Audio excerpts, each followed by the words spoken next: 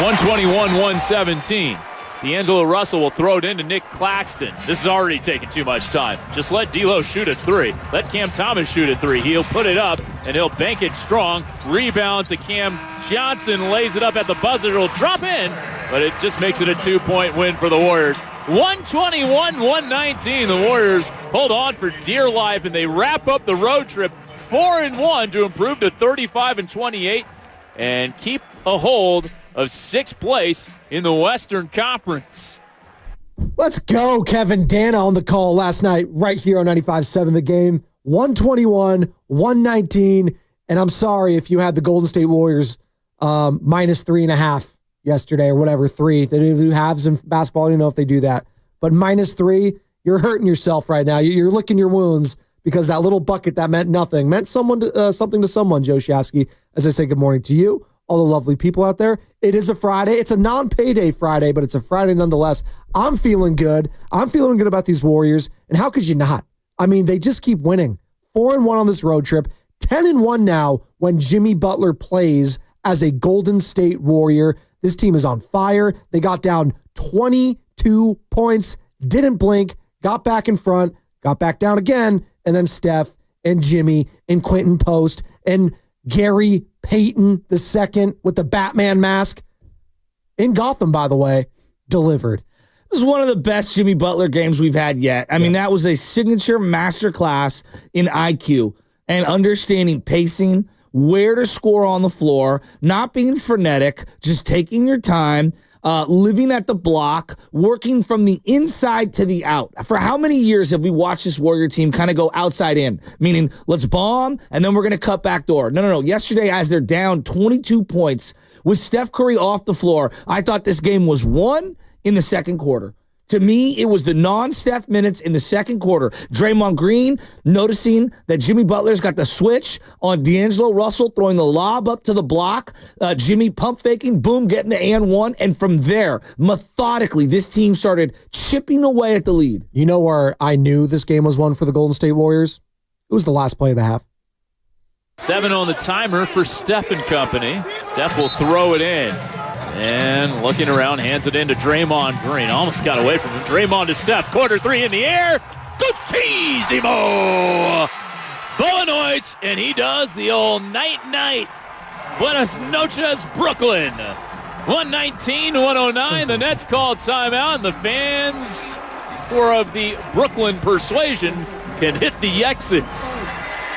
Oh, wow. That was a great one, too. I totally botched that, but you know what? It doesn't matter because you can go to that call. That was the real night-night. That was incredible. Although I'm playing that all day. It wasn't night-night because they had a 10-point lead there with 1 minute left. We're on our show call thinking it's over, Joe Shasky. And Carter, our producer Carter, was like, yeah, guys, this game's not over. They might trick this off. And then we all look. It was like, 2-point game.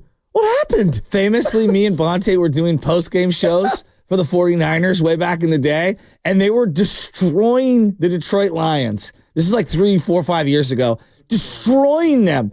And like 6 minutes to go in the game, we're like, let's just go live. You know how the boss is. Like, let's go now. Let's go right now. Right. And then Detroit is mounting a furious comeback to where there's an onside kick with the game on the line. And we had to go off the air of the postgame to watch. It was just a nightmare. So that, yes, I believe me, not the first nor the last time I've seen that happen. No, I remember my first time ever actually like being on the airways and hosting was when you and Bonte were making your way back from a Vikings. It was when the Vikings lost to the Niners in a playoff game, the divisional round. Oh, yeah. And you and Bonte were making your way to the Hilton of Santa Clara. When Bosa got hurt late in the game. Right. And then it was me, Bobby Spang, and Ryan Mauser. And then Nahegan's like, all right, we need people on there. We got to be talking about this game. We got to go on. So it was just all three of us reacting to the game for about 30 minutes. We were reacting to the game, and that was my first time on the airwaves. That was back, 2019, 2020 season. So crazy how things fly, right? That's 5 years ago. So. I've been in and out of the car during the game, and I'm watching on my phone, and I'm paying attention, and I'm driving around, and I'm like, Kevin Dana is incredible. And that call right there at the end of the game was unbelievable, but I want to hear the halftime one. That was the one I was referring to early, but the night one was also great because I did not hear that one. I heard some of Kevin after the game was over when I turned it on. Jimmy.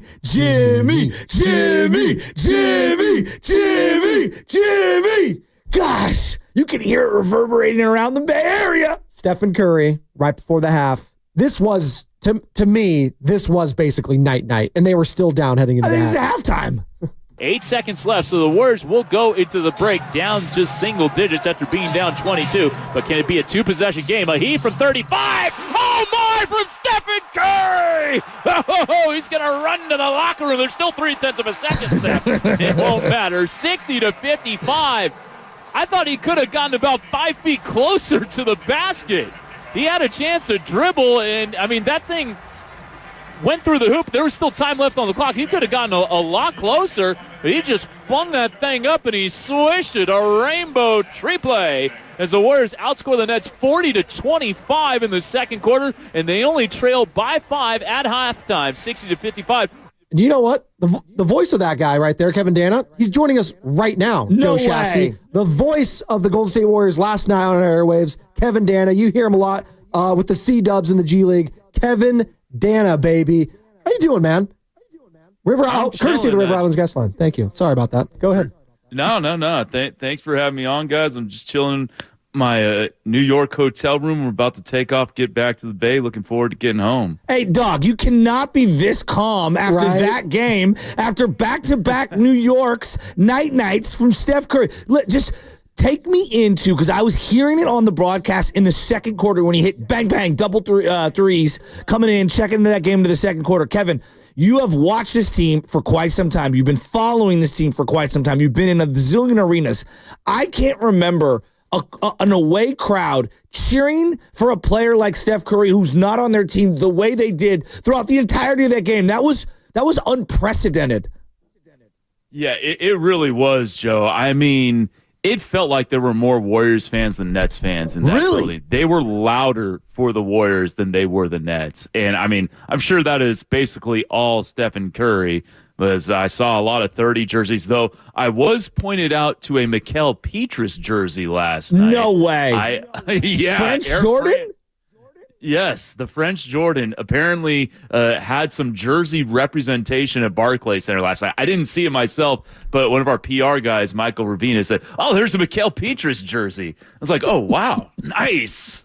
There we go. So, yeah, there were a lot of Warriors fans. I mean, he had like 3 or 4 MVP chants. Whenever he went to the line in the fourth quarter, the fans were chanting MVP. I even heard a Warriors chant. I heard that, Kevin. They were down like 15 in the first quarter, and I was hearing a Warriors chant. I was like, what is going on here? Talk about, I'm not here to crush the Nets, but just a soulless building right now and a soulless franchise at that. The Brooklyn Nets, they're rocking a hard place right now when it comes to their fans, and obviously got the New York Knicks in town. But, man, it underscores just how much of a show Stephen Curry still is at this age. And the Golden State Warriors, dare I say, might be the best watch in basketball, which sounds insane, Kevin. Just given a month ago, we were talking about, can this team even be a 10 seed in the West? And now we're getting greedy and saying, can this team might be able to get the 4 seed, which sounds insane. Yeah, I mean, they're 3.5 back of the Memphis Grizzlies for 4, 3 back of the Rockets for 5. I mean, and the way the schedule shakes out, there's a real chance this team could get to 48 or 49 wins, which would very clearly have them in the top 6 safely and might be enough to get them into that 4-5 game, which I'm looking at it from a first-round perspective first. Obviously, the Oklahoma City Thunder are the team to beat in the Western Conference, but just get out of the first round first. You worry about the Thunder later. If you can get into that 4-5 matchup and maybe even snatch home court for a round, I think that would be great for this team because, as you mentioned, I mean, they're hooping 10-1 with Jimmy in the lineup. They're 35-28, 7 games above 500 for when it felt like for 2 or 3 months they couldn't get more than 2 games above 500 or 1 below 500. They're just kind of win-loss, and you had the big losing skid earlier. Things have really turned around since the Jimmy trade. Kevin Dana joining us here on the River Islands guest line. As all guests in 95.7 The Game appear on the River Islands guest line, is it time for you to discover the islands, River Islands, in Lathrop? And Kevin, I do want to ask this because obviously you're filling in for the great Tim Roy and you're doing a hell of a job and you have your own unique style. Have you now, how many NBA, I'm going to try to phrase this in the right way. When you're filling in, how many of the like key places, LA, New York, you can go Barclays if you want, but Miami, like have you now filled in and done every single arena in the NBA calling a Dubs game? No, I think I'm at like 19 arenas right now. I will say this at the risk of jinxing it. I am 17-6 as an NBA broadcaster, 16-6 with Golden State, 1-0 with the Clippers. So I will say I do win games. Huge. Want to know if the Clippers, that's undefeated. Kevin, I'm driving in the truck yesterday, and you had some calls that were outstanding. But, break me down right before halftime. You've watched Steph like I have, and you know I'm a huge KD fan, as in Kevin Dana, the real KD. The shot he took before halftime, it might be one of the craziest shots that I've ever seen Steph take in terms of how nonchalant it was, where it was, how much time was left on it. I know he's hit some remarkable shots. This sounds insane. Is that up there with one of the craziest shots he's ever hit? I'm dead serious. You're not lying. I mean, I wasn't expecting it. He put that up there with 3 seconds left. In the back of my mind, I'm thinking, what the hell is he doing? Exactly. Then he swished it. It was so nonchalant. He took it so early that it passed through the net with 0.3 of a second to go. And he put a lot of arc on that thing. He could have gotten right up to the 3-point line. I was caught off guard. I almost wasn't looking because I was just kind of scanning the court. I was like, all right, he's not going to shoot now. Wait, what? Boom. I mean, it was unreal. It has to be one of his more unreal shots because, the half-court heave or beyond half-court heave in Orlando, he had to shoot that. Yeah, we saw it coming. And he's hit a few of those. We all saw it coming. This one was wait, what?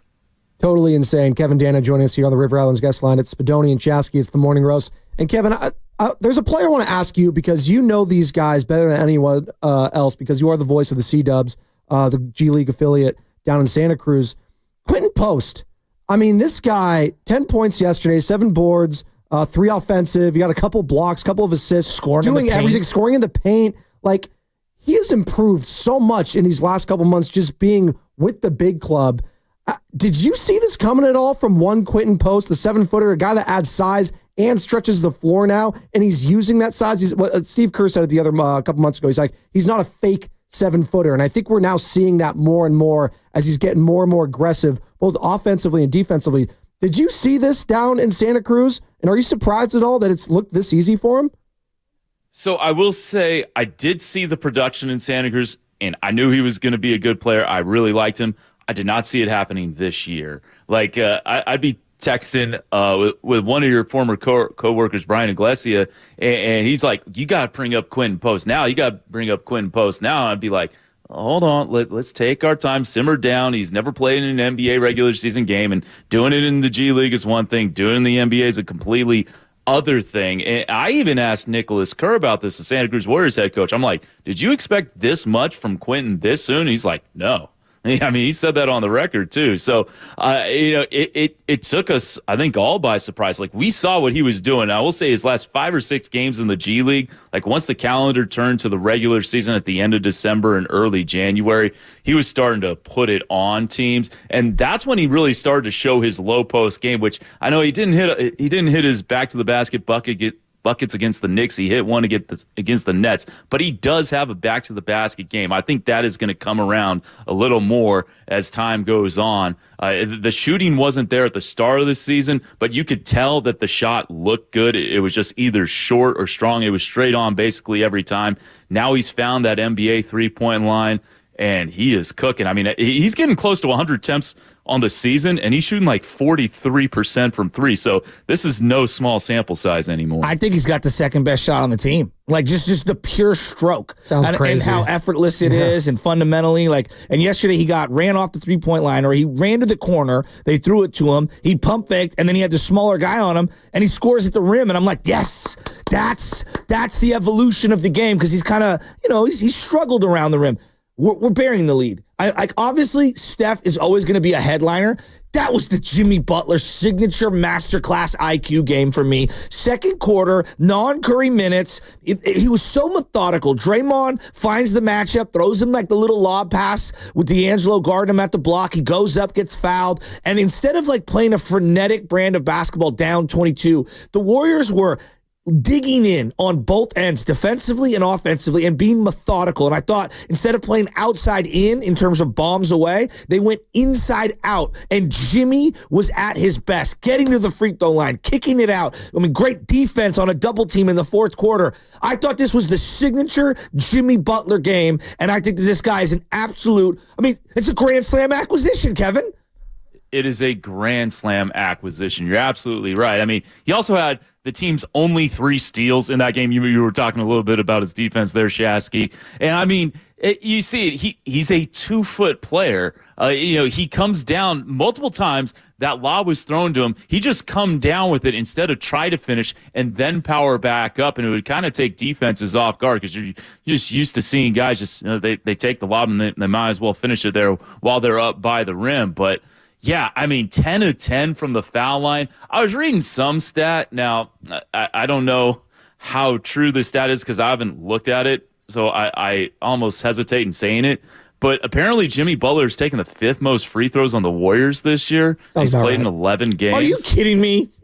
Yeah, I was reading this on Hoops Hype, which is a pretty reliable source. Of course, they cull the internet for other sources, but they do a pretty good job of culling sources.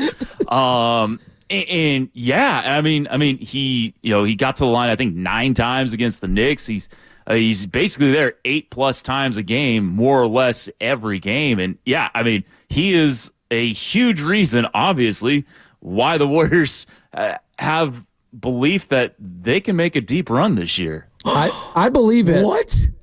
That's the sentence. That is the sentence. But you say that right now, and I'm looking at it right now. Just the free throw attempts per game. Yeah, Jimmy Butler's averaging 7.7 right now with the Warriors. Jonathan Kuminga 5.3. Wiggins obviously when he was here is 4, and then Steph was Curry's 4. at like 3 or 4 for his career. Like averages right? a game. But having Jimmy Butler there, that big, 6'7", 220, 230. Just look at the size of the guy when he's at the line. He's just so chiseled. And he just fights through contact every single time. And it was so refreshing to see that aggressive nature because the Nets, let's just call it what it is. The Nets stink. Yeah, but they were fighting. Yes, they were fighting. Literally and physically. Yes. Zaire Williams, I don't know what that was, trying to fight the guy with the broken nose and Gary Payton. I don't know what happened there. It was getting, were you surprised at that real quick, Kevin? Like the chippiness early on in that game, where was that stemming from? I was like very odd. Baffled. Yes, very odd first half energy and all that. But again, Jimmy Butler putting the team on his back, getting to the free throw line, and putting the team in another position in foul trouble. I just wait until Jonathan Kuminga comes back. And again, hopefully, what Steve Kerr had said before the game kind of concerned me a little bit, just how hard it's been for Jonathan to feel good about that ankle when practicing. I guess he did some scrimmaging yesterday, so we'll see with JK. But you said it right there. You think this team could go on a deep run? And what does a deep run to you look like potentially in the Western Conference, Kevin?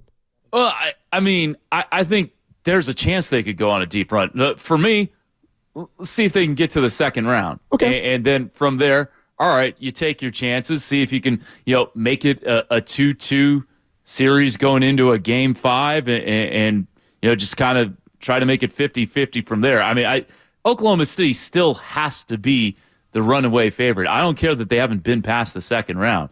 They are smoking teams at a historic level right now. I think they're the best team in the league, even though Cleveland has a slightly better record. So, I mean, that is a tall task to get around. Obviously, the Lakers are looking really good. Denver's been playing better ball as of late. So it's a crowded Western Conference, but I see no reason why, especially if they can get to the 4-5 game, why they can't get to the second round. And look, you got Steph, you got Jimmy, you got Draymond. That's not going to be an easy series for anybody. All right, Kevin, on the way out the door, I'm in the car, and Joe, get ready to play the highlight. It's the end of the game, I got it. And we're about to have a show call, and I called Lubman right after this call, and I said, you marked the tape. Yeah. This was one of the greatest calls I've ever heard. I almost went down the canyon driving through O'Shaughnessy. I almost fell into Glen Park Canyon listening to this call. This was incredible. Walk me through this after you hear it. Audience, if you missed it, listen to this Steph Curry 3-point call by Kevin Dana. 7 on the timer for Steph and company. Steph will throw it in. And looking around, hands it in to Draymond Green. Almost got away from him. Draymond to Steph. Quarter 3 in the air. Gutissimo! Bowenoids, and he does the old night-night. Buenas noches, Brooklyn. 119-109. The Nets called timeout, and the fans or of the Brooklyn persuasion can hit the exits. Oh, wow. He did the night-night, Kevin, but they almost tricked the game off with the 10-point lead. He went buenos noches. And the Brooklyn persuasion, dog, there was like 17 incredible lines uttered there. Where did you come up with that? Yes. All right. So the Guccisimo, we'll go line by line here. Guccisimo is just like, it's some, you just kind of, I'm Italian. And so, yes. So like you just kind of Italianize it a little bit. Like, I loved it. Gucci is like, is Gucci. Guccisimo is like, all right, you put a little extra stank on it. The Brooklyn persuasion, I don't know where I came up with that. That just kind of, that was straight freestyle. That's my whole radio experience. Yeah, yeah. So that one just like it kind of hit me because I expected more fans to leave the building than actually did because there were a lot of Warriors fans there. I was expecting people to hit the exits en masse, but like most people just stayed because I think again most of these fans were Warriors fans. Incredible. Right. And so that's kind of why I added the Brooklyn persuasion, because I'm like, there are a lot of Warriors fans here. So let me clarify. It'd be a different thing if it was at MSG, but of course Steph always has a lot of fans there. Was there anything else you wanted me to touch on there? The Buenos Noches was just. Oh, Buenos. I mean, So we got Italian, we got Spanish, we got English. I mean, this guy's Mr. Worldwide over here. He's too short. He's so international. There you go. Little Portuguese as well with the boa noite. Oh. Tap myself on the shoulder one time. So Buenos Noches, Brooklyn, it's just like a little alliteration with the B in Buenos Noches and the B in Brooklyn. So, yeah. Kevin, I love you, bro. I love you, bro. Keep doing what you're doing. Thanks, Kevin. I'm a huge fan. Appreciate it. Thank you so much. Thank you guys for having me on. That's Kevin Dana on the call last night. Line the them night up, Warrior fans. For the Warriors right here at 95.7 The Game, your home for Golden State Warriors basketball. Also voice of the C-Dubs down in the G League at the Santa Cruz Beach Boardwalk. There you go. I'm so fired up over that win. He's so good, I don't dude. care that it's the Nets. I really don't care. To me, it's like this is a band that is now going worldwide, right? And every single town they go in, they might have been the opening act when the season first started. Now they're the headliner. I mean, this is what it is. Like you have a vintage guitar player who is the man or vocalist, if you will, in Steph Curry, and you've added one of the greatest drummers of all time in Jimmy Butler. Like this is an all-star band that we got going right now. I mean, it's unbelievable. And Draymond was in foul trouble in yesterday's game. Didn't do a whole lot. All the ancillary pieces are stepping up. All the background singers, right? Quinton Post, GP2 making plays. Moses Moody making plays. Hell, Pajemski's, his throat's a little sore. I don't know what. I guess his back's legitimately hurt. 1 minute and he pulled something in his back. So hopefully it's something too serious. I'm going with the band analogy here. But my point being is like, next man up. My guy,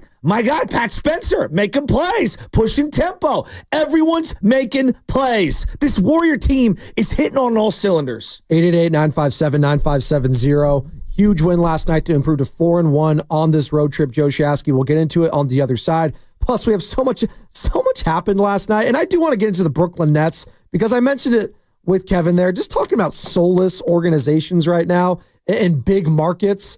God, the Brooklyn Nets. I mean, the fact that the Warriors fans took it over that much, and it's credit to Warriors fans, don't get me wrong, but it takes two to tango.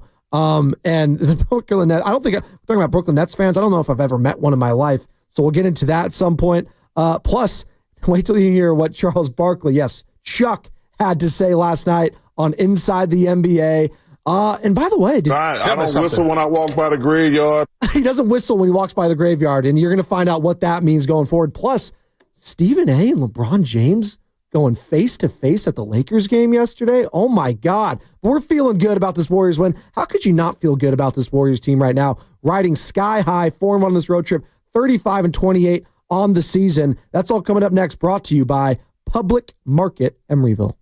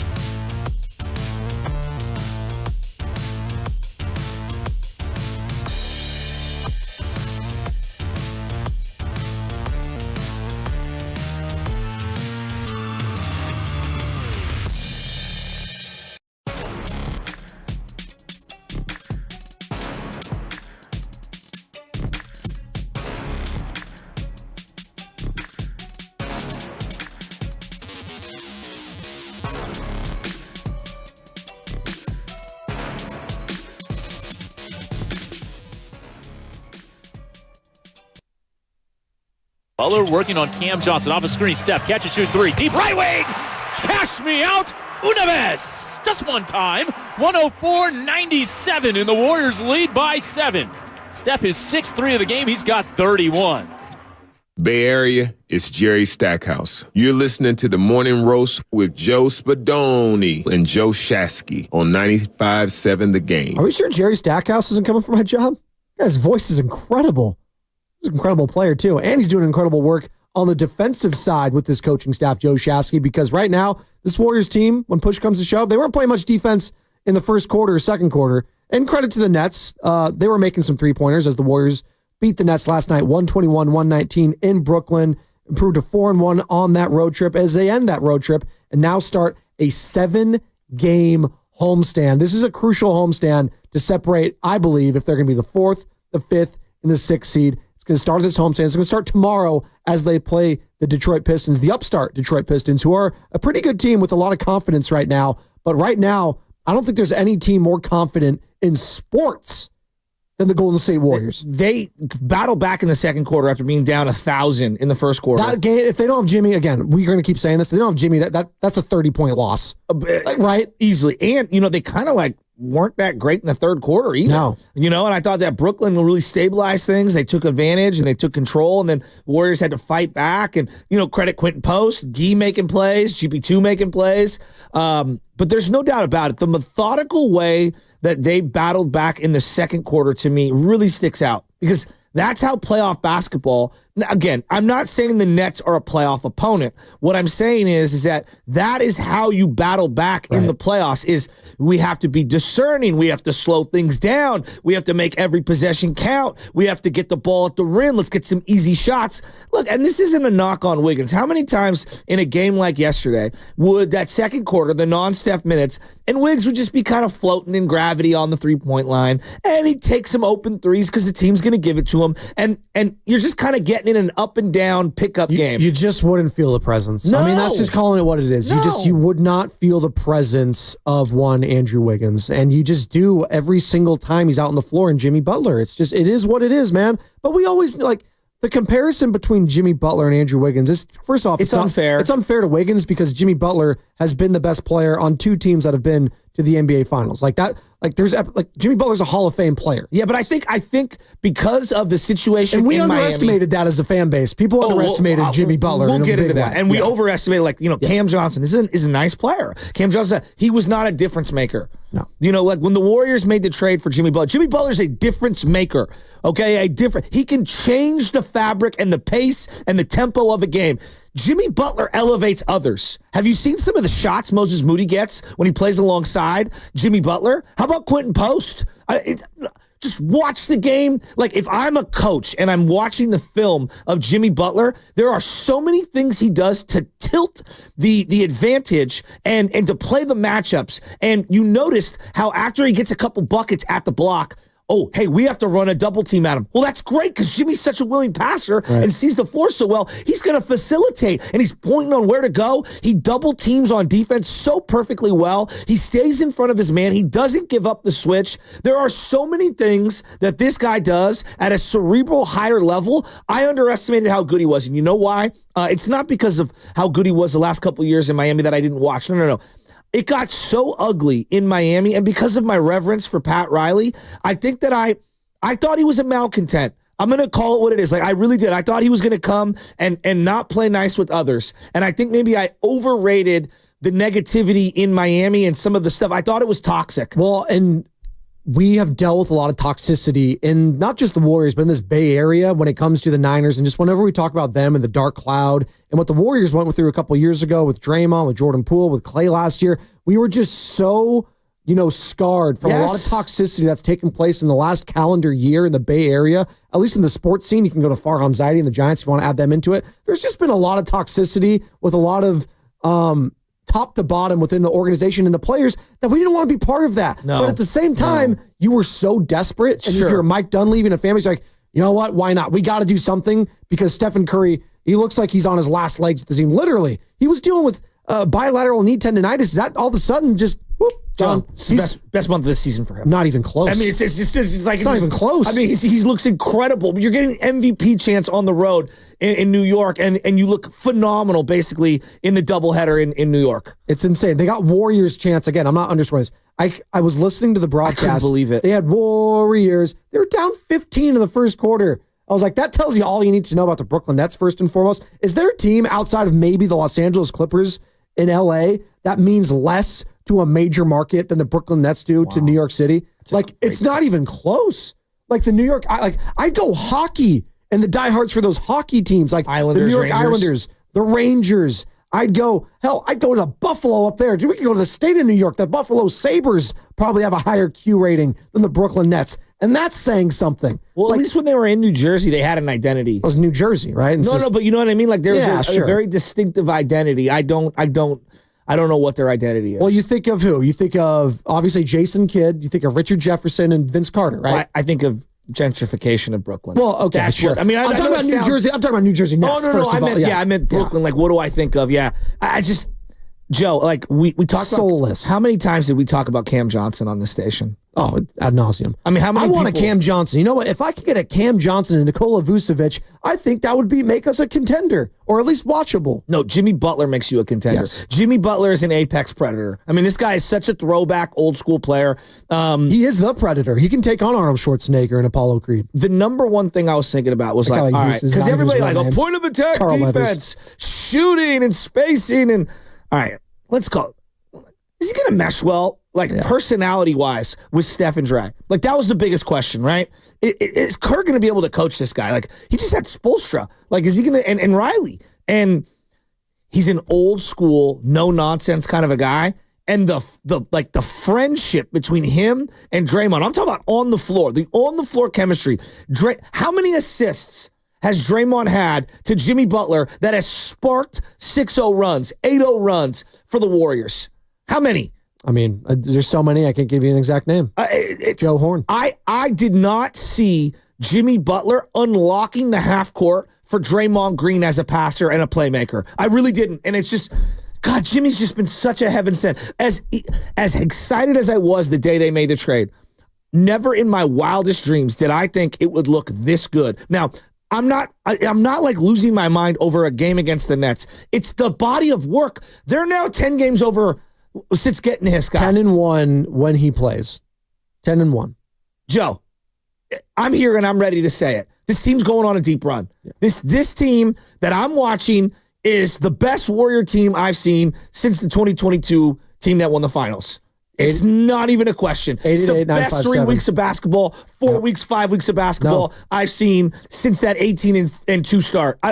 Do you believe in this team? Excuse me. Since that playoff run. Yeah, no. Do you believe in this team? I'm sorry, I didn't mean to cut you off there, but do you believe in this team? 888-957-9570. How can you not? Well, that's what I'm saying. If you can't believe in this team, I need to know what you're smoking, because they have given so much in this last month to show me, at least, and to show, I think, damn near everyone, that this team is for real. And if Jimmy Butler is contributing like that, and Stephen Curry is contributing like that, and oh, by the way, you're going to be adding Jonathan Kuminga to this, yeah, this team is scary, and I don't want to play them if I'm the Oklahoma City Thunder. I don't want to play them if I'm the Denver Nuggets or the Los Angeles Lakers. This is the one team in the entire NBA, I'm taking all the teams, that would scare the hell out of me in any given matchup. Because if I'm getting that level of production and that, again, I'm just going to play this. If I'm getting this from Steph and he's doing this stuff again, it might be night-night season. 8 seconds left, so the Warriors will go into the break down just single digits after being down 22. But can it be a two-possession game? A heat from 35. Oh, my, from Stephen Curry. Oh, he's going to run to the locker room. There's still 0.3 of a second, Steph. It won't matter. 60-55. I thought he could have gotten about 5 feet closer to the basket. Kevin Dana on the call right there on 95.7 The Game. He joined us last segment. If you missed that interview, go on YouTube or on the free Odyssey app. Download that bad boy. Not just Kevin Dana, but Bob Fitzgerald, NBC Sports Bay Area, and Iron Eagle on the Yes Network also were in awe of that shot. And that was the goal when you were down 22. Steph from midcourt. Oh, come on! Did he ghost him on that too? Oh my goodness, Curry! Butler bounces Curry. Oh, ridiculous! Cheat code! Steph Curry is not human. That's the opposite team's call. And you can hear the smile when they're saying these things. Ian Eagle on the call for Yes Network, Bob Fitzgerald, NBC Sports Bay Area. Everyone just is in awe of this guy. Forget how impactful it was for that game. God. Okay, just forget it for a second. Just suspend that aspect of it. In terms of, oh my God, I can't believe he hit it. I can't believe he took it. How nonchalant it was, where it was on the floor with two guys on him, and just the actual form of his back was to the basket. He shot it it was almost like a horse shot. You know what it reminded me of when he ran to the locker room? It was when Derek Fisher had that 0.4 of a second shot and just ran off. The playoffs. Yeah, it was. After the bank in by Tim Duncan. But again, just the most ridiculous shot you've ever seen, and then you just run away. That's what you do when you're on the road. I can't believe that I'm saying this. I think that's going to be in the running for one of the silliest, craziest shots he's ever hit. Oh, when it's all said and done. I don't know where it lands. No, but when it's all said and done, and again, that's ridiculous. He's a week from today, he's 37 years old. Folks. I couldn't believe he had the audacity to take that shot. I could. He's Stephen Curry. No, but come on, Joe. There's 3 seconds left. It wasn't with no time left. He was yep, I'm taking this. Brought to you by First NorCal Credit Union. For a low-rate auto loan, apply online, or just ask for First NorCal financing at the dealer. What's coming up in the game is brought to you by Fremont Bank. Here for you, here for good. We got some callers. And do you believe in this team right now? If you don't believe, call in, because I see some non-believers, Joe Shasky. No, and I'm going to convert the non-believers, okay? We're going to convert them, all right? Baptize We're them? going biblical, baby. Helena, Nick, Vinny, John, Susie. We'll get to you on the other side. It might be Steph Curry headlining, but that was the Jimmy Butler masterclass. On 95.7 The Game.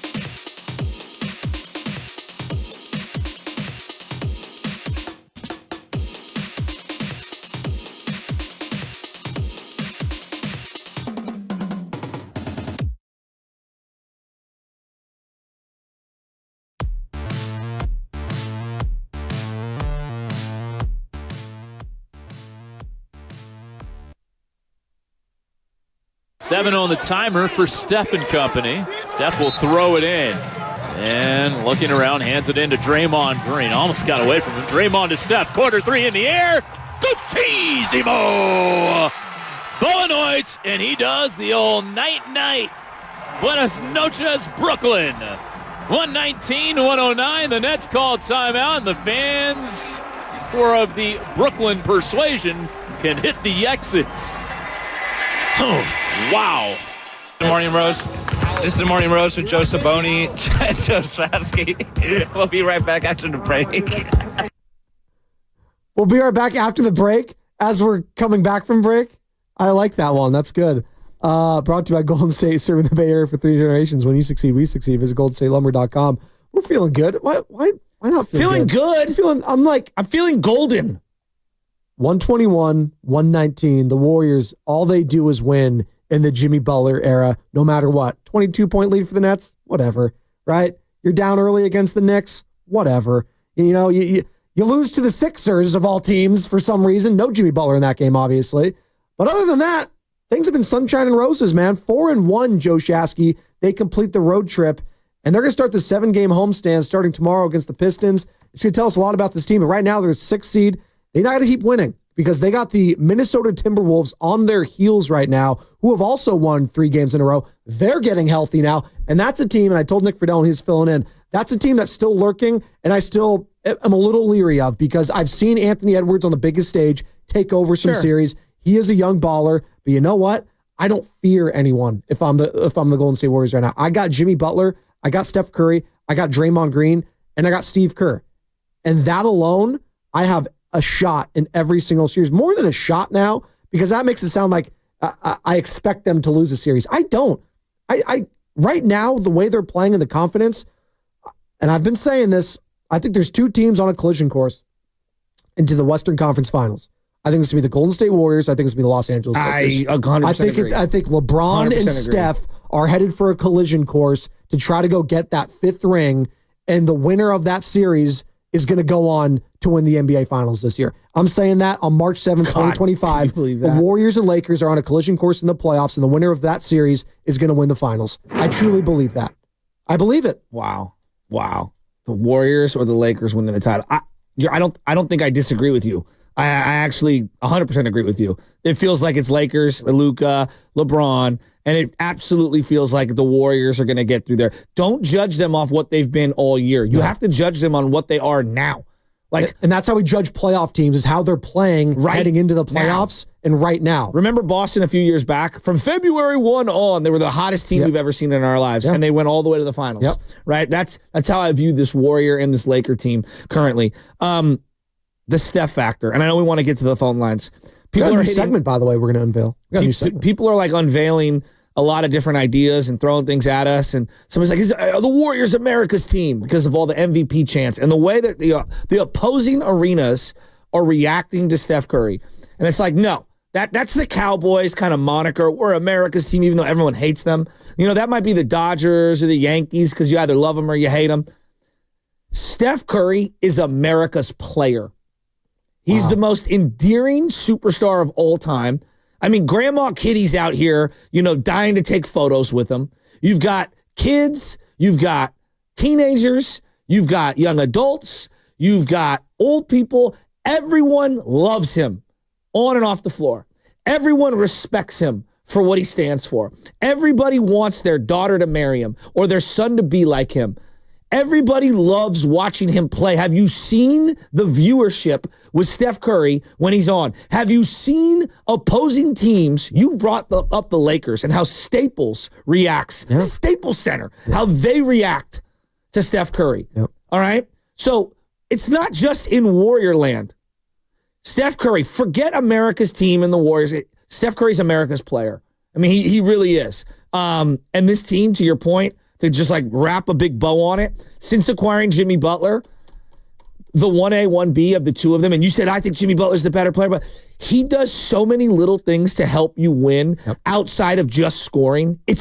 I underrated how good he was. And there's going to be days. He's freaking awesome. And there's going to be games in a given series because this team is going to play a series. Don't get it twisted. I know theoretically they can make a play-in spot still. I don't see it the way they're playing. Barring, again, knock on wood, barring injury, this team is going to be tailor-made for a 6th, 5th, or 4th seed, which is insane still to say out loud to all you lovely people at 888-957-9570. A month ago, I didn't even think they were going to be the 10th seed. No, you didn't. I legitimately didn't think they'd make the playoffs. No, but there's going to be games where Steph, he's not going to have it, or he's going to be double or triple teamed, and they're just going to force anyone else to beat them, and it's going to be incumbent on Jimmy Butler to put the team on his back. And what gives me confidence in that is we've seen that.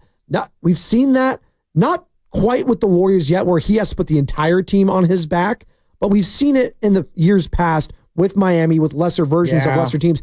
This is the best team that Jimmy Butler's ever put. I know it sounds crazy, but this is the best team that Jimmy Butler's been on. When you just talk about the players that are involved, Bam Adebayo's a very good player. Tyler Hero's a very good player. They're not Stephen Curry. They're not Draymond Green. No. Even these stages of Stephen Curry and Draymond Green. Max Strus, right? Old man Iguodala when he was on that bubble team. Goran Dragic, right? I liked Goran, but I agree with you. So did I, but he got hurt in that series. I agree with you. No, you're right. That just goes to show what Jimmy was carrying to those finals, right?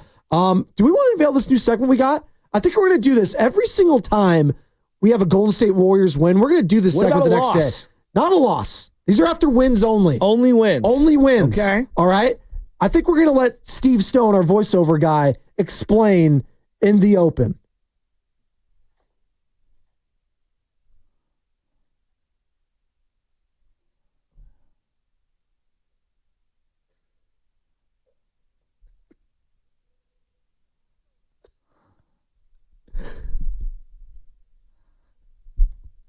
Let's go. You need one of those thin microphones right now. That's the best. No, right? The little baby ones, like you're on A Price is Right or something from way back when, or Family Feud. I'm Bob Barker. Come on down here so I can rub your shoulders. 888-957-9570. You heard the voiceover guy. Do you think this team can win a title now? We're going to do that after every win because you know what? It's the question that keeps on giving in sports talk radio. I think we do it after losses too, because that's when belief is really tested. Assuming this team does, take another loss. Why not? Every single game. Okay. After every single game, we're going to do it. Right. Win or loss. Are you going to ask me? No, I'm going to ask Helena in Arizona first, or Helena, excuse me. Shout out My Chemical Romance. I believe that we will win. I believe that we will win. You know why? It's not just Steph Curry. Jimmy.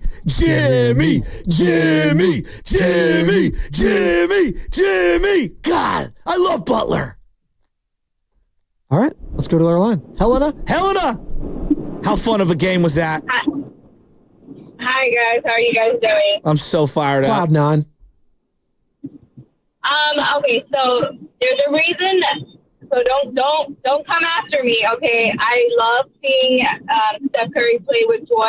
That's the reason why I'm enjoying this right now. But I feel like you can't really trust anybody except for Steph, Jimmy, and Dre to have any composure when it comes tense and more physicality and more pressure is on there. I don't trust Buddy Hield. Wow. Forget postseason. I don't trust him regular season.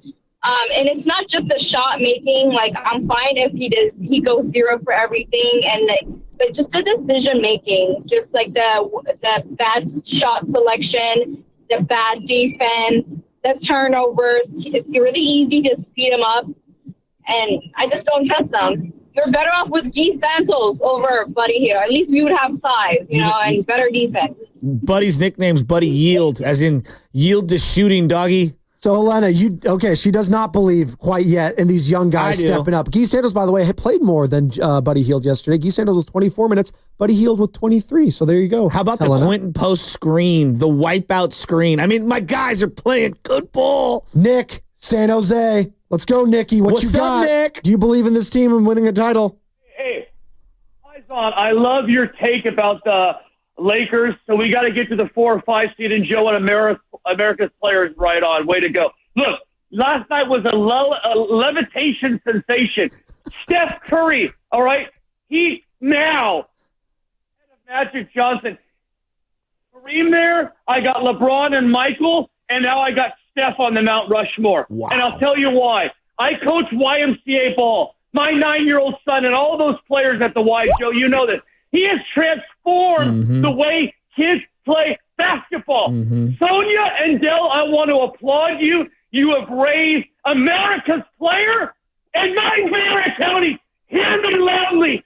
No one is going to beat us 4 times in a series if we stay healthy. Warriors! Love you guys. Love you, buddy. Nick I in miss San you. Jose. And I know you're going to go out to the line some more. You're good. He's 100% spot on. Think about this. For 5, 6, 7 decades straight, every inbound play under the basket, whether it was grammar school, high school, college, pros, was designed to get the ball to someone on the block. Was it not, Carter? Every single inbound was trying to get the ball on the block. I was going to text you guys at the end of that game. This ball is going back to Steph Curry. It was so obvious. But now every single inbound play, not only are you trying to get a layup at the block, you're also setting up some sort of a shot behind the arc. And so it's not just in the half court to where the whole spacing and the diagram of every play has changed. It's on the inbounds, and it's all the side inbounds. Like at any spot on the floor from 8 years old to 38 years old, and in some cases, maybe LeBron plays till he's 48, you could shoot from anywhere on the floor. He's changed the game. He's America's player. You're listening to 95.7 The Game, KGNZ FM and HD1 San Francisco and Odyssey Sports Station. Always live on the free Odyssey app. We're playing the game after every single Warriors game now. This is the segment.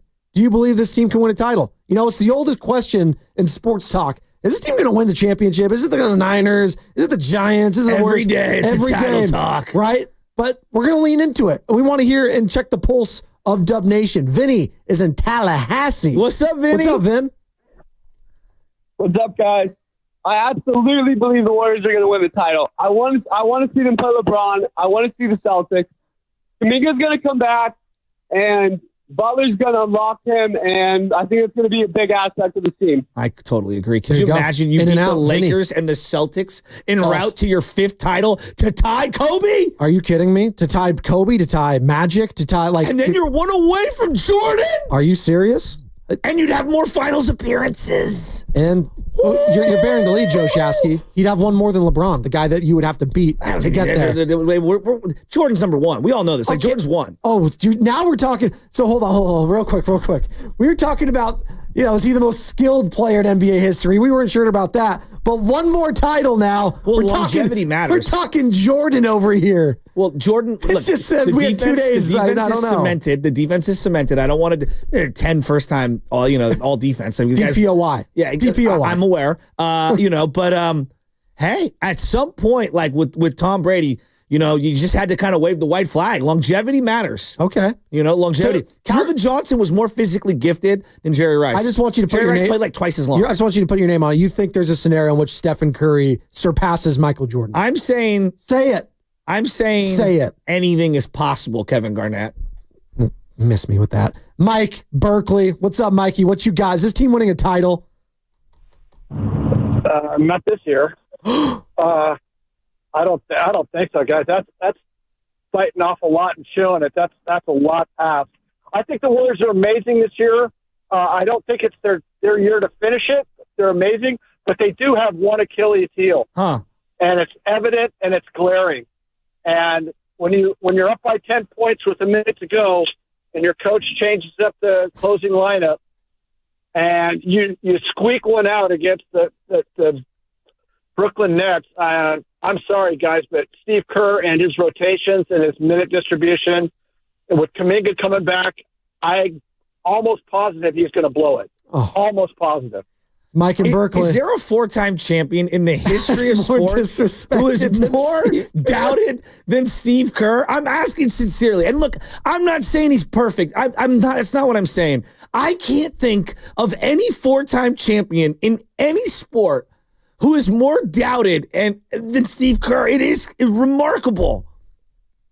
He does have, I'm not going to say he has like a great point, but his point is well made saying, Steve Kerr is going to be the guy that has to put this Rubik's Cube puzzle together when JK comes back.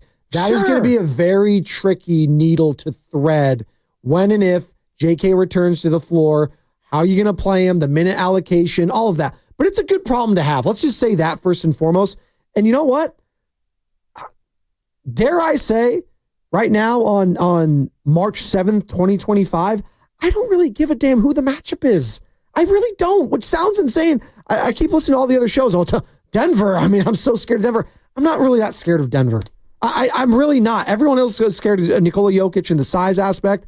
But in this series, you know what? If Steph's playing like he's playing, it's the great equalizer all time, Joe Shasky. You have the size. You have the big guy. I got Stephen Curry. I got Jimmy Butler. I got Draymond Green. I get it. It's going to come down to the others. And Mike and Berkeley, he's talking about Jonathan Kuminga being part of that. If JK can just be 70% of what he was prior to the injury, I like my chances. If I keep seeing Quinton Post get better and better and more confident, doesn't that size of a Quinton Post change things for you when we talk about this size? Well, not saying he's going to stop Jokic. No one's saying that. But you don't stop Jokic. No one stops Jokic. Exactly. But you make it harder for him. And I think Quinton Post can do that. I think Guy Santos can do that at the times. The Nuggets. Right? Like you trust Mike Malone? Come on.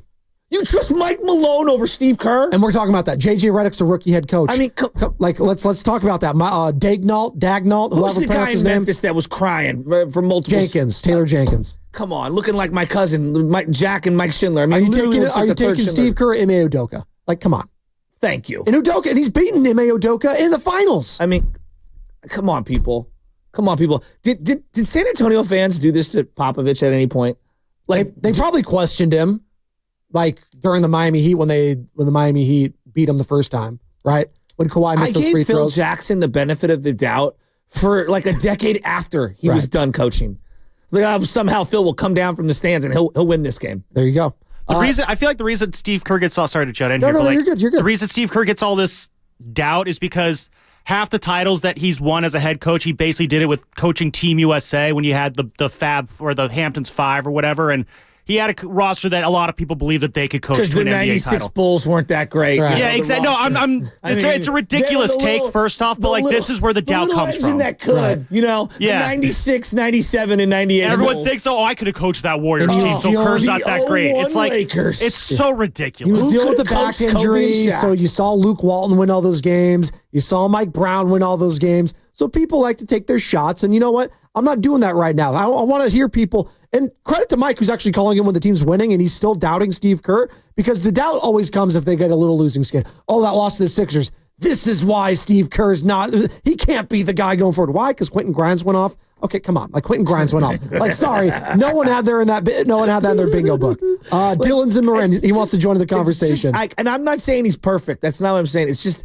It's crazy to me. Belichick had his greatest team of all time, and he lost in the Super Bowl. And we all acknowledge, Belichick's if we think Stephen Curry's disrespected, I mean, it's 10 times Steve Kerr. It's not even close. And it comes with the territory because the coach always gets blamed at the end of the day. We're not going to blame Steph. We're not going to blame Jimmy. He has more titles in the Bay Area. Now, Bochy tied him because he went to Texas, but more titles than Bill Walsh and Bruce Bochy in the Bay Area. I'm talking about in the Bay Area. And that matters. I know. Dylan is in Marin. What's up, Dylan? I am fired up. I'm a believer. Let's go. And Kuminga is the key. I want to hear what you guys have to say about why Kuminga's not playing yet, and can he fit into this rotation and take us to a title? Well, Dylan, he's not playing yet because he's not healthy enough to play. Yes. That is just the answer that we're getting from Steve Kerr. They're being extremely cautious, extremely careful, because let's be honest, if they do rush him back and he doesn't feel 100%, like a setback there, like I don't know if we can talk about a deep run without Jonathan Kuminga, a semblance of a Jonathan Kuminga. Not saying he's going to be what he was prior to the injury, but that's you got to be very careful with stuff like this. And I'm going to be very careful if I'm Jonathan Kuminga because I'm going to get paid this offseason. I got to be careful with my body. And if I don't feel 100% or close to 100% with the ankle, I'm going to take my time. And again, I hate when people keep saying, oh, well, this must be the worst ankle sprain in the history of ankle sprains. Well, clearly, yeah, it is bad. Like, it's worse than we all thought. And the recovery process is different depending on the body. So maybe Joe Shasky, in his prime, maybe he recovers faster. But Jonathan Kuminga's not. It's different. A different injury affects people differently every single one. Like Adrian Peterson coming back from an ACL injury. I always use this. It's not the same as Clinton Portis coming back from an ACL injury. No. Like, it's different. Things are different. Well, I mean, as someone who's a high-level athlete, hurt his foot last week just wearing shoes, let me tell you, 5 days later, I'm still sore. Exactly. That was a joke. Why are you going to rush someone back when you're winning? Well, what's the point of exactly I all agree. this? People keep saying, "Oh," I was like, "Why?" Like, just let him ease himself back into it. And again, we talked about this. The more you keep winning, it could provide you a cushion in those last couple games of the season when maybe you do get Jonathan Kuminga back and you could feature him more in live NBA reps heading into the playoffs. Did we want to give your guys' thoughts real quick? Joe Shasky, this team winning a title? Do you believe? I believe they can win a title. I do. Like, obviously, things are going to have to break their way, right? Like, there's no doubt about it. Things are going to have to break their way. Like, I go back to the year Phoenix was the best team in the league when they won and they beat Boston. Like, they were. I don't know what it looked like against Phoenix in a playoff series. Right. Remember, like, DeAndre Ayton was actually playing really well at that time. Chris Paul was playing really well. That team was dangerous. Yeah. Now, they ended up losing, and Dallas, was the matchup in the Western Conference Finals. And, the path, looking at it now, doesn't look as daunting for the Warriors. I'm talking about 2022. It didn't look as daunting. Ja got hurt. Who knows if Ja stays healthy? I'm not saying that they lose, the Warriors, but like Dylan Brooks was their lead dog, chucking threes in that game 6. Hilarious. So, look, things will have to break their way. I do think they can win it all. I legitimately do. You've got 2 half-court game changers in Jimmy Butler and Steph Curry. And the combinations that you put out there, like, a lot of guys are going to thrive. Draymond Green said something that should scare the rest of the league too and should make Warriors fans very happy after the game yesterday. He doesn't think they've even hit their stride yet, Joe Shasky. Kind of agree. No, I mean, we're trying to win a championship, and we know how much that takes, how much better we have to get to do that. So I think we're playing good basketball, but we're still figuring a lot of stuff out, can get a lot better, will get a lot better. So I don't think we've hit any stride. Should be scary hours for the rest of the NBA if this team can get a lot better. Again, this is why I said, because we're already seeing this Warriors team and that Lakers team that we keep seeing on our televisions, and I know it's bothering Charles Barkley that the Warriors and Lakers are taking over everything, but you know what? They made the biggest moves at the deadline, and their acquisitions are balling out now. And these two teams are the hottest teams in the NBA outside of the 2 number 1 seeds, the Cleveland Cavaliers and Oklahoma City Thunder. But you know what? I'm sorry. I just got to say it. We're in San Francisco right now. We're a major market. Cleveland doesn't really resonate, and Oklahoma City doesn't really resonate with the casuals. I'm sorry. Is that like a crazy thing to say? Is that? Oh no, I'm a low level, IQ person that like talks about the game. I can't talk about the grit and the grind of a Shai Gilgeous and a Donovan Mitchell. No, because Los Angeles has LeBron James and San Francisco has Stephen Curry. And that's what I'm going to be talking about. Well, and like in the East, you want Boston. Yes. Right? Because of the pomp and circumstance. So nobody wants to see the Cleveland Cavaliers. Like, and I'm not trying to hate, like last year, think about it. Yankees, Dodgers. Oh my God, are you kidding me? I don't even like either brand. But you were watching every single game. It was incredible, and viewership was through the roof. Let's go a year prior. Rangers, Diamondbacks. Yeah, ask Fox Sports which one they preferred. Exactly. Let's go back 10 years ago when Levi's had the Super Bowl. Carolina Panthers, Broncos. Come on, man. Let's pick this conversation up on the other side. Come on. We want big brands. We want teams and players that we care about. You're going to want to hear what Charles Barkley has to say. We'll get to that. Plus, shameless shout-out, 745. Shout out whoever and whatever you want. That's going to be brought to you by In at the Tides. Picture yourself in a cozy room by the fire enjoying breathtaking views of Bodega Bay. This time of year is magical at In at the Tides. Special midweek rates start at just $159 per night. Book your escape now. inatthetides.com.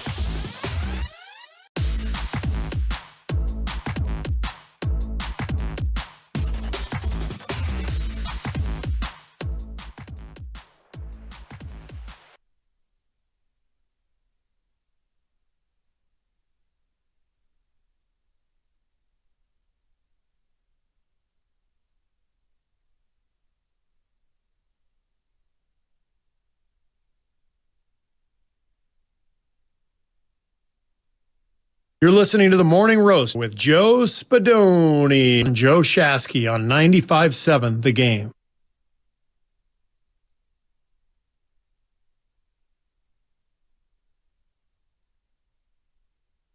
I was made for loving you. Thank you. Again, that always reminds me of role models. I was thinking it reminded me of me, Carter, and the rest of the Bay Area with Jimmy Butler. I was made for loving you. Well, you don't want to listen to the rest of these lyrics because it's a different kind of love. But Yeah, I hear what you're saying. I know. It's Kiss, baby. Let's go. Gene Simmons and all the other band members. Jimmy. God, it was such a You know what's sad? Every time he keeps saying that, I still think of Jimmy Garoppolo. Is that bad? Like, I know. I should be thinking about Jimmy Butler still. Well, were you keeping Jimmy G to the curb? Jimmy G's gone. He got to the chip, though. Jimmy Butler's got it. James Garoppolo no longer exists in these parts. Wow, that's disrespectful. I'm not disrespecting Jimmy the Paisan like that. You can't do that. Jimmy Butler has to at least get to a finals to match what Jimmy Garoppolo accomplished here in the Bay Area. So, everybody looks at that. Okay, whatever. Everybody looks at Batman and they marvel at all the tools and all the DC actually, but continue. All the incredible thing. It was a joke. Thank you. Continue. It wasn't bad actually. Thanks. But they always like, oh my God, look at he's got the Batmobile and he's got the Bat Chopper and this and that. He's got all these like crazy things. Obviously, the great armor, the suit, all that. Behind every great Batman is an even better Alfred, a butler. Okay. And so where I'm going with this is Alfred Pennyworth. Absolutely. Steph Curry might be Batman in this particular scenario, but he's got a great Alfred in Jimmy Butler. So you're not going Robin, you're going Alfred here. No, he doesn't need a Robin. For many, many, many different Batman movies, there was no Robin needed. See, I think in this scenario, Steve Kerr would be Alfred because he's like there to like put people in positions to succeed. He makes the calls. He makes sure he's going to be okay. Like Alfred's always 2 steps ahead. Yeah, but he's not in the action. Like Jimmy Butler's in the action. He's on the court. He's in Gotham City. He's there. All right. I always thought Robin was kind of soft. Oh my God. Yeah, but he turns it. He turns into Nightwing though, Joe Shasky, when he gets older. What was that? That was the chicken impression, I believe, from someone. Oh my God. It's an all-timer. 888-957-9570. We had Kevin Dana join us earlier God, I love Jimmy in the Butler. show. Kevin Dana with an all-time call. There were so many all-time calls. I'm going to play them back to back to back because Stephen Curry did something before the half yesterday that just, I don't know how he still does it. A week from his 37th birthday, he's still wowing us, and it doesn't get old. Sam sent the text message when this happened. He's like, I said hilarious. Carter said, oh my God. And Sam was like, it doesn't get old. And we're all referring to Steph. We don't even have to say his name, Joe Shasky. You're just referring to this. 8 seconds left, so the Warriors will go into the break down just single digits after being down 22. But can it be a 2-possession game? A heat from 35. Oh my, from Stephen Curry! Oh, he's going to run to the locker room. There's still 0.3 of a second, Steph. It won't matter. 60-55. I thought he could have gotten about 5 feet closer to the basket. That was the goal when you were down 22. Steph from midcourt. Oh, come on! Did he ghost him on that too? Oh my goodness, Curry! Butler bounces, Curry. Oh, ridiculous! Oh, cheat code! Steph Curry is not human. Kevin Dana right here on 95.7 The Game. Bob Fitzgerald, NBC Sports Bay Area, Iron Eagle, the Yes Network. Every single announcer, I'm sure the Brooklyn Nets radio side, whoever it is, they were all in awe. The entire arena was in awe about what this guy can do. And you said it, Joe Shasky, talking about the belief level in this team. Everyone believes because they believe in Steph Curry. I believe in Steph Curry. I believe in Stephen Vogt. I believe that we will win. No, I believe in Stephen Curry. I saw it carry over from France, from Paris, when he put Team USA on his back with some night-night shots in Paris, France to capture the gold for the USA, his first ever and probably his only gold medal. I saw him carry over for the first month of this season. And then D'Anthony Melton got hurt and Buddy Hield stopped making threes and things got hard. Things got difficult. Things got difficult on his body. His body started to break down a little bit. There was wear and tear emotionally, mentally. You saw it on the court. How many 1,000-yard stares did we see from Stephen Curry when the game was over and him with the towel on his head just staring into space, just saying like, what are we going to do? How can we figure this thing out? And it got to the point where trade deadline week, we thought this thing was over. We thought it was all done. And just a month later, everything has changed. There's new life in Stephen Curry. There's new life in the fan base. There's new life within the organization. And there's new belief. And to go Star Wars, a new hope. And you know what? Hope is a dangerous thing because it could drive a man crazy. And I think that's Shawshank Redemption. I'm making a lot of different references here. But it's scary because you finally believe again and you don't want to get hurt. So I think there's a couple callers here. Okay, that's there's fine. a couple callers that called in that aren't ready to believe because they don't want to be heartbroken. Well, but that's part of being a sports fan, Joe Shasky. Yeah, you got to start believing again because when things start going well, you don't want to be that guy saying, "See, I told you so. It's all going to end up." No. You can start having fun again. It's okay to dip your toes back into the water that is the Golden State Warriors. So you're going all movie references right now. You're all over the place with the movie references, which I love. So, in Man of Steel, when Zod presents himself to basically the entire world, Superman's very conflicted whether he should showcase who he is or not. And he goes into a church and he sits down and he starts talking to a young pastor. And the pastor said something to the effect of, sometimes you have to take a leap of faith. Yep. And even though you don't believe in it, or maybe you don't fully see what that vision is, you got to jump off the ledge to get yourself going. And that's kind of where I'm at with this team. If you can't believe in a 4-time champion in Steph Curry, the greatest player maybe the Bay Area has ever seen, and that is a sentence. I don't say that flippantly. I don't say that lightly. The greatest player that I think we've ever seen in any sport. That's how good this guy is.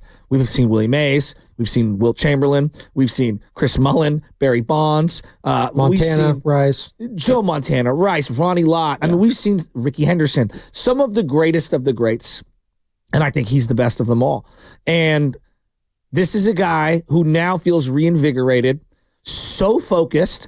All of the ancillary pieces are playing some of their best ball of the year. Moody, Post, GP2 quietly playing really good. No one wants to talk about that guy just lives in the paint and gets layups left and right. And that's the template for Kuminga when he comes back. Well, is kind of what GP2 is doing. And he just catches the other team sleeping. Now, how about Draymond? Draymond's playing the best ball he's played in, 3 years? Right. And I'm serious. And you look at the stat line yesterday, 7 points, but he had 10 assists. He was distributing yesterday at a very high level. He was active on the boards. And defensively, he looks rejuvenated. Again, he looks incredible. As much as we're talking about Steph being rejuvenated, Draymond Green, absolutely. I mean, we say absolutely incredible. He looks absolutely incredible. And you just bring him up. Here he is talking about his boy, Steph Curry, and saying how lucky the NBA is to have him still. You know what's crazy is that when we were just out there on the court, I was thinking to myself, like, the NBA is lucky because this man's going into every arena, putting on the show. Sounds like it's a home game every time he does it. I mean, like, we're all lucky to watch him operate the way he operates, play in the game the way he played the game. It's been special to watch, but this road trip was something different for him for sure. You were probably too young for Fernando Mania. Yes. Yeah. And I've only, experienced the very end of his career, from way far away, but in his height of heights, and this sounds insane because it's 40 years removed. Fernando Mania was a thing, right? This guy, everywhere he went, what he represented for Mexican Americans and what he meant to the game of baseball and just the way that he played, it was a huge deal. Rest in peace. He pales in comparison to the impact of someone like Steph Curry. So he has the novelty of someone like a Linsanity, like a Fernando Valenzuela, like a Tim Lincecum, in terms of, God, he doesn't really look like the biggest dude on the field. Yeah. Boy, he's not that super imposing. Michael Vick kind of had this novelty where it's like, wow, he's the fastest dude on the entire field, and he's not the biggest dude. There was a novelty factor to that. Steph is so much better than all of those guys. He's got the dominance of all the all-time physical greats, but he's also got this charm and this joy and this unpredictability about the way that he plays. There's the Barry Bonds novelty act. When Barry Bonds was on the road, it was a circus in every single stadium, and they were booing him. But by the end of a series, people would give him a standing ovation. Now, they hated his guts, don't get me wrong. But in terms of a showman and an entertainer, they realized what they were watching was different and special. The only guy that comes to mind right now that could even come close to what, I mean, LeBron's been doing it for so long. I think people, it sounds crazy to say, take it for granted because he's just been doing it for so long. I would agree. And they have Luka now, so it's kind of a tandem show. So it's not just solely him, and it's the Laker brand. It's just different. Well, and the ESPN brand shoving him down everyone's throat every day. People get tired of that a little bit. 20 years straight. Even though we should be appreciating the greatness of him and Steph, just appreciate greatness in both. But the only guy that comes close to when I think of the cameras and the parade that is just media and fandom, everything, Shohei Ohtani. He's done it for 3 years. But no, Steph's done it for over a decade. I'm saying right now. Okay, that's it. Okay. That's the only other athlete right now where I could point to and say, yeah, that guy's bigger than the sport. Shohei is bigger than Major League Baseball right now. Like he has the entire country of Japan and he has America. Sure. And it's becoming more and more global, the sport of baseball. And it's not the same globally like basketball is. And that's why Steph globally is still that dude. And we saw it again. In the Olympics, that matters. Doing it on that stage and winning that medal, that mattered to him, and it set the tone for the entire season. Now, we didn't think the season was going to go to where it went now. We thought, hey, maybe they could be a play-in. Can they get to the 6th seed? Can they be a playoff series team? That was the high watermark heading into the season, Shasky. I know. And now it's, can we win 1? Can we win 2? Can we win 3? You know what? I think we might be able to win 4 series. That's crazy. When we were a month ago saying this team could barely make a play-in spot, and it's because of Jimmy Butler, the acquisition that gave hope and belief to the organization, but it's the revitalized Stephen Curry. I didn't know we were going to get a revitalized Steph Curry when they made this Jimmy Butler acquisition. Did you think Steph was going to be doing this? No, no one did. Like, even if you thought like the high water mark was like, oh, well, they'll look good. It was like, yeah, they'll run for the 8th seed. Yeah. Right? Like they'll kind of figure it out. It'll be a work in progress. There'll be some clunkers.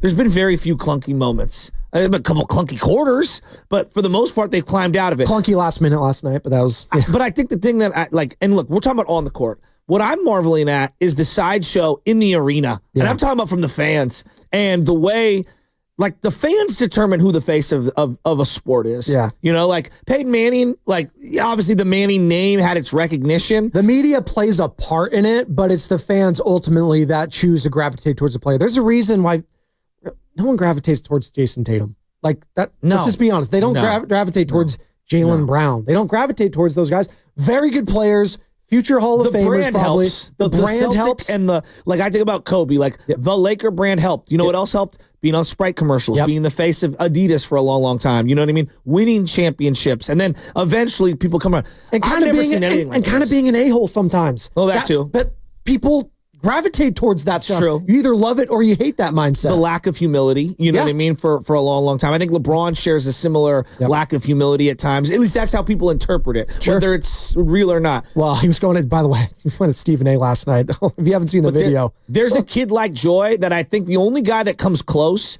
is like a David Ortiz, where everyone's like, when I bring up the name David Ortiz, everyone smiles. Yeah, you smile. You feel good. You're like, dude, this guy's great for the game. Right. Like, when I think of Steph Curry going into all of these arenas, he went into Madison Square Garden and he went into Barclays in back-to-back basically games, and it felt like the crowd was rooting for him from the jump, and by the end, everyone was just appreciative to be in the building.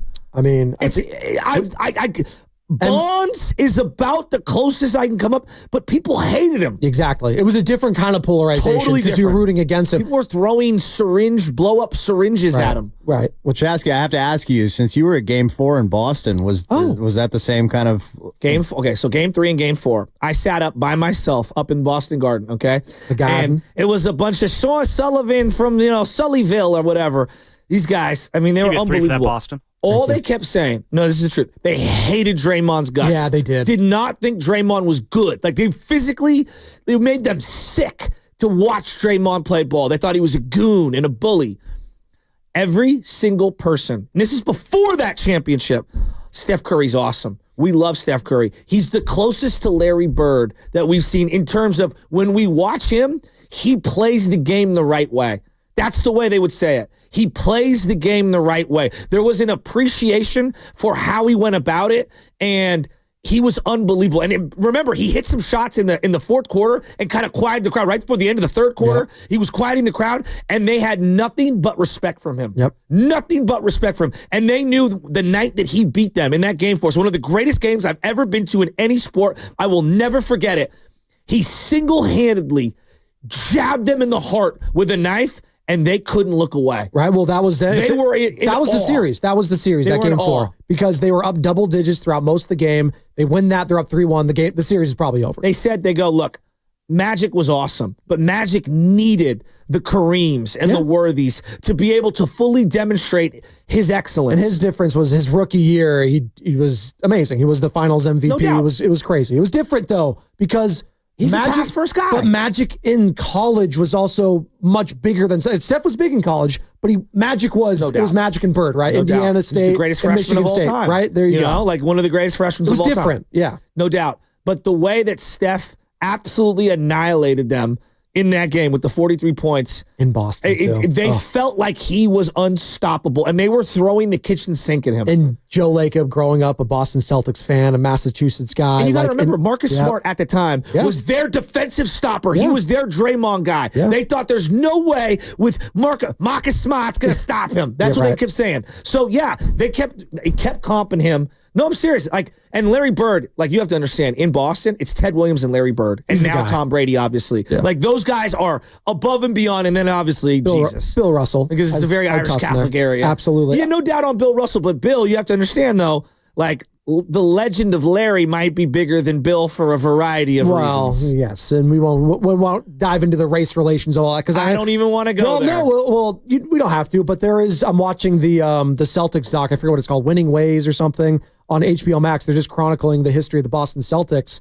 And the Bob Cousy, Bill Russell factor was real. Havlicek, and Bill Russell felt some type of way about that. And I feel like we even love him more as a San Francisco Don, right? Mm-hmm. Sometimes more than they remember him in Boston. Him and Casey Jones and Willie Woo Woo Wang. MVP, the USF Dons. MVP chance for Steph. I've never seen anything like it. Listen to it. Steph, of course, he's ticked up his scoring. The MVP chants are pretty loud here at Barclays. The fans have been treated to a Steph show. He's got 33 now, and the Warriors lead by 10, 108-98. Kevin Dana, who joined us last hour, and by the way, we're going to replay that interview for you at 8:30, courtesy of the River Islands guest line. Kevin Dana on the call last night, filling in for Tim Roy, and also voice of the C-Dubs out in the G League. We got shameless shout-outs coming up in 10 minutes. 888-957-9570. You better be shouting out someone of the Golden State Warriors. That's all I'm going to say, as well as your kid, your mom, your horse, your dog. I don't know what you got. If we were just going to go, who's America's player right now? Like we did this, America's team. Right now, Mahomes is actually very polarizing. Yeah. Right? A lot of people don't like him. And not that he's not great. They do. Tom Brady, even though he just retired a little while ago, people still associate him with excellence, and I think a lot of people hate him. Yeah. I think they hate his guts. He's the pretty boy. Yeah. Right? He's when I think American sports, I do think Tom Brady's face there, right? LeBron's a good one. But he's very polarizing. Yeah. But he's very beloved. I don't want to make this sound like he's not beloved. He's extremely beloved, but he's also very polarizing. I know certain Laker fans don't even like him because he's, blocking the son of Kobe. Right? It's interesting, and the whole brawny aspect to it and how people felt about that, giving the handout. But I'm sure there's a pocket of people that hate Steph Curry. But to me, if I were just say, America's athlete, who's the most beloved guy no matter where he goes? It's Steph and who? I can't think of anyone in baseball right now because Shohei had the scandal, right? His name's going to be a part of that. And also, I'm convinced Shohei he was not a part of it, but that's fine. Shohei, okay, I know you do. But I'm just convinced he knew. It's FBI. Complete crap. All right. They take years to investigate someone. Within 24 hours, this is clean. We're done here. Because clearly it's like a South Park episode. Well, clearly that's the priority in this country is illegal sports gambling, right? Not a bunch of other stuff. But I'll say this with Stephen Curry, to your point, seeing him be that 6'3" guy who was so wiry, the baby face, all of it, and what he did in the Olympics, being in the global eye. Wemby was supposed to be the next big thing. It was France. You had the trash talking from Evan Fournier. You had Nicholas Batum in there.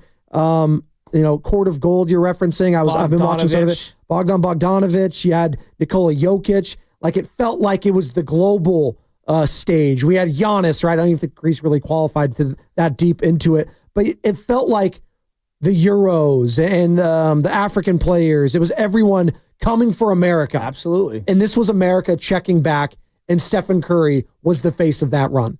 I know LeBron won the MVP, but Steph hit the biggest shots in that series, They were and he was the deferring to guy. him.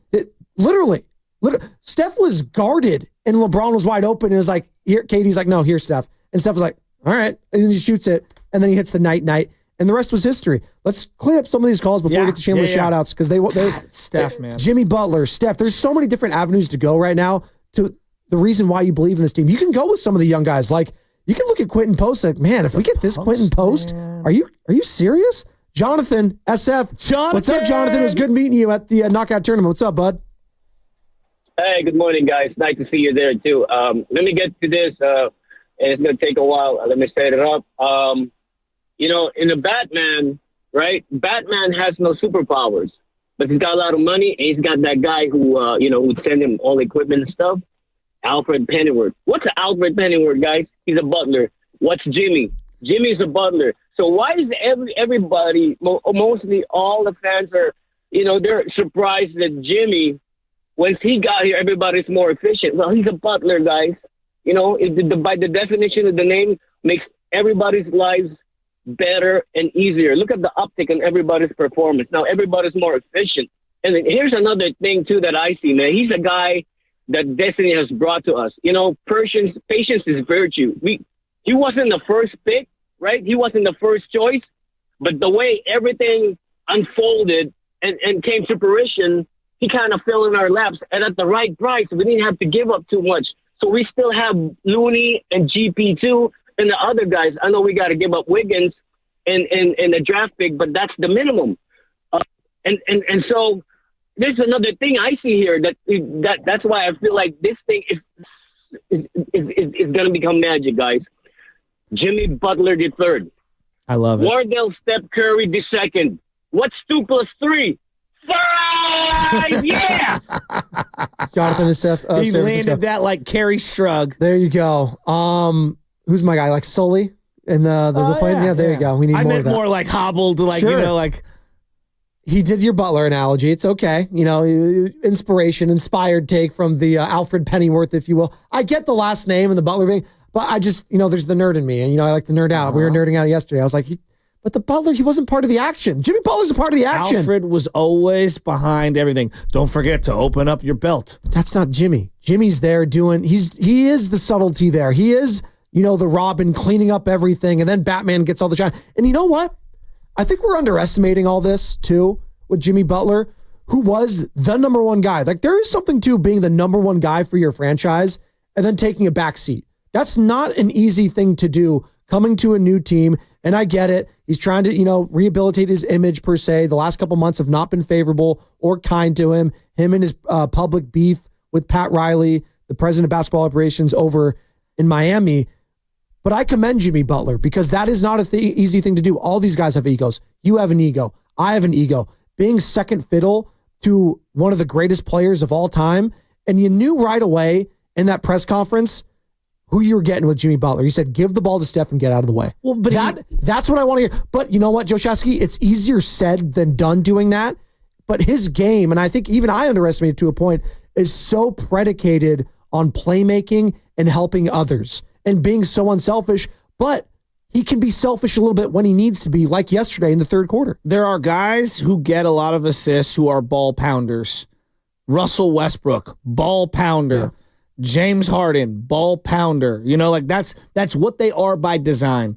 All right. And so they'll get a lot of assists.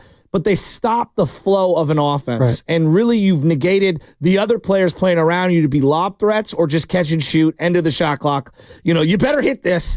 And it's not a fun brand of basketball for the other guys on the team. Right. Jimmy Butler's not a ball stopper. He will be an ISO scorer when he needs to be. He can get his shots when he needs to be. But if anything, he's more of a read and react guy than I gave him credit for. He's a way more willing passer. And I think by design in Miami, because they didn't really have those true ball pounding point guards or those playmaking point guards, I think he, by usage, was forced to. No, Hero's more of a shooting guard. He chucks it up. He will dribble a lot, but he's a shooter. And so I just think that we viewed him through what he did in Miami, and I think he adjusted to the personnel that they have around him, and he's clearly adjusted back to what the Warriors have, and it's been a perfect blend. And he's their best low post player in years, even though he's not traditionally huge. Since Jimmy Butler came to the team, Stephen Curry has increased his point per game by 8. He was averaging 22 points prior to Jimmy Butler being a Golden State Warrior, averaging north of 30 now since Jimmy Butler's been here. What needs to be examined, Joe, is not necessarily his impact with the Warriors. What I want is the 30 for 30 on how he sabotaged his value with the Miami Heat to beat all the other superstars to get to Golden State. Because for years I've like hypothesized, like, if Giannis, do you really want to like get out of my Milwaukee? Well, you might have to make it kind of ugly, right? Like that's how these guys do it. Like you want to move. And that's what we might be seeing with Myles Garrett in Cleveland here. Sure. Who wanted to meet with Jimmy Haslam, the owner, and Jimmy Haslam was like, no, we're not doing that because we're not trading you. So Dame did it in Portland, for example, if we stick with the NBA analogy. Jimmy Butler's value went from multiple firsts, really good players, matching up the salaries, to can anyone get him out of the building? Just match up the money and give us a conditional first-round pick and just take him. Just go. Just get him out of here. We hate his guts. He suppressed his value in a way that's almost Picasso-like. That's how beautiful it was. Steve is in Santa Rosa, wants to join the conversation in regards to Jimmy Butler. We got shameless shout-outs here in a couple minutes. We'll hit that. Shout out whoever and whatever you want. 888-957-9570. Start lining them up. What's up, Steve? Hey, I just want to say thank you to the Golden State Warriors, and especially whoever was responsible for getting this guy, Jimmy Butler. Now, I'm not a big basketball guy. I don't really understand the insides of the game.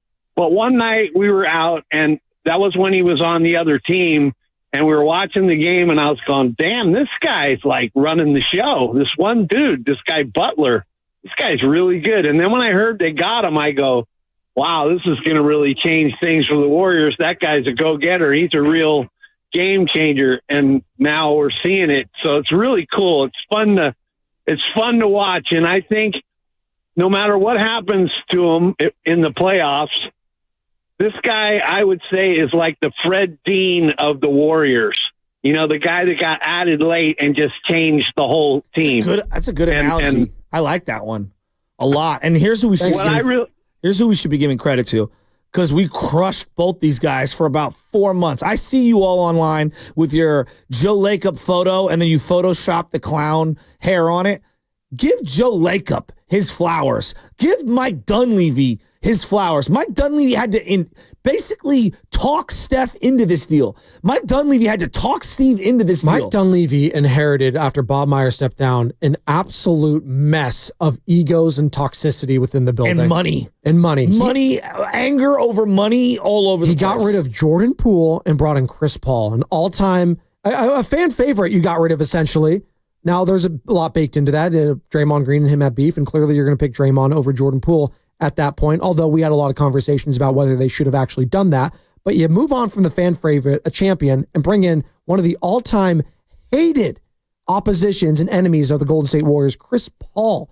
That is what his first order of business was, Joe Shasky, and it did not ingratiate himself very well to the fan base.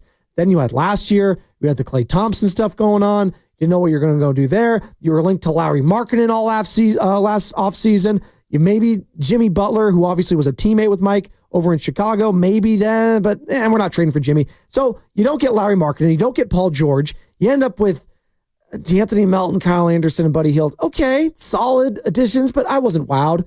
The expectations were made in the offseason and into the regular season from Steve Kerr, from all the players. Yeah, our goal right now is not a championship. It's to, just get into the playoffs and play meaningful basketball.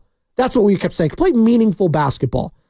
And then you were playing meaningful basketball, and then you were hovering around 500. You had to do something. You had to make a bold trade, a bold acquisition, and you did it.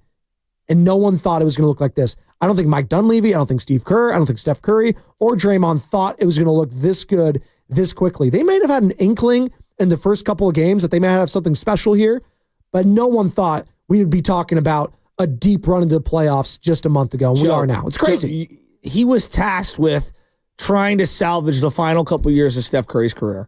And he was going to be basically one or the other. Either he was going to be the conquering hero that did all he could to surround him with the appropriate cast of players to be able to try to get the job done, or he was going to be a bumbling fool who ruined the final couple years of Steph Curry's career.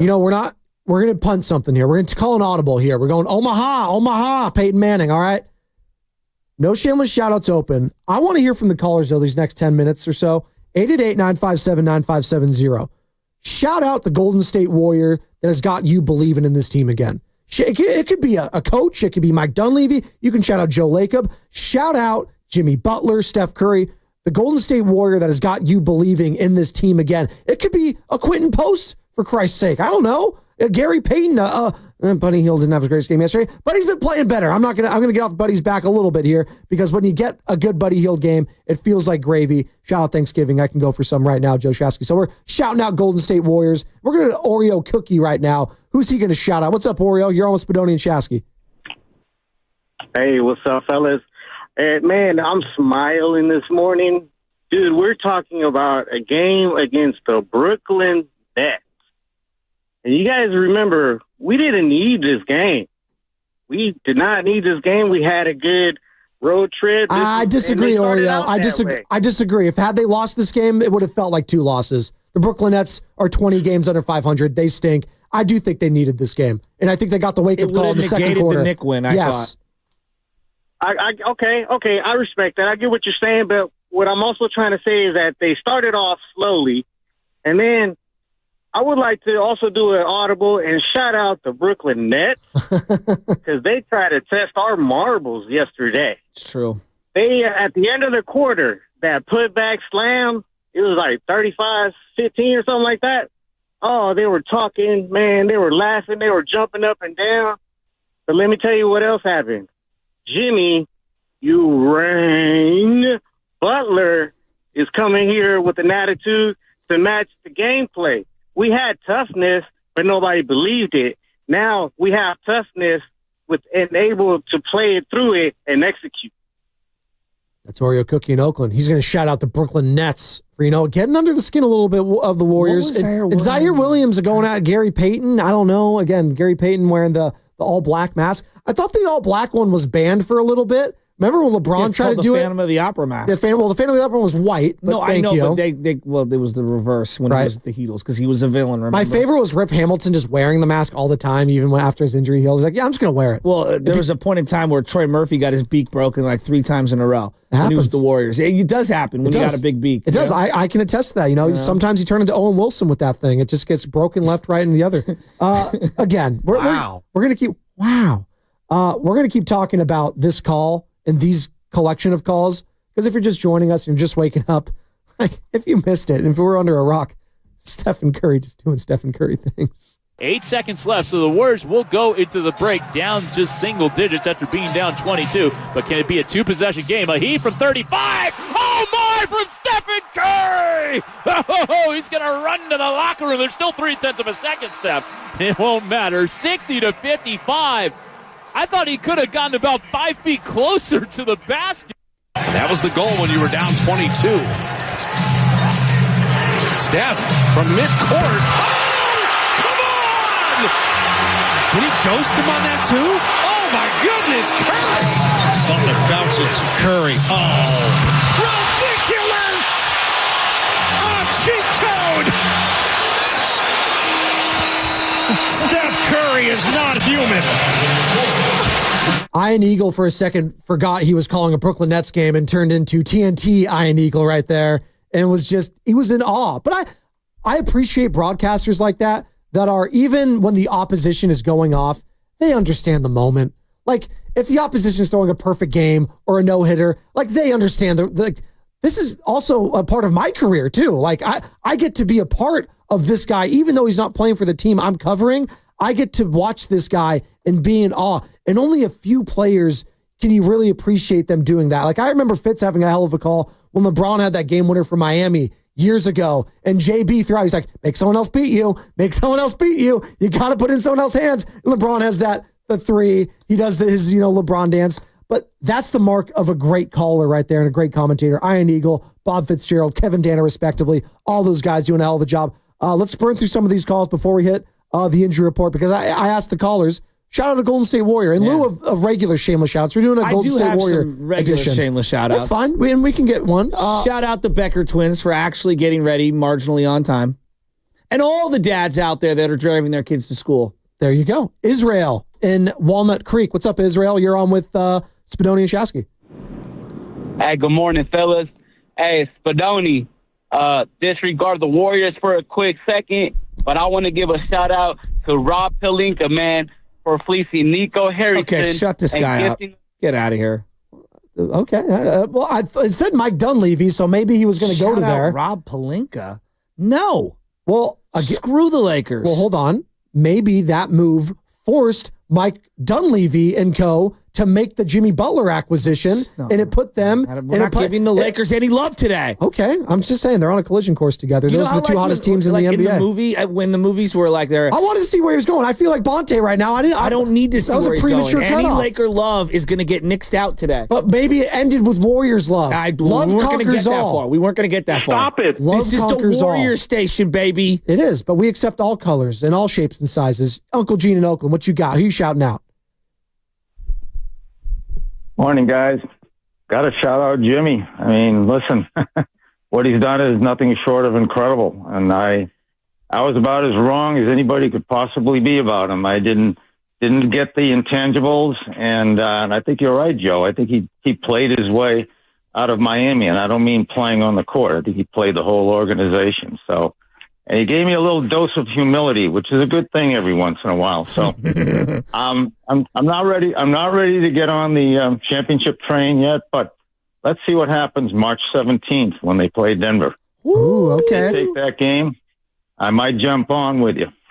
That's Uncle Gene in Oakland. There's plenty of room in this bandwagon. All right, there's plenty of room. How can you not? This is the best ball they've played since the 18-2 start. To me, it's totally different. They just look unbelievably connected. It's not a divide of like, hey, the old guys are winning and the young guys are kind of holding us back. We kind of knew, I'm not going to say Fugazi because it kind of, it discredits what they did. And they were a good team in the first month of the season, but Buddy Hield was like a god from beyond the arc. Like him and Steph were just unstoppable. And Buddy, he reduced back to, I was like, why is Buddy Hield on the market? Pods wasn't playing well. No. And, Moses Moody wasn't playing. That's what I'm saying. I'm saying they were winning because Buddy Hield and Steph were just ridiculous from beyond the arc. These wins right now it's not just the old guys and Steph and Jimmy Butler. To me, these wins, that's why it's so different. It's Quinton Post is playing well. It's Guy Santos is playing well. GP2's playing well. Moody's playing well. I know Potts is hurt, but prior, he'd been playing well. Pat Spencer steps in. Wow, he's making plays. Pat Spencer. To me, it's roster top to bottom, outside of a couple guys, are all playing optimal. Let's squeeze one more in before we get to the injury report. Carlos is in San Mateo, wants to join the conversation. What's up, Carlos? You're all Spadoni and Shasky. What's up, Los?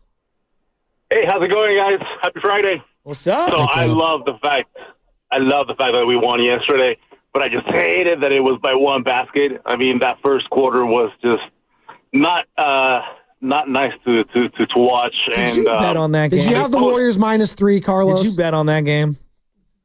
No, no, I didn't. You did. What do you guys think we need to work on the first quarters to kind of get a little more focus from the start? For sure. And there's a lot baked into that, and I appreciate it, Carlos, because you mean the turnovers? They had a day off in New York City, man. Like, here we go. You're going to be doing so. I'm sorry. And it was Draymond's birthday. And it was Draymond's birthday, and there was no coaches allowed. You know what birthdays did to this team over, 15 years ago? Baron Davis had a birthday party that sabotaged the end of the season the year after, we believe, when they won like 48 games and didn't make the playoffs. Most ever wins for any team in NBA history without making the playoffs. Yeah, what they had, like high 40s, right? What was it? 48? 48. And Baron Davis threw a big party. Kate Hudson was there, and Nelly was pissed because guys were either hungover or they didn't go to shoot around. I forget the particulars. Get Steiny on the phone. He'll remember it out. As long as P. Diddy wasn't there. Injury report. Oh, you got to be ready for that. Come on. That was a walk-off. Don't be a bad boy for life. That was a bad walk-off.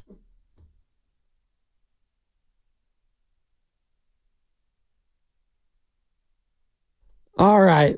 What happened to Brandon Podziemski last night? Pods left early in the first quarter of the Warriors' win over the Nets due to lower back tightness. He lasted only a minute before having to come out. The good news is the back tightness does not appear to be serious. Head coach Steve Kerr said after the game that Pods is day to day. The injury report was brought to you by Boxer & Gerson, Northern California's premier workers' compensation law firm, helping injured workers get their lives back for over 40 years. What's coming up in the game is brought to you by Fremont Bank. Here for you, here for good. Wait till you hear what Charles Barkley had to say about the Golden State Warriors and Los Angeles Lakers being bad for the game? Huh? What's going up next? It's Spadoni and Shasky. It's the Morning Roast.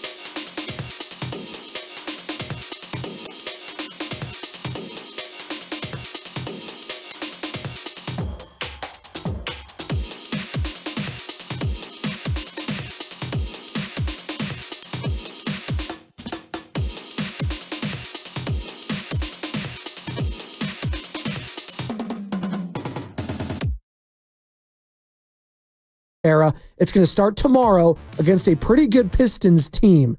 All right, 5:30. It's going to be prime time, Warriors-Pistons. Then you got the Blazers, who are plucky. The plucky Blazers, they could win a game. The fighting Chauncey Billups. Right? But you got them, and then you got the Kings. And there's a little bit of a rivalry now with the Kings, Doug Christie, Steve Kerr, Draymond, Sabonis. You got a lot going on there. It's Sacramento. It's the Bay Area. Then you got the Knicks, who had a tough loss yesterday. And by the way, Jalen Brunson, that ankle. Oh, my Lord. Whatever we thought the Kaminka ankle roll was, wow. They're hoping it's just an ankle sprain at this point. Again, hoping. And that would be a huge blow for the New York Knicks, losing Jalen Brunson. I know the Warriors kind of handled him in the fourth quarter, but that guy is so important to everything they do in New York. And that's a team that could slide potentially in the Eastern Conference. So you got the Kings, you got the Knicks, then you got the Nuggets, as Uncle Gene called last segment. That's the team I think everyone's circling on this homestand. That's not next Monday, but the following Monday, March 17th, where it's going to be like, okay, this is the team we might be playing in the first round or the second round. We'll see.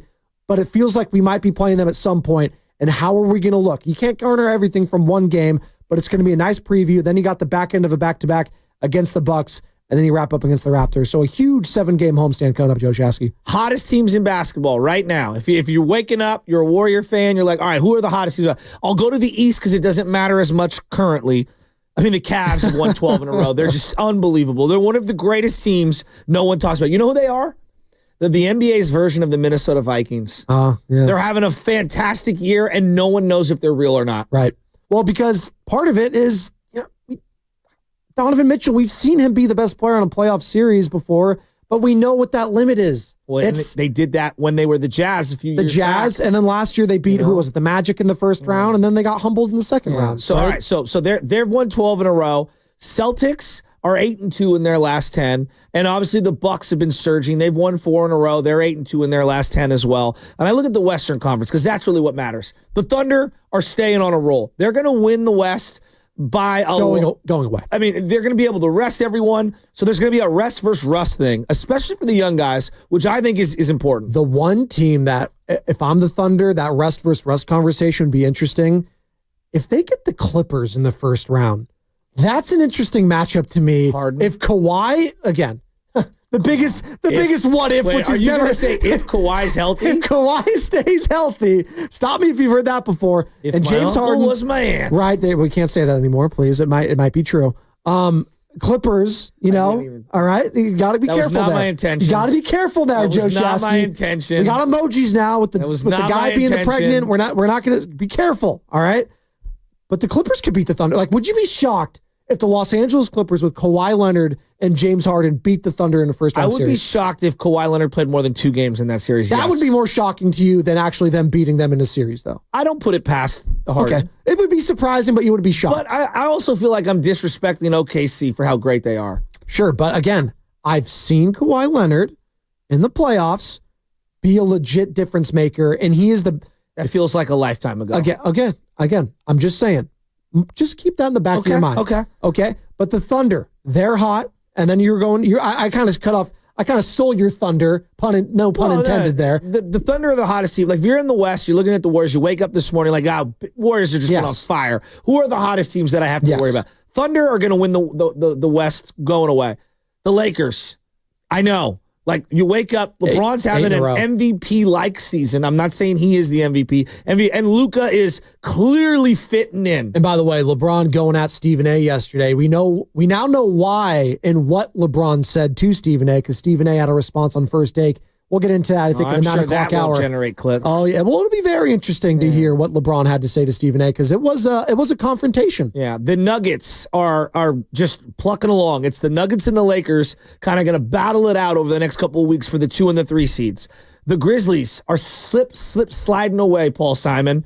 And the Rockets, they won yesterday. Told you the Pelicans stink. I know. I was praying for a miracle. They're not good. I was praying for a miracle. All they need to do is win a couple of these games against Memphis and the Rockets. And why do I feel like they're going to lose all of them? Right. And then right there, you got the Warriors. They're 8-2. They're playing unbelievable basketball right now. So I feel like there are 4 teams in the West that are kind of separating. And to your point earlier, the Timberwolves are They've won 3 in a row. They're coming along here. I'm not going to sleep on them.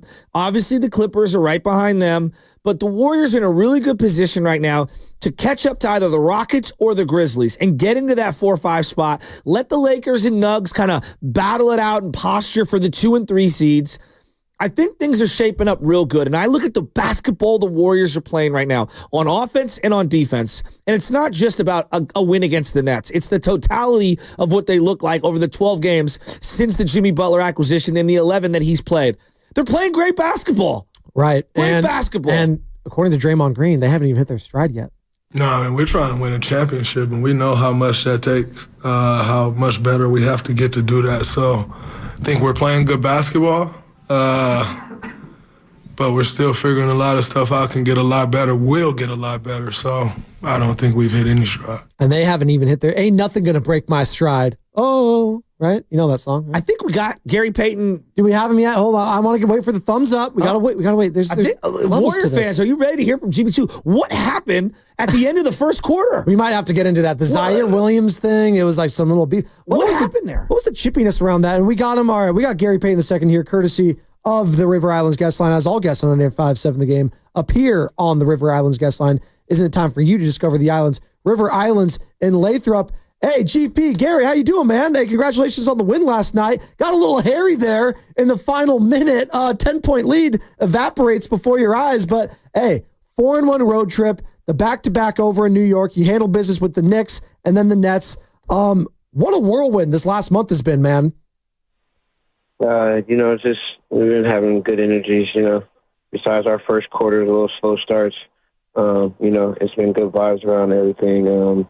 Playing basketball at a high level. Everybody's been locked in, just playing, basketball the right way. So it's the end of the first quarter, and obviously it was a wild first quarter for you guys. And you and Zaire Williams are kind of like posturing and boxing each other out, and it got a little contentious there. What happened there at the end of that quarter? No, they just set the tone, and the rest let us play and get physical. So, Steph gets harassed pretty much all game. So just trying to clear up some space for 30, and make sure that they know that we're not going to back down. All right, you brought him up. That's you've seen a lot of ridiculous shots, GP. That one before the half. God. I mean, where does that rank for you as all time? Like, are you kidding me, Steph shots? Because you've seen them all. Oh, yeah. The little shimmy fade from half. It's crazy. He had one in Orlando. This is a similar one at half. So it was, at this point, I think we all expect that, anything he puts up, it has a possibility, a good chance. So, he was just being Steph.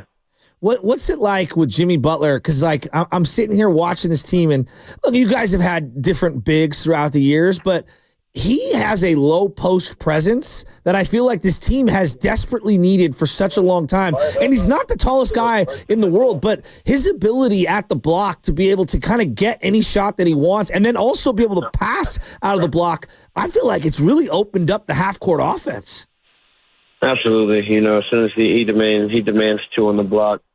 So, essentially, like Steph does, on the perimeter, he opens up a lot of space for all of my other teammates. So, him being very active on both ends has been tremendous. And, Jimmy, he's an aggressive guy, so he's going to bring that toughness, Yeah, GP2 with us right now, Warrior player. Great win last night. GP, what's it like playing with Draymond and Jimmy on the floor at the same time? We were running through all the different nicknames, and I'm going to run this one by you, all right? And I hope this doesn't get me in trouble. Somebody said that Jimmy and Dre are the suspendables. I love that nickname. What do you think? Yeah, it's just they're the bodyguards, and their IQ on the defensive end just makes everything easier. They talk to us and lead us and guide us, to be in the right spots, and we get out and we just run. We just try to get easy buckets on other end. Is that the thing you guys pride yourself most during this Jimmy Butler era, we're calling it? So post Jimmy Butler, post All-Star break, is the defensive side of the ball? Because we know Jimmy Butler coming over from Miami. Obviously, there's the whole Heat culture thing. I think he was a big part of that, him and Eric Spoelstra, and them getting to 2 NBA finals. But is that what you've been most impressed by with the addition of Jimmy Butler is that defensive intensity, and has it, kind of leaked itself to the rest of the team? Absolutely. He came in being himself, and the rest of the guys just led. Draymond and 30, all of them got really, really good really quickly. So, just them three talking it out and leading guys, the rest of the guys, naturally fall and just, do what we need to do to put ourselves in the right position. It feels like you're playing the best basketball of the season right now. Like I know you got hit in the nose, and we'll get to the mask in a second, but like yesterday, I mean, it was the season high in points, rebounds. You're taking a lot of shots. You're getting wide open looks. You're going to the lane. You're playing tenacious defense. I referenced the rebounding. Like, you're playing a great brand of ball the last couple of weeks. What's been the key to that? No, we're just making it easy. We're playing the right type of basketball. Hitting open guys, and a lot of the times I am open, so my teammates are finding me. I'm just trying to, get as many easy buckets as we can. And, of course, on the other end, everybody's engaged and locked in on the defensive end communicating. So it just makes it easy for us to be in the right spots, get deflections, get opportunities to make plays, and go on the other end and get Wardell the ball. You know what happens when, we give him a lot of extra possessions. Talking to Gary Payne II here on the River Islands Guest Lines, the Morning Roast. It's Spadoni and Shasky. And Gary, you referenced it there, and Joe Shasky did. The mask. What's it like playing with it on? Do you feel like Batman in Gotham City right now? You're in New York, all right? Were you feeling like Bruce Wayne with that thing on? What's the comfort level, I guess? Because you're the third Warrior. Pods had it. Kavan. Now you. Do you guys all feel like Rip Hamilton or what? No, it's a bunch of my friends and family members that came up with a lot of Green Hornet, Zorro. It's just a lot of different things. But it's not that bad. I thought it would have been worse, but it's really not that bad. I got adjusted like a couple of possessions up and down, and then from there, it was, I had to play, so it was just like, get adjusted to it quickly. Zorro's a funny one. I actually kind of like Antonio it. Banderas. Let's go. I like that one. And this Quinton Post kid, I mean, he's come up and it feels like he just fits in right away. And obviously he's a rookie and he's got a lot to learn. But for me, it's like every time he hits a big three and the other team calls a timeout, he is so fired up going back to the bench in the huddle. I just didn't know he had that in him. Have you been surprised by Quinton Post and kind of the nastiness that he kind of has on that floor? Oh, absolutely. He was a little shy at the beginning of the season, rookie coming in, got Draymond as one of your vets, but Draymond and the rest of the bigs have done a great job, guiding them and leading them, Loon in the post, giving them tips, showing them little traits, little skills. So, he's just been absorbing and producing and showing to put it on the other end. So, it's just great to see him, do what he does, shoot the ball very well at a high level. So he's just putting it on the court and doing what he needs to do. And it's great for us. Hey, Gary, we really appreciate the time. We know you're up against it. Why don't you go ahead and tell us about a little something you're doing with Supplement, the Black-owned water bottle brand. It's very cool. How did these water bottles and tumblers become such a big part of society? Yeah. I swear to God, everyone's got this big tumbler or big water bottle right now. Tell me about it. And what you're a part of over there. No, yeah. There's Morris out of Philly. One of my longtime friends has been his manager, Langston Walker. He brought it to my attention, and we sat there and talked about it and what's going to be going on in the next 10 years, probably in the world. Less water bottle, less plastic bottles, less glass. We thought the tumbler was, and the bottle was a great idea. Like you got other competitors, and we just try to make it different and kind of more for the culture. So, like hydration meets culture type of way, and, just try to put everybody in together and about health, and continue to stay hydrated and, take care of yourself. Wait, Langston Walker, the Oakland Raider? The same one? No, Langston Morris Walker. Morris, okay, sorry. Okay, there you go. Got it. I want to make sure. Okay, Morris Walker. No, that's good to know. Okay, but so Supplement, you go to the website, check it out. No, I'm looking at it right now. These are sick bottles and tumblers right now. I might get one, Joe Shasky. Hey, Gary, we know you're up against it. You're short on time. You're so good to us. We appreciate it, man.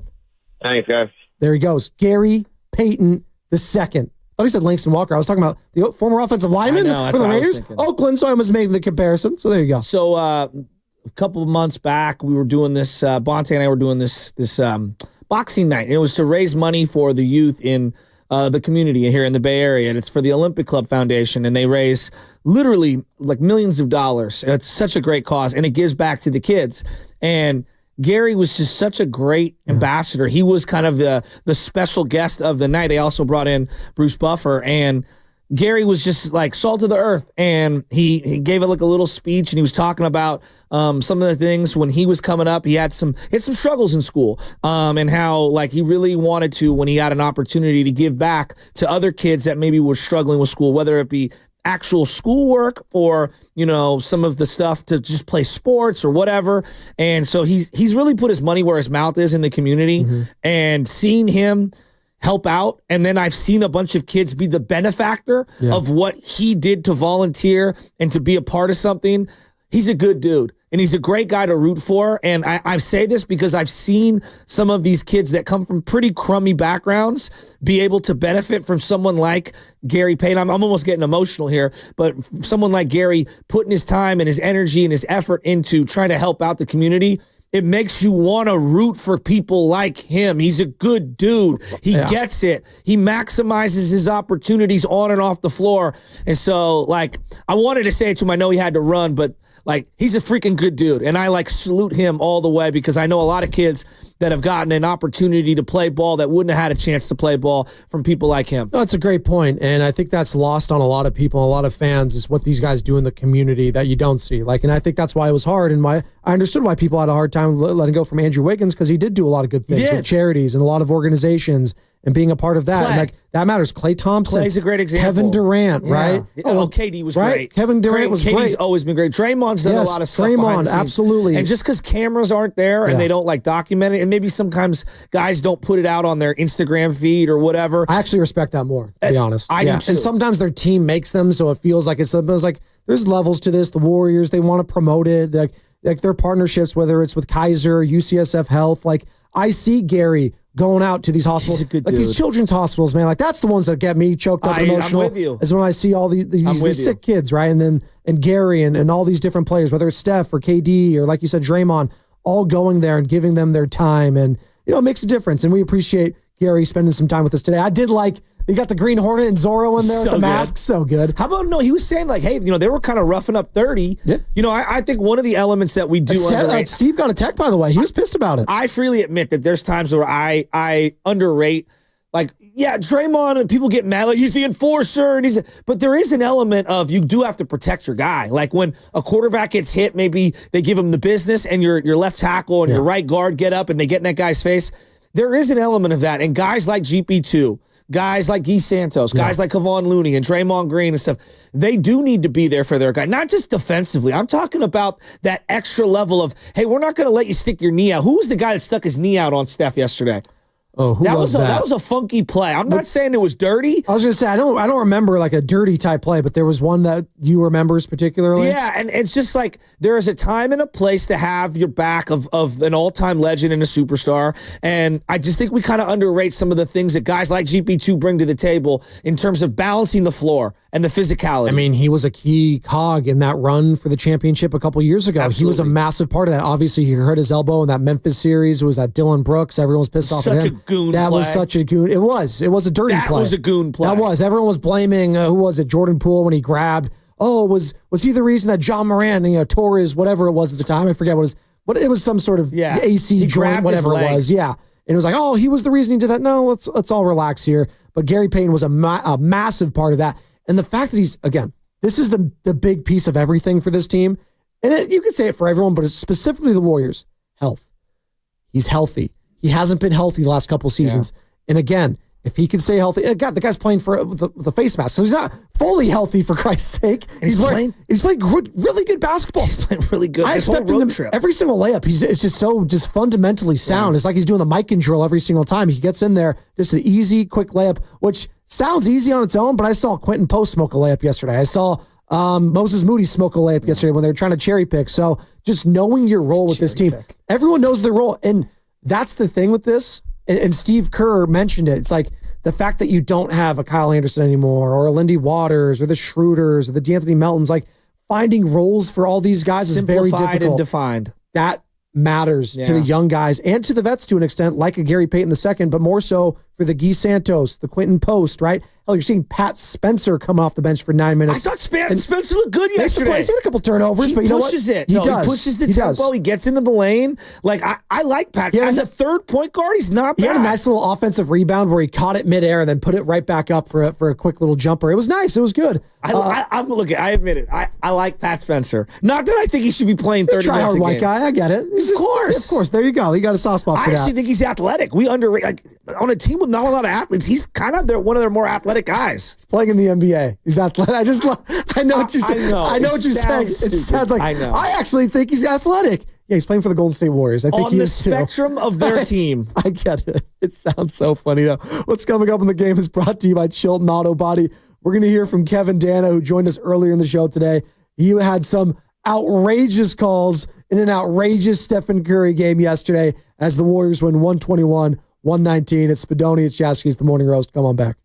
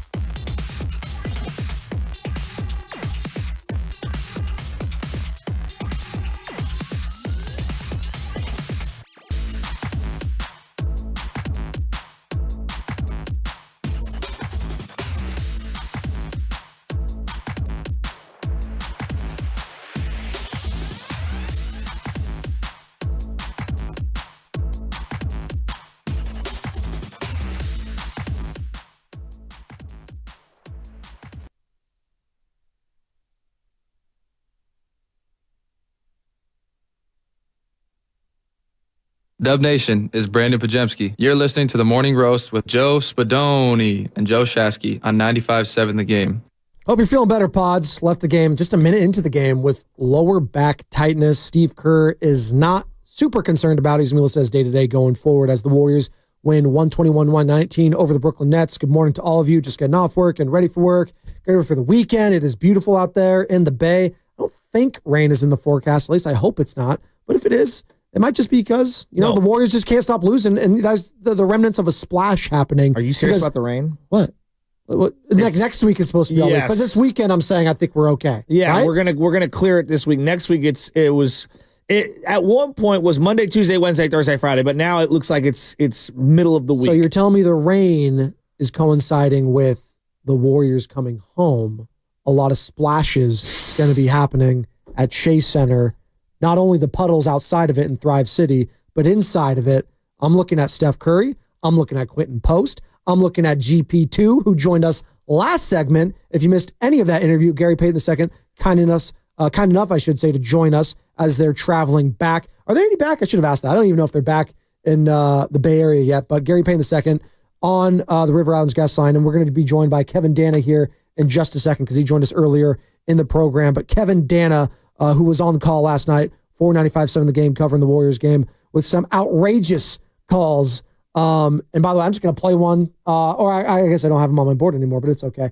You'll hear him during the replay because it was, I think, Kevin Dana's finest hour. Right? Come on. Like, Gucci-simo? He was incredible. He had Bellissimo mixed with Gucci. Who does that? I was driving in the truck late in the game, and the Maverick and Ceremony Ford. Shout out Ceremony Ford is right. And I was smell good in there, by the way. Got air freshener in there. Got tag. Well, I mean, I took it to the cleaners after Sam Lubman decided to, let a bomb loose in my car with a car full of dudes. But anyway, long story short, it smelled like a locker room. God. Car full of dudes. I know. Yeah. The Joe Shasky story. Sam, I don't know who you think you are, dog. All right, secondarily, I'm driving around and I'm coming over O'Shaughnessy and I'm thinking I might fall into the canyon because of some of the calls from Kevin Dana. Let's just go to it. Kevin Dana, courtesy of the River Islands guest line. Let's have him save the show. I love Sam. Kevin Dana, voice of the C-Dubs, the G League affiliate of the Golden State Warriors, but also on call last night for 95.7 The Game, filling in for our guy Tim Roy. And he was courtesy of the River Islands guest line, as all guests on 95.7 The Game appear on the River Islands guest line. River Islands in Lathrop. And we started off our conversation with Kevin by asking him about the very large presence Dub Nation had at the Barclays Center.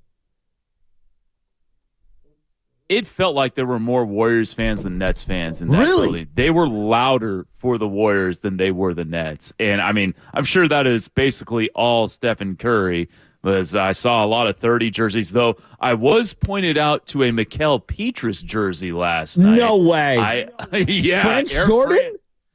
Yes, the French Jordan apparently had some jersey representation at Barclays Center last night. I didn't see it myself, but one of our PR guys, Michael Rubina, said, "Oh, there's a Mikal Petrus jersey." I was like, "Oh, wow, nice."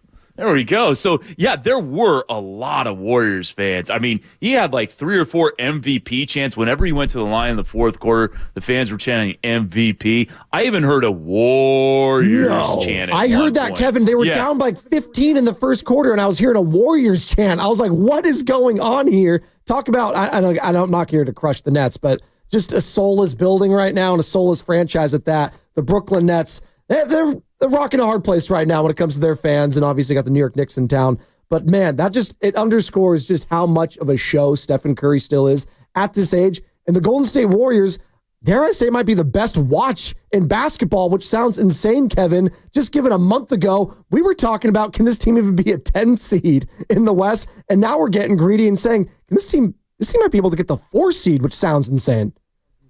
Yeah, I mean, they're 3.5 back of the Memphis Grizzlies for 4, 3 back of the Rockets for 5. I mean, and the way the schedule shakes out, there's a real chance this team could get to 48 or 49 wins, which would very clearly have them in the top 6 safely and might be enough to get them into that 4-5 game, which I'm looking at it from a first-round perspective first. Obviously, the Oklahoma City Thunder are the team to beat in the Western Conference. But just get out of the first round first. You worry about the Thunder later. If you can get into that 4-5 matchup and maybe even snatch home court for a round, I think that would be great for this team because, as you mentioned, I mean, they're hooping 10-1 with Jimmy in the lineup. They're 35-28, 7 games above 500 for when it felt like for 2 or 3 months they couldn't get more than 2 games above 500 or 1 below 500. They're just kind of win-loss, and you had the big losing skid earlier. Things have really turned around since the Jimmy trade. Kevin Dana joining us here on the River Islands guest line. As all guests in 95.7 The Game appear on the River Islands guest line, is it time for you to discover the islands, River Islands, in Lathrop? And Kevin, I do want to ask this because obviously you're filling in for the great Tim Roy, and you're doing a hell of a job, and you have your own unique style. Have you now? How many NBA? I'm going to try to phrase this in the right way. When you're filling in, how many of the key places? L.A., New York. You can go Barclays if you want, but Miami. Have you now filled in and done every single arena in the NBA calling a Dubs game? No, I think I'm at 19 arenas right now. I will say this, at the risk of jinxing it, I am 17-6 as an NBA broadcaster, 16-6 with Golden State, 1-0 with the Clippers. So I will say I do win games. Huge. Want to know with the Clippers? That's undefeated. Kevin, I'm driving in the truck yesterday, and you had some calls that were outstanding. But break me down right before halftime. You've watched Steph like I have, and you know I'm a huge KD fan. As in Kevin Dana, the real KD. The shot he took before halftime, it might be one of the craziest shots that I've ever seen Steph take in terms of how nonchalant it was, where it was, how much time was left on it. I know he's hit some remarkable shots. This sounds insane.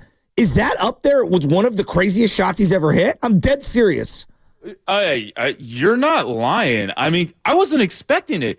He put that up there with 3 seconds left. In the back of my mind, I'm thinking, what the hell is he doing? Exactly. Then he swished it. It was so nonchalant. He took it so early that it passed through the net with 0.3 of a second to go. And he put a lot of arc on that thing. He could have gotten right up to the 3-point line. I was caught off guard. I almost wasn't looking because I was just kind of scanning the court. I was like, all right, he's not going to shoot now. Wait, what? Boom. I mean, it was unreal. It has to be one of his more unreal shots because, the half-court heave or beyond half-court heave in Orlando, he had to shoot that. Yeah, we saw it coming. And he's hit a few of those. We all saw it coming. This one was wait, what? Totally insane. Kevin Dana joining us here on the River Islands guest line. It's Spadoni and Shasky. It's the Morning Roast. And Kevin, there's a player I want to ask you because you know these guys better than anyone else because you are the voice of the C-Dubs, the G League affiliate down in Santa Cruz. Quinton Post. This guy, 10 points yesterday, 7 boards, 3 offensive. He got a couple blocks, couple of assists, doing everything, scoring in the paint. He has improved so much in these last couple months just being with the big club. Did you see this coming at all from one Quinton Post, the 7-footer, a guy that adds size and stretches the floor now, and he's using that size? Steve Kerr said it the other couple months ago. He's not a fake 7-footer, and I think we're now seeing that more and more as he's getting more and more aggressive, both offensively and defensively.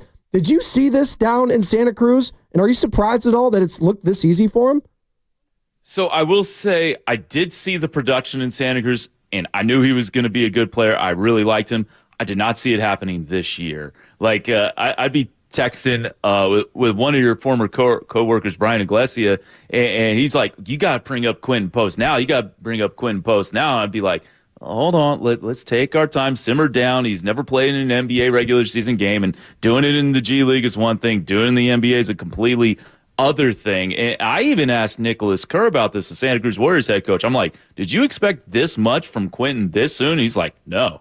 He said that on the record too. So, it took us, I think, all by surprise. We saw what he was doing. I will say his last 5 or 6 games in the G League, once the calendar turned to the regular season at the end of December and early January, he was starting to put it on teams. And that's when he really started to show his low post game, which I know he didn't hit his back to the basket bucket buckets against the Knicks. He hit one against the Nets. But he does have a back-to-the-basket game. I think that is going to come around a little more as time goes on. The shooting wasn't there at the start of the season, but you could tell that the shot looked good. It was just either short or strong. It was straight on basically every time.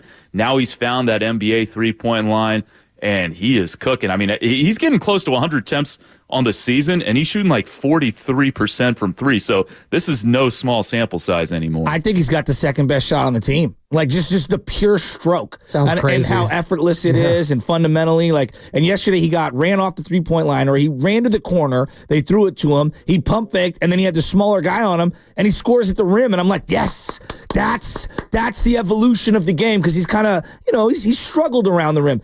We're bearing the lead. Obviously, Steph is always going to be a headliner.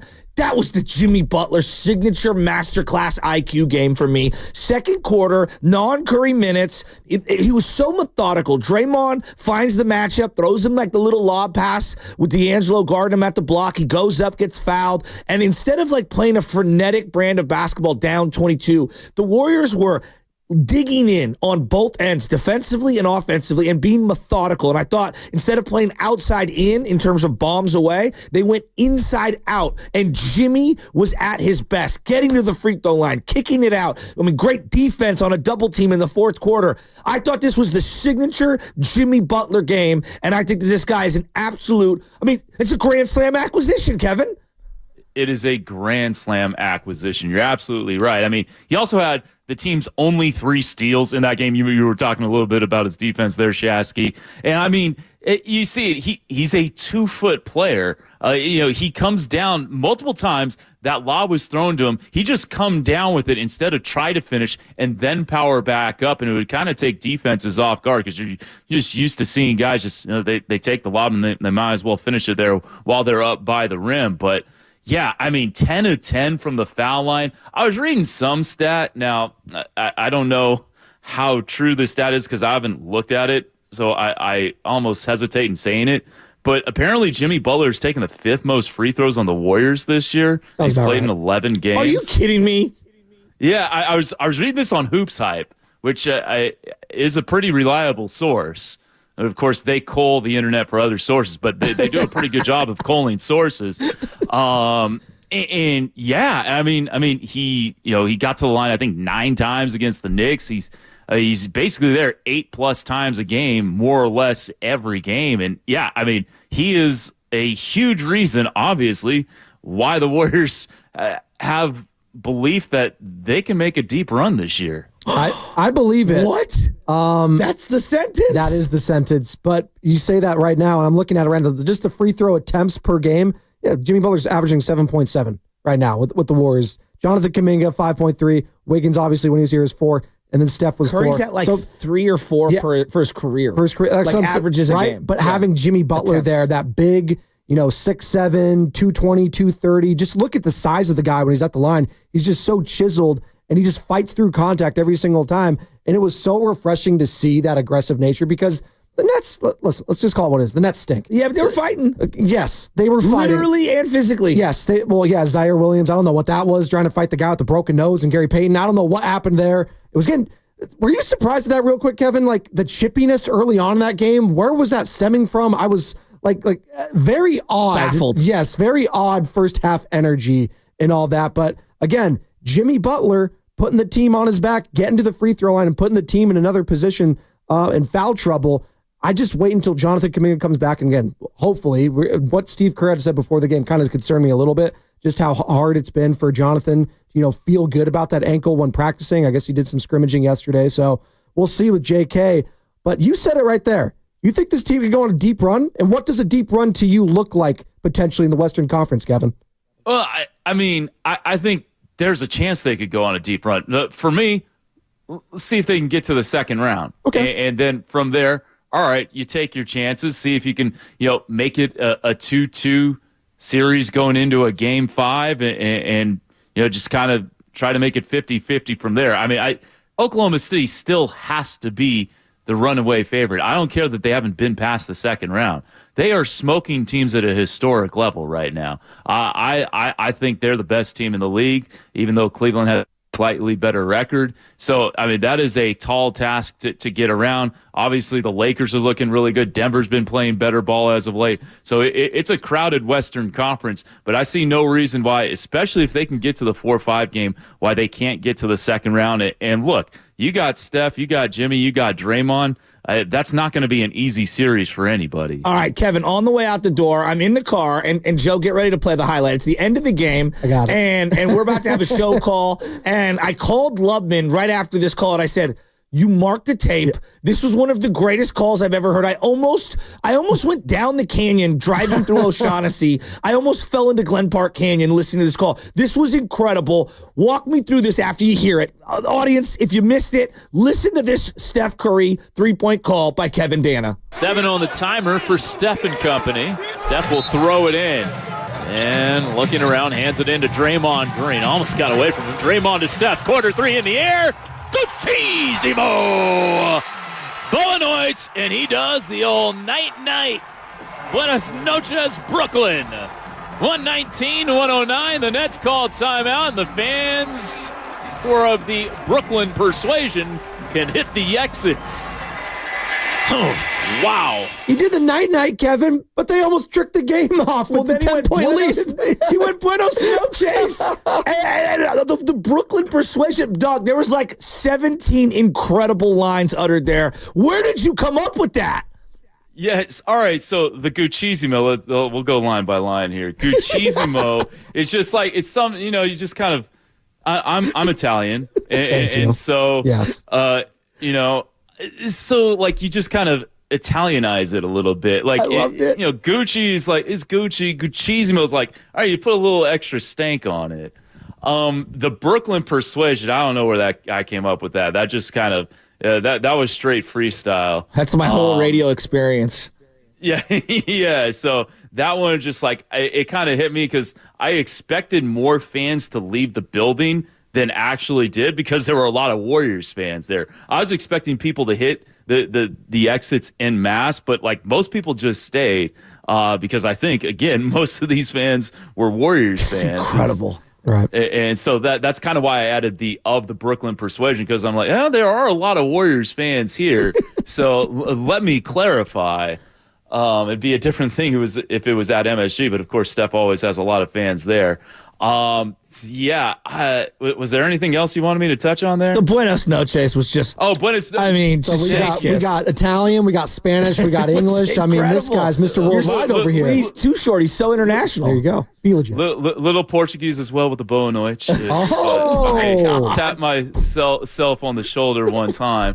So Buenos noches, Brooklyn. It's just like a little alliteration with the B in Buenos noches and the B in Brooklyn.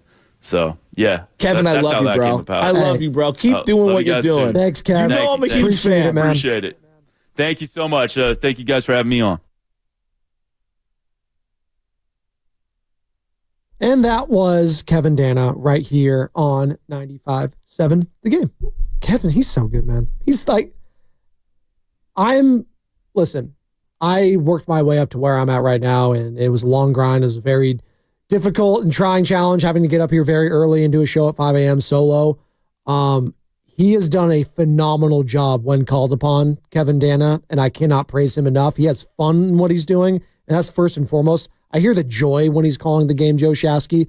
And is there anyone that evokes more joy as a player right now into a fan base or to an announcer than one Stephen Curry? Like, it's you feel it, dude. Like, you feel, first off, it's fun listening to on the radio too, and that's why radio is so unique.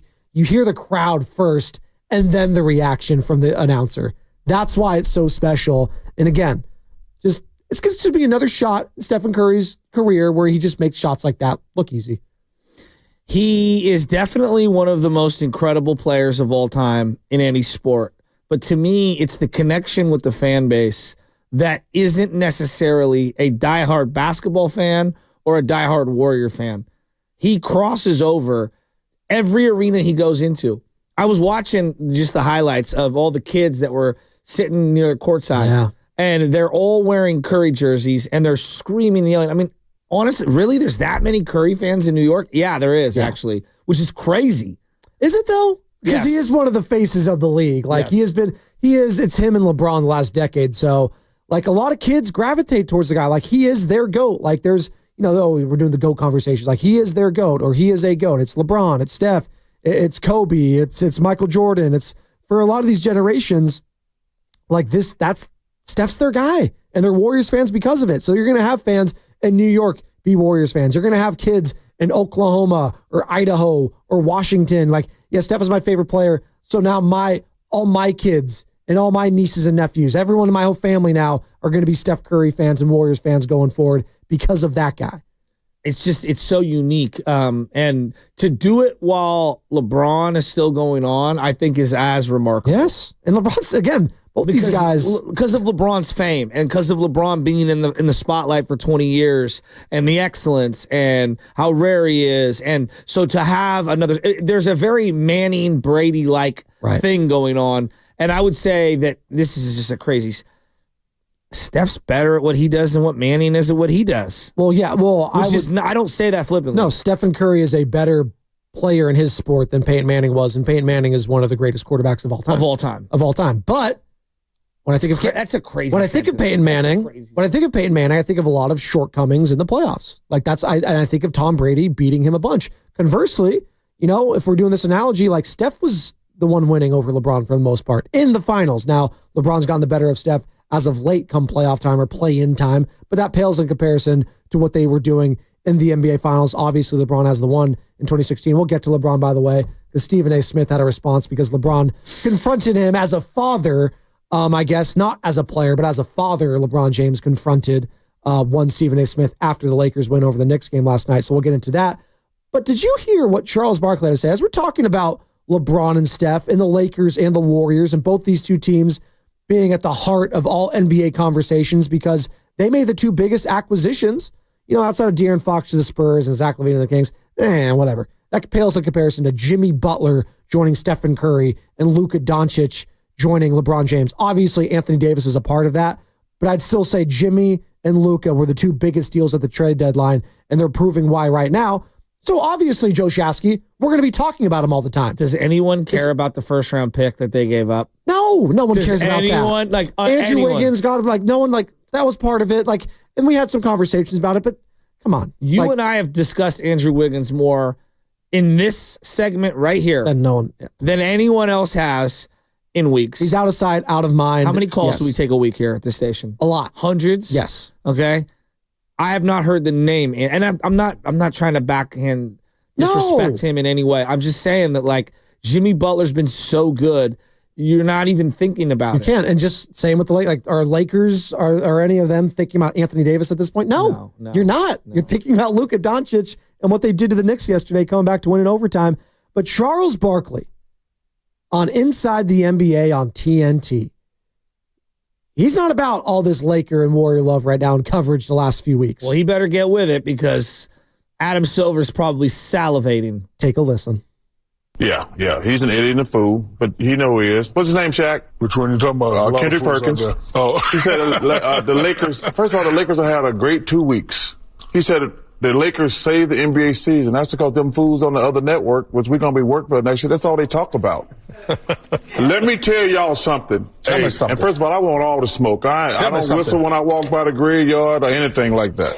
I don't whistle when I walk by the graveyard. Right. I like that. Hey, man. I'm stealing that one. The Lakers are doing great. Got a long way to go. But the reason the season's been going great for the Cleveland Cavaliers and the Oklahoma City Thunder, y'all just want to talk about the Warriors and the Lakers. They're both doing great. Don't get me wrong. If I turn out to be wrong, I got no problem with that. But y'all are idiots because y'all talk about the Lakers and the Warriors all the time. Y'all don't. The Cleveland Cavaliers have won 12 straight games. The Oklahoma City got the MVP and they are on fire. Y'all are talking about who's in second place. That's the reason I get pissed. Hey, the Lakers are doing great. I don't mind being wrong. The Warriors are doing great, but that's because you fools on other networks, which we're going to become fools next year. We'll be working on that network. But Oklahoma City and the Cavs been balling for 6 months. Y'all talking about teams that had two great weeks. All right, so Charles Barkley going at ESPN and Kendrick Perkins in particular because of their coverage of the Lakers and Warriors these last few weeks. Because Perkins does suck.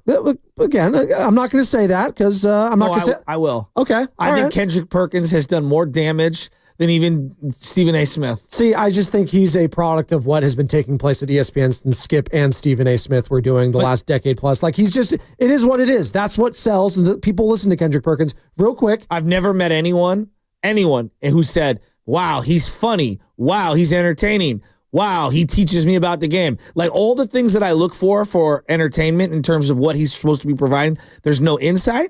There's no entertainment. There's no funny. There's nothing there. So for me, it totally misses the mark. Well, he responded, Kendrick Perkins, because I know you care about that. Hey, NBA on TNT, might want to tell that senior citizen, Charles Barkley, that I'll be around.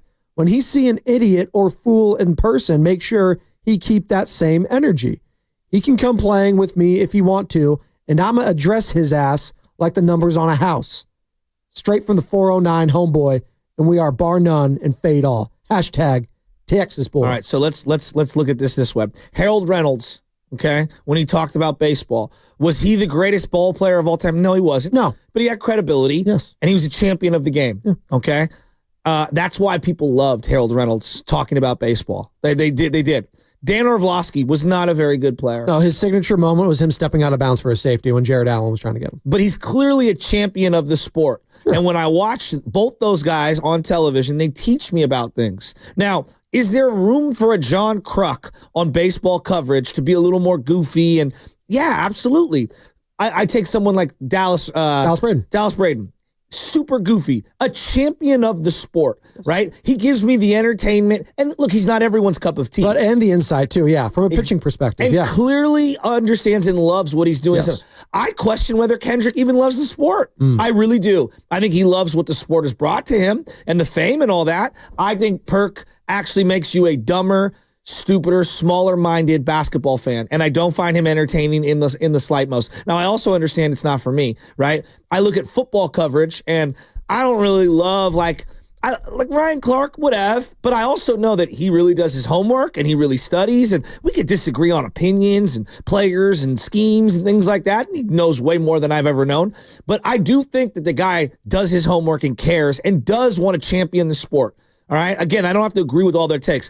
I look at the other two sports and some of the people that are at the forefront of talking about the sport. And I say to myself, like, I don't really question if what they're saying is what they believe and do they love the sport. I question those things about Kendrick Perkins, and I think he sucks. You're listening. I do. You're listening to 95.7 The Game, KGNZ, FM, and HD1 San Francisco, and Odyssey Sports Station. Always live on the free Odyssey app. I think you could feel that way. That's fine. I didn't really think about Kendrick Perkins at all in there. I get that was part of the conversation, but more so it was Charles going at the fact that, and he's going to be joining ESPN, which he's making fun of in light of the whole time, that ESPN was choosing to cover the Warriors and Lakers all the time. And that's what bothered him when he feels like we should be talking about, you know, the Oklahoma City Thunder, who have won a bunch in a row, 5 in a row to be exact, or the Cavaliers, who have won 12 in a row. Like, we should be talking about them more. We did talk about the Cavs when they had Kyrie and LeBron and Kevin Love. But should we be talking about them more this year as they are 52-10 in the number 1 seed? How many times have I brought up the Cavs this week? You and me. I think I've referenced them 3 or 4 times. I was going to say a couple of times, maybe. In terms of standings. Standings. Again, right? That's the only time we bring them up. I say, hey, they've won 10 in a row. Hey, they've won 12 in a row. But we're not talking about, we're not watching their games, really, though. We're not really watching them We are play. an event society. Yes. Right? That's what we've become, whether we like to admit it or not.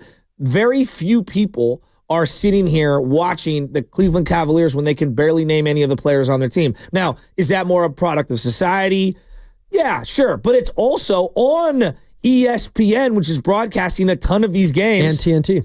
For not talking about them, and Kendrick Perkins for not talking about, but also, what's he going to talk about? The things that hit the most, and we're going to get the most social media reactions. So it's a double-edged sword here. Well, Charles is saying, like, oh, the last couple of weeks, you guys have all been talking about this. I was like, because the last couple of weeks, a month, I mean, who's the biggest story in sports right now? The Luka trade is one of the biggest stories in sports. It might be in sports history. And then add in Jimmy Butler to the Warriors, and all of a sudden Warriors... And the way it went down with Pat Riley, a legend of the game. I understand what Charles is saying because he wants to be again, you view him as a champion of the game because And maybe also an entertainer. Yes, also an entertainer. He's and part I would of say that. more entertainer than champion of the game at this point in his life, but that's fine. But I know what I'm getting from him. Sure.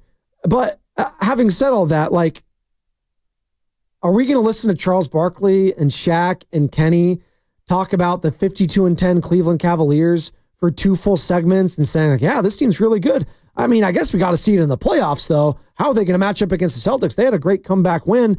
Like, I feel like there's only so much you can do of that. And the casual, again, this is what we're talking about here. ESPN, they're talking to the casual fans, right? We're talking to Warriors fans. We're in San Francisco. We're talking to a certain audience of Warriors fans. We're the home of the Warriors. We have to be cognizant of what and who we are talking about. So that's why whenever we have a national story, Joe Shasky, taking us behind the curtain, we have to tie it back to a Bay Area team. Myles Garrett asked for a trade, tied to the Warriors, right?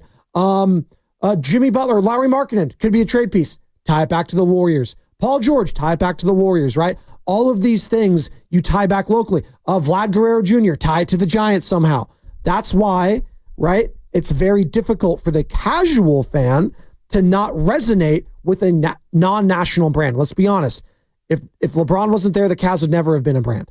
Like, let's just call it what it is. The Cleveland Cavaliers are not a brand. The Cleveland Browns are a brand. It might not be a great brand, but they're a brand. Football is different. And I understand we try to do this compare and contrast when it comes to the NFL and the NBA. Fact of the matter is, the NBA and NFL, when it comes to the product and promoting the product, I just don't see the NBA ever getting on the NFL's level again, because football as a sport has overtaken everything in society. I think it's a bad comparison. It is. It's not fair to the NBA, but I feel like we try to pigeonhole it, like Charles Barkley is saying, like, why can't we talk about the Cavs and Thunder? I was like, well, because, and you likened it as like, oh, the Minnesota Vikings, maybe we could talk about them. Yeah, because there's so many more layers that we could talk about. Sam Darnold, his journey. We're so good at talking about the different aspects. Brian Flores, what went down there, the drama there, and now he's becoming one of the best coordinators of sports. Could he get another head coaching job? Kevin O'Connell, should we be talking about him being coach of the year? One of the best, obviously part of that Shanahan-McVay coaching tree, right?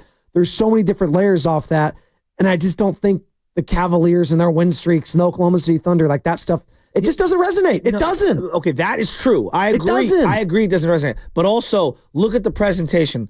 I use baseball as an example because the NFL is its own beast. When I tap into Fox for the World Series, they've got Jeter, who loves the game and is smiling. They got Poppy. They've got, whoever. A-Rod. These people Kevin Burkhardt is good too. He's very, very legitimate. They're all smiling, and I don't feel this venom toward certain players, and I don't feel like an agenda. When I tune into ESPN, it's Bob Myers looking on left and right, and I love Bob, going, oh, God, what is Stephen A. going to say, number one? And then he looks on the other side, and it's Perk, and they both have an agenda. And he has to be the voice of reason. Can we just talk about the game? When was the last time you heard Perk talk about a half-court set? I honestly, I don't even watch whatever it is called now on The Jump, formerly, what is it called? NBA and ESPN. That's all. But yeah. You know why I love TNT's show? Like, you've got, obviously, Barkley, who we referenced in terms of entertainment. And I think Shaq kind of is a little bit of both. Kenny Smith will go to the monitor and teach you something. Yeah. Right? Like, that happens in every single show. And the banter and the chemistry and all that stuff is with it. But when I'm watching Kenny Smith, I don't think like, oh, here we go. Here we go again. Every time Perk opens his mouth, it's, oh, God, here we go again. Like, ESPN has only themselves to blame. When you shove Greeny down my throat and you shove Stephen A. down my throat and Kendrick Perkins, I don't get who is the executive that's like, we need more Kendrick Perkins? Well, he's resonating with clicks is what that tells me, no matter what. And by the way, they're going to get more Stephen A. Smith everywhere because he signed, an 8-year, $100 million deal with ESPN. So he has got nowhere to go. He might be your president too. It's 5 years. 5 years. Oh, wow. Excuse me. That's right.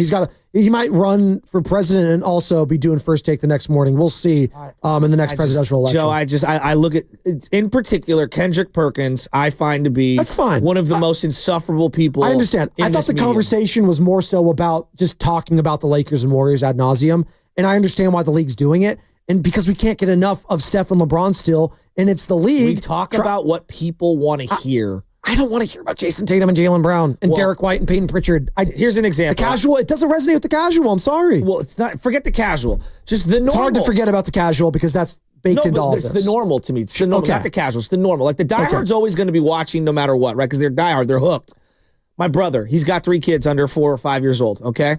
He goes to t-ball practice. He comes home from work. He's tired. He feeds all the boys. They go down to bed. He's got like a 45 to an hour and a half, hour window to sit down and watch TV. He's flipping through the channels. If he doesn't recognize some of the guys on the screen, he's going to keep going. Right. Now, if it's a close game and it's late, this is what he's saying to me. He's talking about Cleveland because we actually brought up Cleveland. He was like, I can only name a couple players, like Donovan Mitchell. Like, I know him, and I think the kid from USC. You know what I mean? Mobley, like, exactly, right? And so he's like, but like, are they real? I don't know. But if it's LeBron and it's a close game and it's the Lakers, it's like, yeah, I'm tuning in to root against him. Yeah. If it's Curry, it's like, I'm watching every Curry moment I possibly can. The Kyrie thing, like he doesn't really love Kyrie, but he loves watching him, right? So there's a hook. And again, he is more like your normal fan than people want to admit. The diehards already bought in. It's a great point, and I'm going to say this. There's no players in the NBA that garner really the stars I'm talking about, except for the old heads as we're talking about, Steph, Jimmy, LeBron, Draymond, like, I don't have any emotional attachment to any of these guys one way or the other. Like, at least if you love someone, you love them, right? Steph's lovable everywhere. Or, like, I need more villains. People to hate. Like, that's, like, there is a place for that. Like, the Rasheed Wallace types, right? The bad boy guy. Like, that's why people tune in to watch Draymond. Oh, what is Draymond going to do? I hate that guy, but I'd love him if he was on my team. Like, I keep going to these teams. Like, Donovan Mitchell, It's a good player. Shea Gilgeous-Alexander, yeah, great player. Actually, I really like rooting for him. That's fine. But I don't think he garners really an emotional response, at least for me. Well, he's newer. But Dylan Brooks does. He does. He does. And as mediocre as he might be as a player, like I know a lot, but it's also through the Warrior prism. I know a lot of people like, oh, screw that guy. And their head coach does too. Ime Udoka, I know he's going to be getting a little fiery. He's going to get after you. Absolutely. He's going to try to pick a fight or maybe potentially like the Bucks is a great example, Joe. I just know the Bucks don't really hit like that. Giannis does. But no one cares about Brook Lopez. No. Bobby Portis. And Doc Rivers, we're going to be saying, oh, he's going to blow it, right? Like, that's what it turns into. But this is, we're having a conversation. And the Celtics brand is a little different because people either love or hate the Celtics. Joe, we're having a conversation about the NBA, but I think it really resonates. Look at the San Francisco Giants. Yeah. They won 100 in however many games, and it didn't resonate with people. Okay? We, as a media, don't get to choose what the fans love. The face of the league, who you love, why you watch, the fans determine that, not us. And so we can help it in a way, but if I talk about Kelly Oubre every single day, even though he's like the second or third most important Warrior, if you're just not feeling Kelly Oubre, you're turning me off. You know what I am a fan of? Not only the NBA, not only NFL, not only Major League Baseball, but the NHL. Sucks, Celebrini. Gotta shoehorn it in.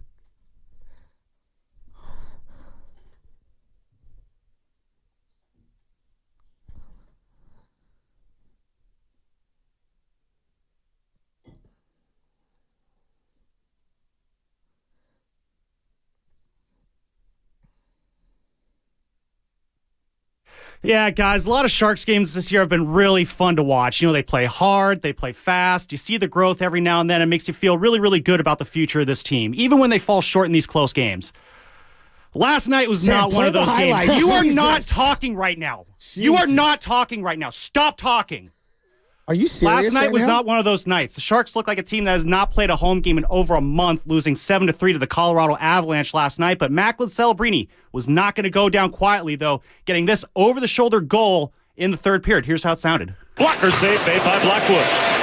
Macklin plays it all the way across. Celebrini scores! Roots it top corner. That is Macklin blowing through the rookie wall last night on ESPN. He's fighting through it. You could see the fatigue surface at times, but he keeps finding that extra gear to tap into, and that is why you feel good about this team, regardless of the records, all because of Celebrini. Today is the NHL trade deadline. Will the Sharks make any more moves? Vitek Vanacek, Nico Strum, they were sent to the Panthers. Jake Wallman, he was sent to Edmonton for a 2026 first-rounder. Sharks back at home tomorrow night against the Islanders, and that is your 60 seconds of Celebrini. Great job, Sam. I loved it. NHL trade deadline, your thoughts, Joe Shasky. What's going to go down today? Is Sidney Crosby or Alexander Ovechkin going to get traded? That's his two biggest names I know in hockey. Connor McDavid, right? And Macklin Celebrini will be on his way to being one of those names. Bet your bottom dollar, baby. Shout out Annie. What's coming up with the game is brought to you by MB Jesse Painting. We were talking about the Lakers. We were talking about the Warriors. Well, we were talking about Stephen A. Smith, and he went at it with LeBron James after the game yesterday. You're not going to want to miss this. He had a response on First Take in regards to one LBJ. I want to get back into Steph. We'll get back into Steph and your belief level in this Golden State Warriors team as we wrap it up and hand it off, by the way, to not Steiny and Guru today. No. It's Bonte and Guru at the top of the hour. You're not going to want to miss that. Wow, dude.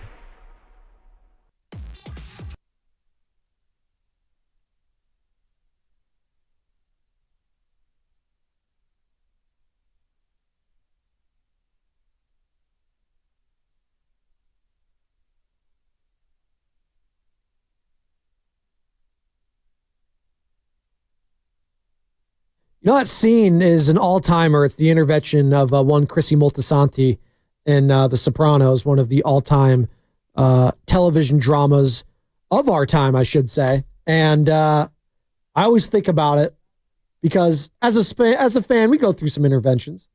We do. We have to come to a realization sometimes. And I think Warriors fans were coming to the realization maybe a month or so ago that, man, maybe this thing is over with Steph Curry. It sure felt like that. The way the season was heading, you're mired in mediocrity. There was a crisis of confidence.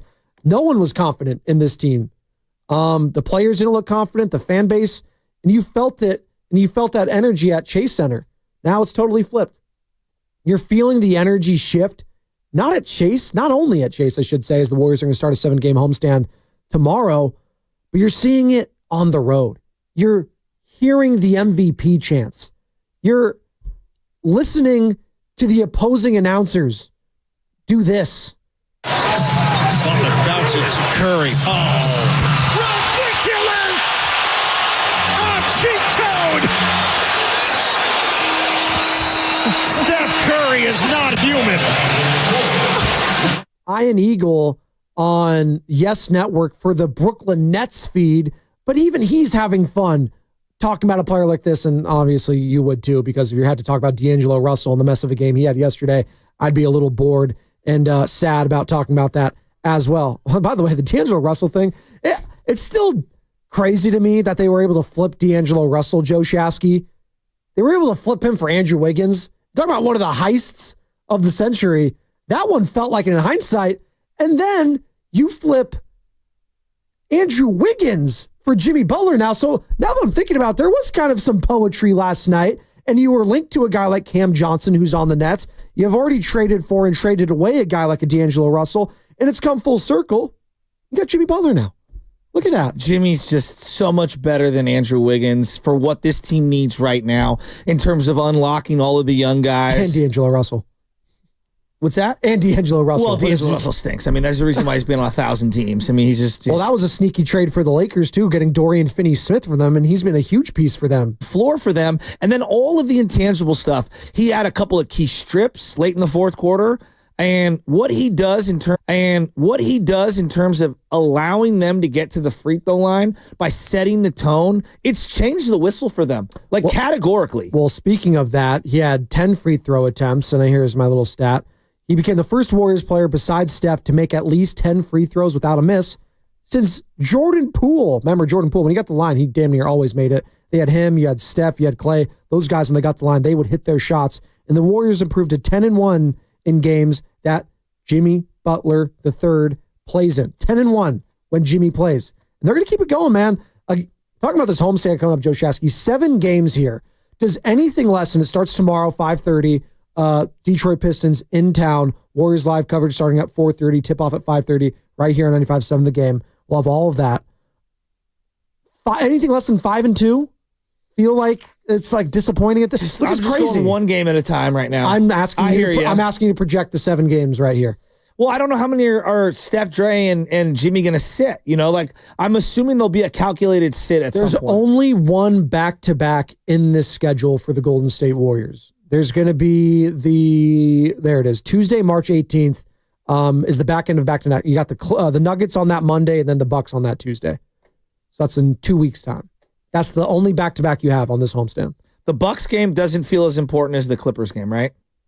As the Nuggets one, you mean? Excuse me, Nuggets game. Yeah, no, not even close. Yeah, yes. So I think, and more so, not necessarily that you have to win the Nugget game. I want to see what you look like at full strength against them. Like, to me, that's a slight preview of what a playoff matchup might look like. Not that you're going to throw the kitchen sink at them. You don't want them to see all your little tricks, but I just want to see where they stack up. And if they were to beat them, that would probably be the best win as of now on their schedule. Again, if the season ended right now, the Warriors are the 6th seed at 35-28. They would be facing the Denver Nuggets at 40-22.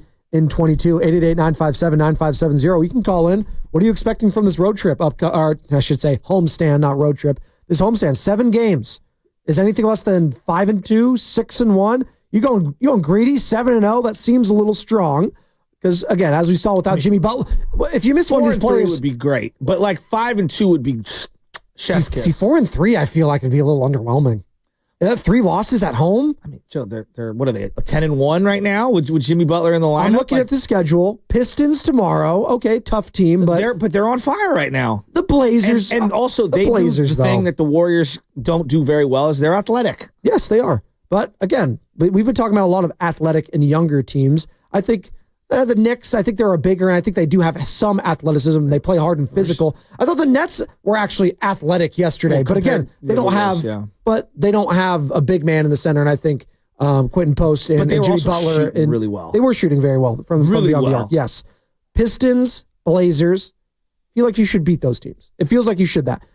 Kings after that. We'll see. They've been playing Kings well, too. Kings are much better today than they were that first game out of the break. But I feel like you should win that game. The Knicks, they're not going to have Jalen Brunson. I'm just calling it out. They're not going to have Jalen Brunson. You should win that game. He'll probably be out 3 or 4 weeks. So I have 4-0 right there. Well, no, wait a minute. Like, they didn't have Karl Anthony Towns in the last game, and they went right down to the end. So I'm not going to dismiss them just because Jalen Brunson's out. Playing the game. I'm calling it 4-0. Okay. Then you get to the 5th game. The Nuggets. I think you're going to take an L there, but it could be close. Like you said, if you take the L there, it's not the worst thing in the world, but you would like to beat one of these elite teams that you could be potentially facing in the first round as far as the mentals go. Then you got the Bucks on the back end of a back-to-back. And let's say you win that one. You've had your good luck against the Bucks as of late. Maybe Giannis doesn't play in that one. Maybe potentially, or a Dame. We'll see. And then you got the Raptors, who stink. Did the Raptors beat you, though, early in the season? It was one of the worst losses of the year. So, again, but a different team. It's completely different. So you got the Raptors there. Such a wrap it up there. Loss. So I'm saying 6-1. 6-1, I think, is the goal on this homestand. You're going to say that seems a little strong. If they go 6-1, then that means they would be 17-3 since the Jimmy Butler acquisition. 17 or 16. Since the Jimmy Butler acquisition, and that's an incredible mark. Yes. Be crazy, right? I mean, that would be their best, month chunk. Well, 2-month chunk since the 18-2 not start. 7. It'd be 16, right? Because they have 10 wins right now. 16-3. So 16. You said 17. 16-3. Okay, yeah, that would be it since they've acquired. That's incredible. It's crazy. Well, that's first seed, second seed in any conference, any year type of a clip, right? But looking at this season, Nuggets 40-22, Lakers 40-21, Thunder 51-11. All these teams feel like they're probably hard to catch. No, I'm not saying they're hard to catch. I'm saying that body of work in the previous years over an 82-game schedule would mean that you're one of the upper echelon seeds. Correct. That's how representative. That's how they would be. And that's a quarter of the season. And that's why you're so excited. Again, a fifth of the season. We're all talking about this season. I think you should be all in on this season if you're a Warriors fan, because you never know what's going to happen next year. You never know what's going to happen in the offseason. Things have a weird way of shaking out sometimes. And we know that firsthand with Klay Thompson, obviously, just in his recovery process. And sometimes things can go haywire. So I think you got to strike while the iron is hot. And this season, although it sounds insane because they've only been playing together a month now, maybe this is your best opportunity to go on a run here and get to the Western Conference Finals and maybe even the NBA Finals, more so the next season. I know it sounds crazy. This might be it. Is Kuminga going to come back on this trip, this homestand? You'd think so. No setback for Jonathan Kuminga. This was Steve Kerr 2 days ago on with Willard and Dibbs. The injury, though, it was a little more severe than I think a lot of people initially thought. No setback. It's just that the injury itself was, I think, more serious, than anybody realized, and some of these things you just can't predict. I mean, that's one of the things I've learned during my time as coach working with Rick and the performance staff. There's no exact recipe for these injuries, and everybody heals differently. And I think as it's turned out, JK's injury was, more of a setback than we realized in the beginning. And he's working hard. He's working every day. Had a really good workout today. And it does feel like he's getting close, but, you just got to do the right thing. And that's what we're all trying to do. The thing that has anyone seen him? Any of the media seen him actually working out? I think they've scrimmaging at times, maybe shoot around. I don't know. Yeah, we'd have to ask Anthony Slater. We'll have him on next week. Is he cutting? Is he running up and down? Like that's what I want to see. All we've heard is that he's had heavy ice in the locker room on his knee, on his ankle. Draymond has heavy ice on both knees every game. Okay, but Draymond Green's 35 years old, so that comes with I hear you, but that's I know it's part of the recovery process, but it's concerning. Again, whenever Steph is taped up with a bunch of ice packs around his ankle, I get concerned sometimes too. But that's all I'm saying. That no one's no one really knows what we're going to expect from Jonathan Kuminga here. And there is fear in that, right? There's fear in the unknown. Shout out Elsa into the unknown. I don't know if you and LJ are on Frozen 2 yet. No. You'll get there. No. But right now, he's just fear. obsessed with watching basketball on television. There was more fear in the unknown a month ago. Now, there's more like, I'm kind of excited about where we can go if I'm a Golden State Warriors fan right now. There's excitement brewing with this team right now. And I don't know where it ends, Joe Shasky, and I don't know where it begins here for the Warriors, whether it's a play-in, whether it's a series.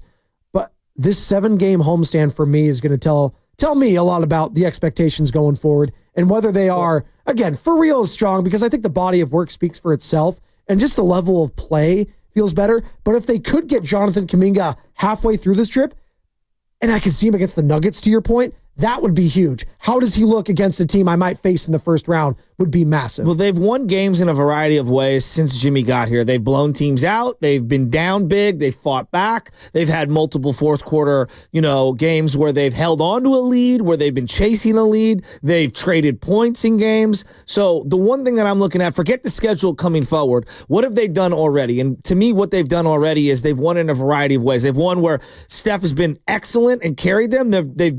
Steph's been a little spotty in some of these fourth quarters.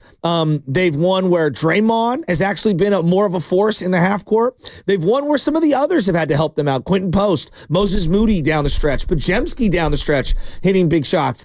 They've won on the road. They've won some games at home. There just hasn't been the opponents that I think that people would say, oh, they've beaten 5, hang your hat on it. They're playoff level opponents. That's kind of the only thing that they're missing from the resume of what we've seen so far from Jimmy Butler. I guess where I'm a little stumped here, if you're, skeptical about this team going forward, and I guess that'd be the only thing is the teams you've played in the competition. That's fair.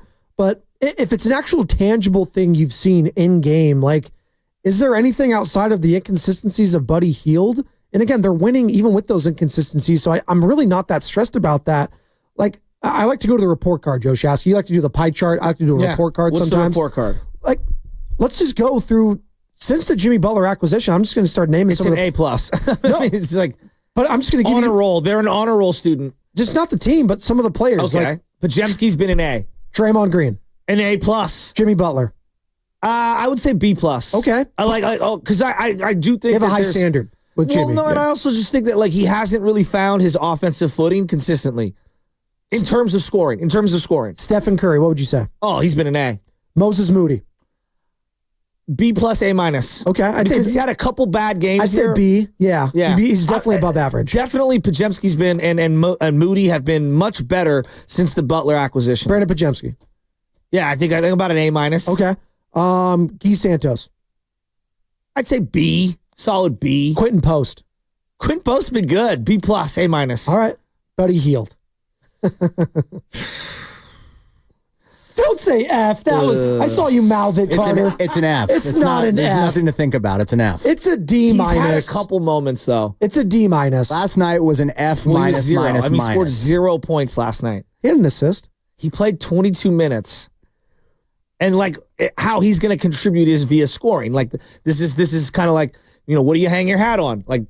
Buddy ain't hanging his hat on, point of attack defense and rebounding. Real quick, we'll get back into the report card here. I would say I don't mean to steal your segment, Mark Grandy, because he does have the Grandy report card after all the Niners games. But Steve Kerr was talking with Willard and Dibbs, Joe Shasky, and said that Buddy Hield is one of Steph's favorite teammates ever.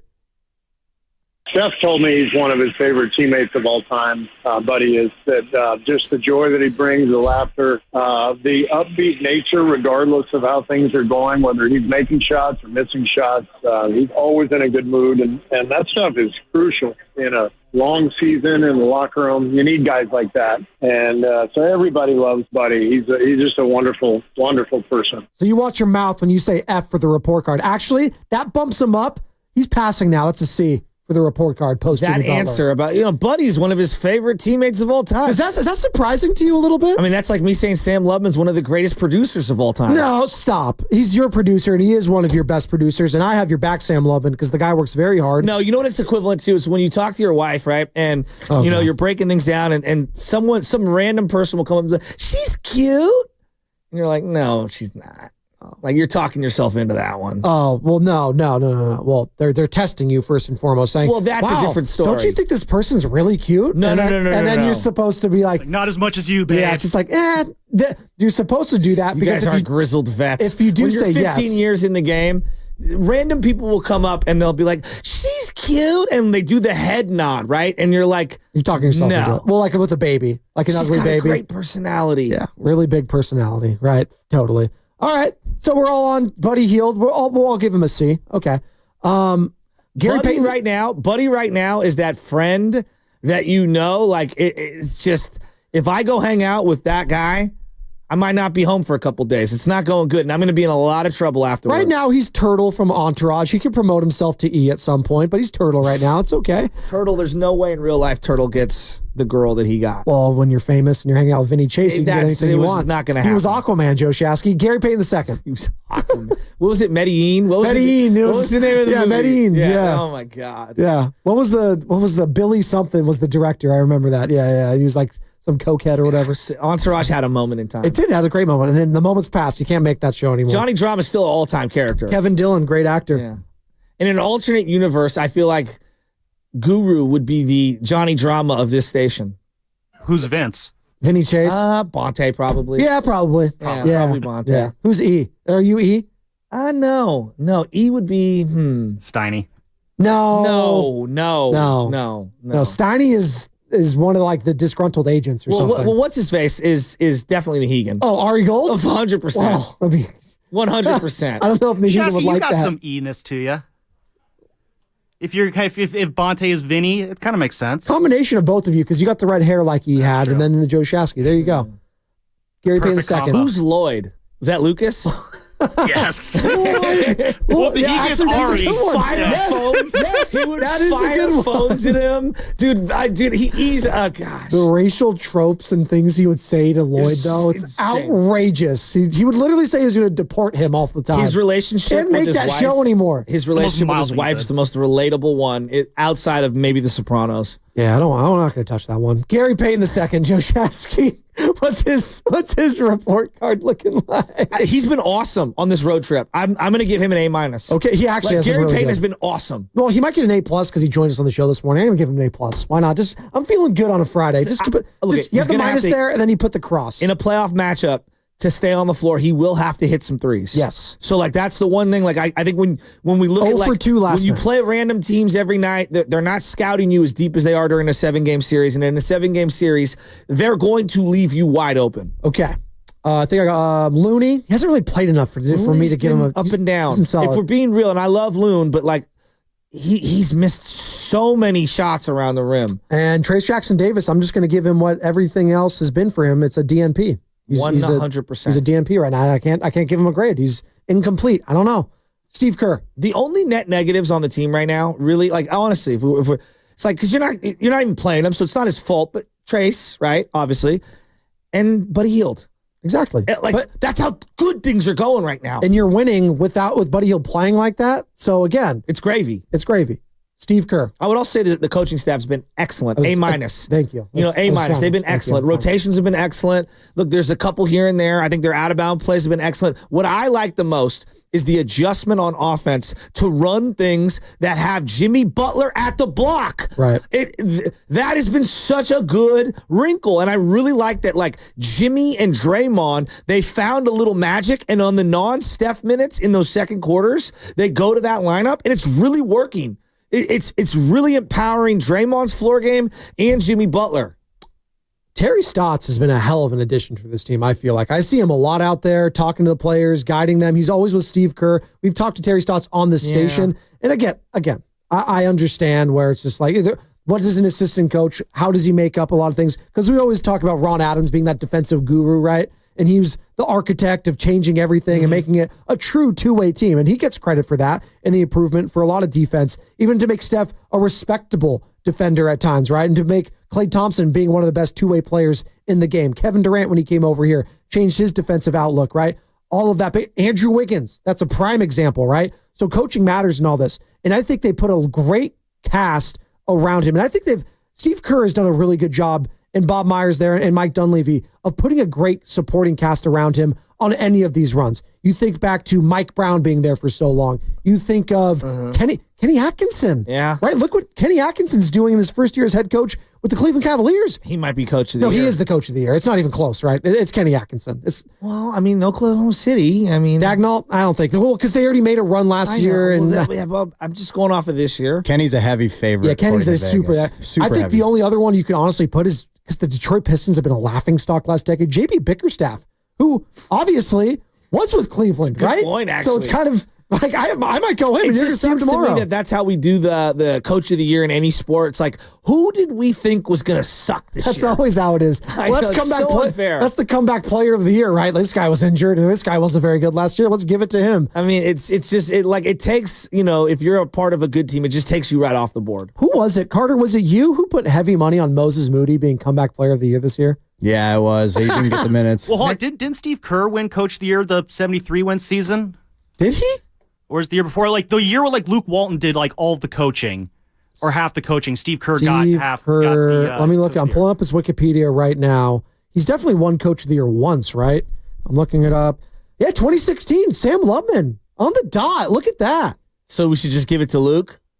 I mean, retroactively? Well, part of he did have one of the biggest winning streaks in the history of the NBA, Luke Walton. Draymond cited Luke Walton telling him to shoot that thing was what changed that season for him. Go back and look. What did he average? 15 a game, Draymond, that year? It's about right. He was chugging. Hey, you remember in that game 7? I mean, he was the guy that was scoring left and right. Like 5 or 6 threes at halftime. Now he was the reason that they were, in that position. But we're not going to get into that. There's a variety of reasons. Iggy got hurt. Boga got hurt. Draymond DDT'd Michael Beasley in the Houston round when Steph slipped on water. Michael Beasley. I haven't thought about Ian Michael Clark Beasley forever. Oh my God. Oh, dude, it was the end of the game. The game was over, and he's like DDT'd him in the middle of the floor.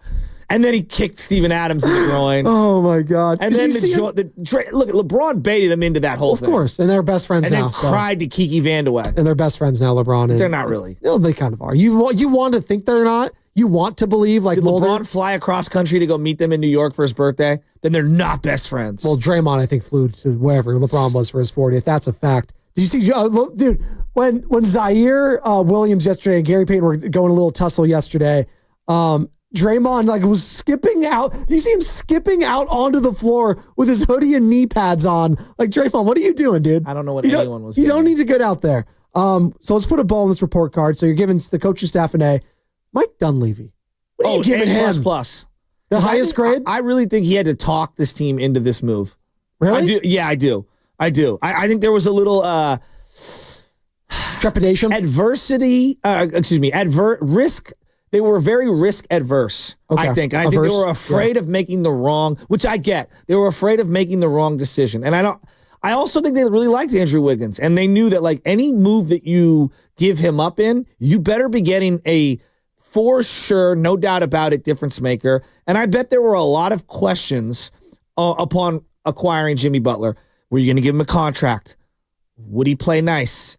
Is he in a good headspace? Where's he at physically? What does it look like on the court? That's 5 things off the top of my head. I'm sure there are 10 others you could have come up with that any one of them could have been a red flag or a non-negotiable for Steph, for Lakeup, or Kerr, or whatever. A month later, and this is what we're talking about with the report card. It's straight A's everywhere, basically. Buddy Hield. Close to it. The curve might be dropping a little bit because of Buddy Hield. He gets the C. Again, I'm being generous there at the C. He's passing. All right, this is like an AAU thing or like a high school. He's got to play. We'll give him from the the C. field. 0 for 5 from 3. 0 free throw attempts. 1 rebound. 1 assist. 2 turnovers. -11. 23 minutes. Is it worse having the 1 assist and 1 rebound other than 0-0-0 across the board? The 1 feels like it's even worse sometimes. Doesn't it? So I love, hey, one of Steph's all-time teammates, Buddy Hield. So you know what? Sentence. He's already not Mo Spates, not Jared Jack, not Carl Landry, not Clay. No, not Kevin Durant, not some of the all-time players, Andre Iguodala. I'm going through some of the glorified role players that people loved. Not Sean Livingston, not Iggy, not Zaza. It's Buddy Hield. We ain't here talking about practice. We ain't here talking about Buddy Hield. Not a game that I love. We're talking about Buddy Hield. I would have believed him saying Monte Ellis was one of his favorite players to play with more than Buddy Hield. There was a stat. Oh, God. There's a Monte Ellis, LeBron James stat that I Evan like just playing with Corey McGetty more than I like playing with anyone. No, that's what it was. It was the last teammates that were like brand new or something, or in their first 10 games on back-to-back days. Back-to-back games had 30 points and 5 assists and 5+ rebounds on back-to-back games. It was LeBron and Luka, and then prior to that, it was Monte Ellis and Corey McGetty. Wow. It's like, that's insane, right? That's absolutely insane. I love the segment. It's called Google This. Google Corey McGetty travels 7 times, then fouls someone. It's one of the greatest highlights in Warrior history. It's really a low light. I bet it's got millions of views. I'm going to actually Google it right now. He literally traveled and changed his pivot foot 7 times, turned it over, and then just karate chopped someone for a foul. He had a respectable career, Corey McGetty. 16 points. He averaged 16, 5, and 2. That's pretty good for a career. Those biceps, though. I mean, come on. Guy's got guns. The gun show. Let's see. We want to get into this. We got a couple more minutes. Why not? So, for those of you who are under a rock and not watching, ESPN. Corey McGetty travels 6 times in one play. Real quick. 6 times. Yes. It's all over the internet. He did a lot of times. How many millions of views? How many times does LeBron James travel, though? That's what I want to know. I mean, every single time that he goes to the lane, he got to get the extra crab dribble. 1.6 million views on Corey McGetty travels 6 times in one play. You done with Corey McGetty? You over? Are you good? You feel better? Warrior legend, number 50, Corey McGetty. You feel better? I do. All right. You're going to feel great about this. Stephen A. Smith and LeBron James going at it last night. Maybe that's a little strong. But after the game was over, Stephen A. was courtside, obviously a big Knicks fan. Lakers playing the Knicks in La La Land. LeBron James walks off the court and has some words with Stephen A. Smith. Very stern, not buddy-buddy. They're not dapping each other up. And LeBron James says what he needs to say and then walks away. Here's what Stephen A. had to say this morning in regards to what the conversation was and what his reaction was to it. That wasn't a basketball player confronting me. That was a parent. That was a father. And I can't sit here and be angry or feel slighted by LeBron James in any way in that regard. By all accounts, he's obviously a wonderful family man and a wonderful father who cares very, very deeply about his son. And based on some of the comments that he had heard, or shall I say, I think he thought he heard, he clearly took exception to some of the things that he heard me say, and he confronted me about it. For the record, his agent and friend, Rich Paul, has my number. Maverick Carter, who works under him, has my number. LeBron James knows how to get in contact with me if he wanted to. He never called, because had he called and wanted to talk to me, I would have accepted that call. Had he wanted to see me, I would have flown out and I would have seen him and I would have had a conversation man to man. But that is not what he elected to do. Instead, he elected to confront me while I was sitting courtside. Ari Emanuel, the head of William Morris Endeavor, one of the agencies that represents me, along with Larry David, was sitting courtside. I was with them for the game. And he walked right up to me and he said what he had to say. Apparently he feels like I was slighting his son. So just name drop that Larry David there and amongst others. So Stephen A. said LeBron James came to him as a father, first and foremost. And by the way, I just love I got to talk like this. Like, I got to put my serious voice on because I do a character most of the time. So this is me being actually serious. Stephen A. Smith. Someone actually held Stephen A. accountable and he feels a little slighted. I mean, well, newsflash. Was he in bounds? As I've learned, things that you say can get you in trouble. Was LeBron in bounds for doing that? For going I don't think he did anything wrong. Okay. What did he do? He went over and talked to him. Stephen A's talking about Bronny, the basketball player, and maybe not feeling like Stephen A has made a career talking about LeBron James every single day for 20 years. I get it. I understand. Yeah. This is part of the territory, and I actually feel bad in all of this for Bronny that he's being part, because that's the last thing you want, is to have your dad go up speaking on your behalf to one of the largest media mobile. Yeah. That's part of me. If I'm again, the views, everything's baked into it. Bronny knows this lifestyle. He's been born and bred into this lifestyle his entire life. So he understands the camera aspect, the media, all of that. He's watched his dad get ripped for his entire career by Skip Bayless. This isn't anything new to him, obviously. I just he's in a rock and a hard place in all this. And I feel some type of way for Bronny and all this. Not so much for Stephen A. And I get, you're a parent now, Joe Shasky. You want to stick up for your son no matter what. But I do think there's a time and place for everything. Oh, he could have done it away from the cameras. But I think he made sure he did it in front of the cameras. And I don't know if that was the best move to do if you're trying to protect your son and all that. That's it. That's all I'm saying. Well, I think the son aspect is to the side. There's clearly some bitterness between the two of them for whatever reasons. I would understand but this is where LeBron, like, you giveth and you taketh. LeBron, you've fed into the ESPN beast for 20 years, and you've profited wildly from it, right? Sure. In terms of your Q rating and just everything. Like, we know, like, Rachel Nichols was literally, like, one of your mouthpieces for 2 decades, okay? We know this is a fact. This has come out. And Jimmy Buckets. And Jimmy Buckets, absolutely, right? So, like, when you make friends in the media, and then, you have an entire company that's basically a propaganda company for you and everything that you represent, and then they start talking about you every single day. You got guys like Stephen A. Smith that have every single day, whether he's playing or not, they talk about LeBron James. There's a relationship. And I probably would have said, take it off to the side, off camera, whatever. But also, like Stephen A. Smith, like, you kind of bring this on point yourself. If you're going to wear all white walking into arenas and having cameras and you're going to sit courtside and this, that, and the other, like, if you're going to talk that talk, eventually someone's going to step to you. So I think there's a happy medium in all this. I didn't find it to be that big of a deal. That's fine. Did you? No, it was, again, I thought of the kid in all this. I thought about Bronny first and foremost because I am a father of 2, Joe Shasky. Yeah, but he's also signed up for this. He did sign up for it. But no, I'm more so talking about, like, I don't want my dad doing that on my behalf in public to an entity like your Stephen A. dad Smith got you. He strong-armed you into strong-armed the league into them drafting you and giving you the most guaranteed money in the history of second rounders. But you know what it has in Joe Shasky? You're a coach. It has kind of my dad's talking to the coach after the game in front of everyone, and it's making me feel uncomfortable. Has that kind of energy.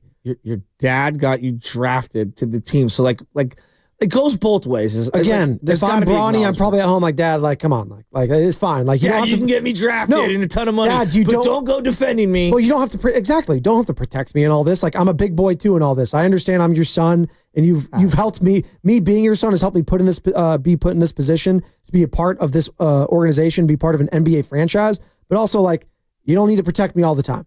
Do you know what I do need to protect though? Is Fast Five.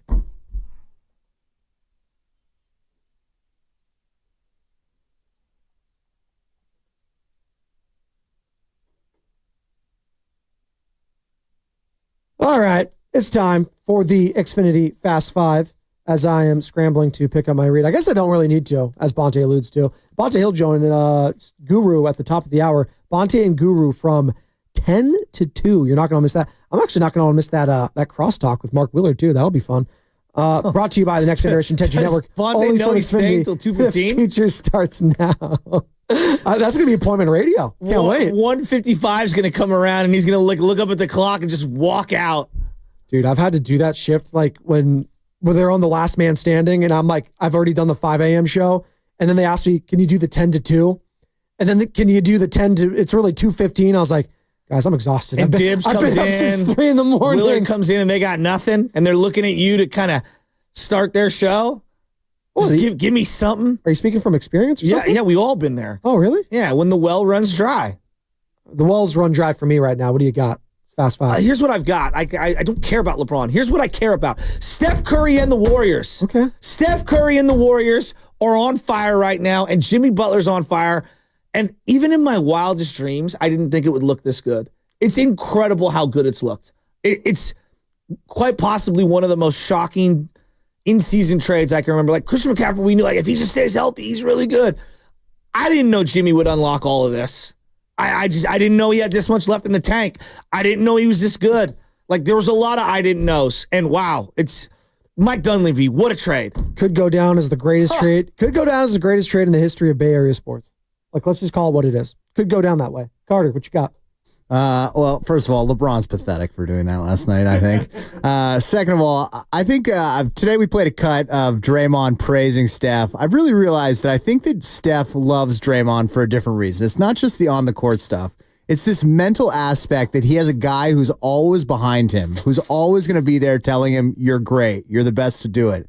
Having that in your ear, I mean, think about what that does for your confidence all the time. Like the guy in Rambo, if you send a bunch of people out there, you better get 100 body bags because John Rambo's going to kill all of them. Yeah, something like that. You've never seen Rambo. You don't even know. His job was to kill. No idea what you're talking about. Period. The guy was like the greatest hype man of all time. Right. Well, it was his commander, like lieutenant or colonel or whatever in the Marines or wherever branch of the Rambo military. starts off dark. Very dark. Well, there's a lot of undertones too. You know, post-traumatic PTSD. stress, Yes, all of that. yes. Veterans, taking care of them.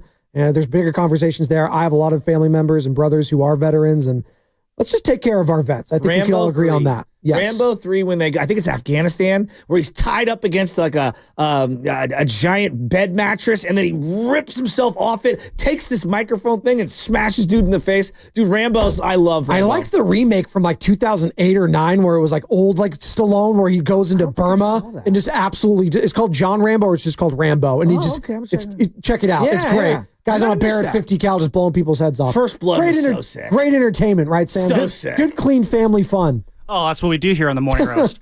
My final thought is, Joe Shasky, I should not have yelled at you like I did last segment. I apologize for that. I got a little too carried away there. I won't accept your apology.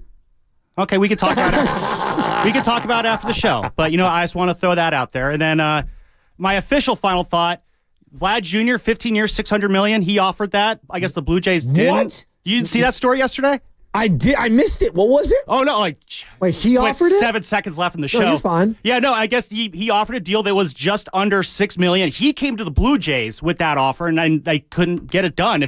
I'm thinking 15, what's the deal? 15 years under $600 million. I don't know the specific 14. number. Okay. Sorry, 14 years? 14 years. Yeah, but I would do that for the Giants. Speaking of, my final thought's going to be shout out Lawrence Butler and the Athletics, not Sacramento, not Oakland, not Las Vegas. They're just going by the Athletics. But Lawrence Butler agreed to a 7-year, $65.5 million extension. That's one of the young up-and-comers that you're going to be excited about watching in baseball. And you're going to watch him in Sacramento this year. I'll probably be driving up there, watching a few. Him, Brent Rooker. They got a fun team. A's low-key might have action in the AL West, which is insane to say, but it's kind of a down division this year. That's all the time we got for today. Try to do better the next time. Bonte and Guru coming up next. And that's going to be brought to you by Fremont Bank. Here for you. Here for good. And hold on, Carter. That was the Fast Five brought to you by Xfinity. At home or on the go. You'll get the fastest internet to all your devices.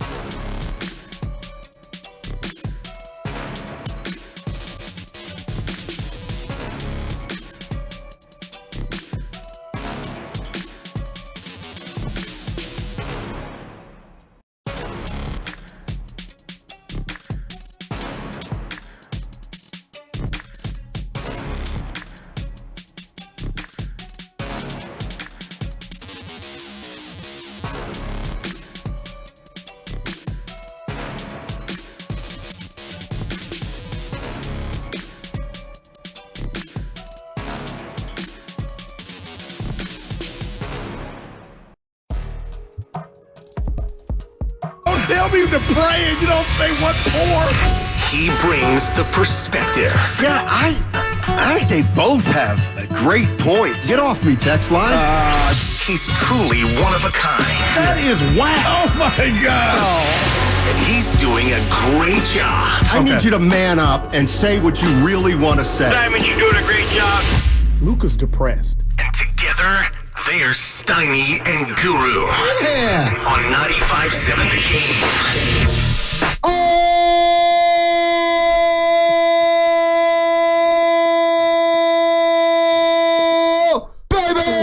Ow! Wow! It's not Steiny.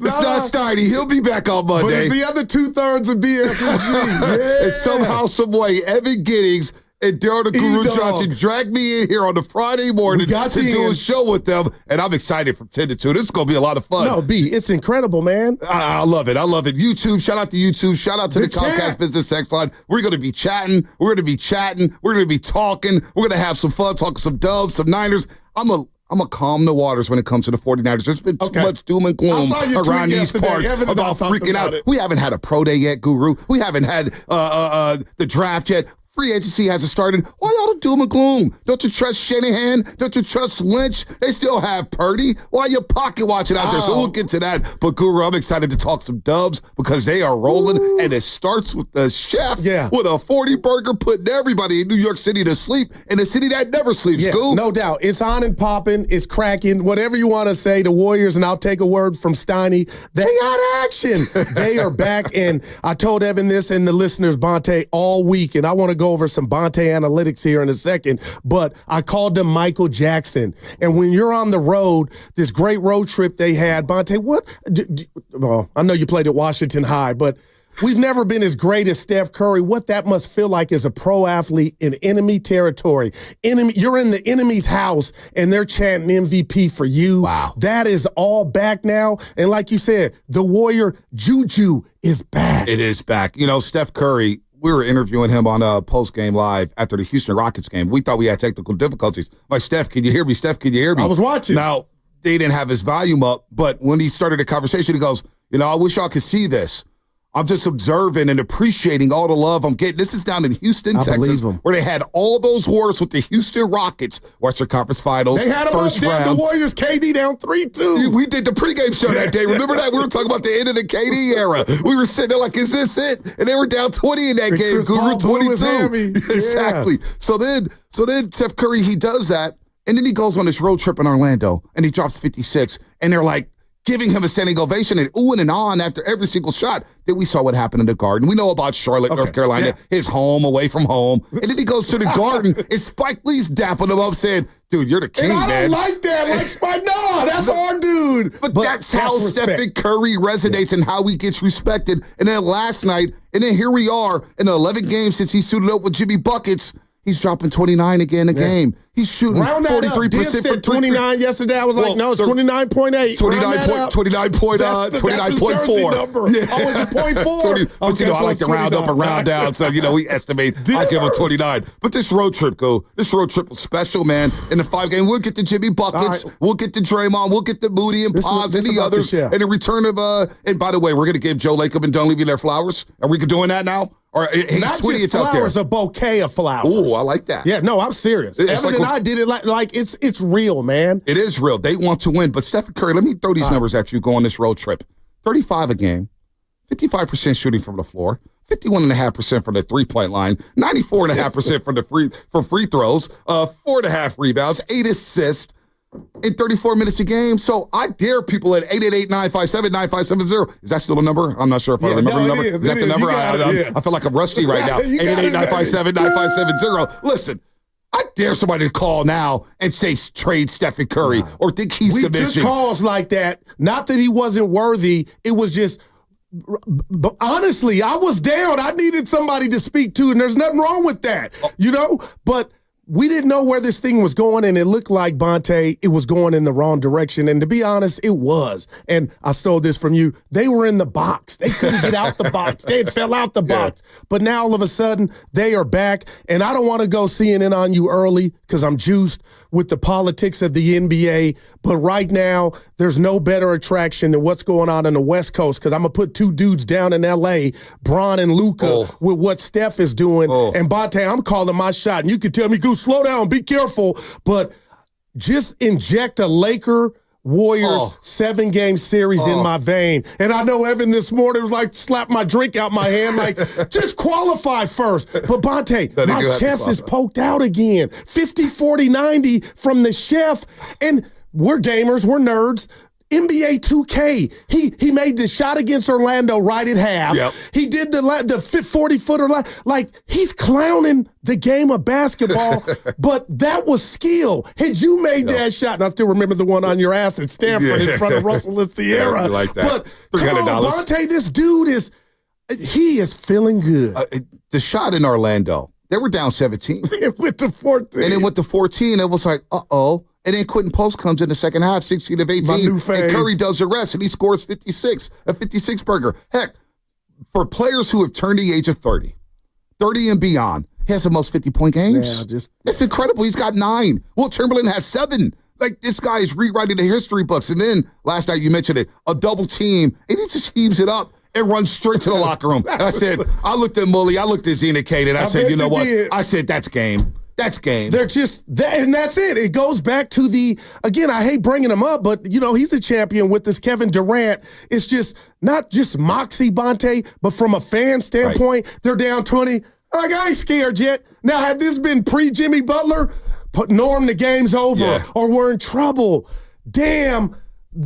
The situation that manifested or went bad in Miami with Pat Riley, the Heat, Spoelstra, and Jimmy Butler, Bonte, we can't underestimate what it's done for the Warriors. And I'll slow down here. Bobby Valentino, a great single, right? R&B singer.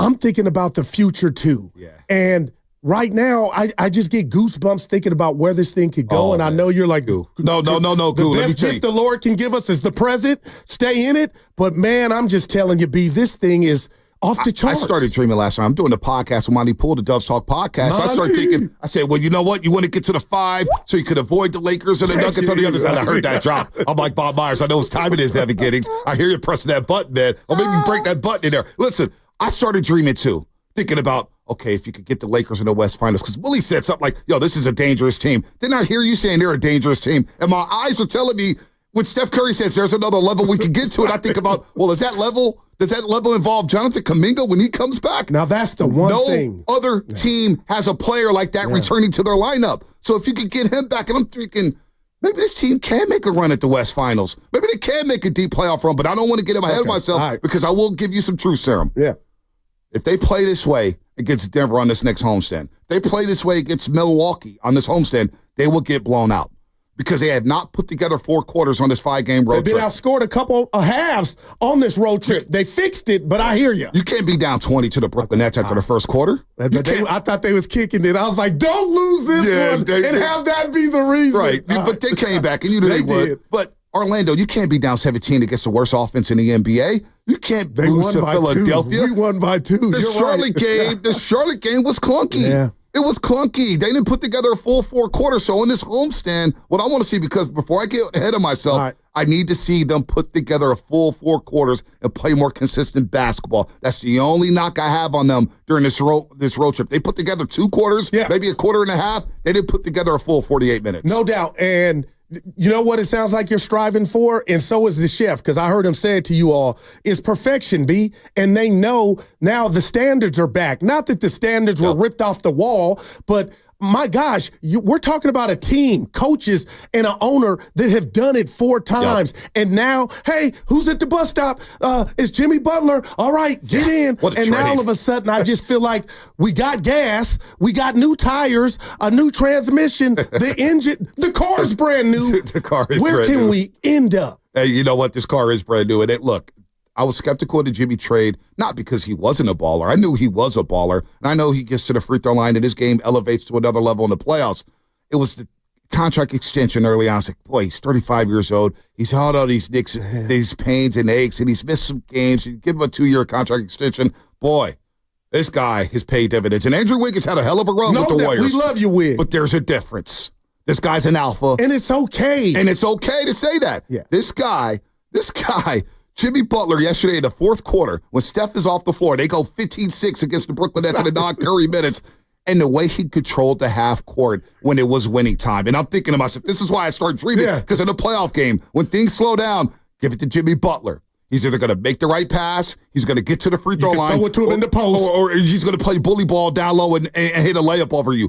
Jimmy Butler is a difference maker. So you got to give him his flowers too, because yesterday, the 25-6, and it's like, damn, you feel like he's not even trying right now. He's not a volume guy, B. I know we're look, I'm already missing breaks. No, it's all I'm already good, missing baby. breaks. We're excited.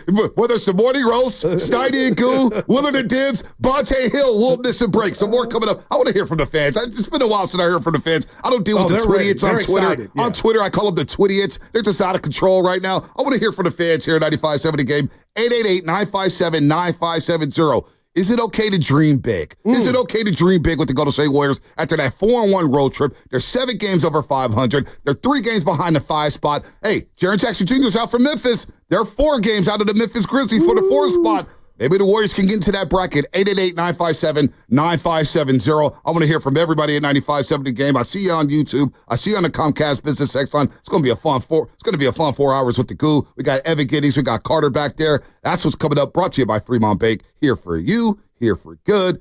As the segment was also sponsored by Public Market Emeryville. I'm pregnant with this next take. I want to get off. Join me and Steiny at the watch party.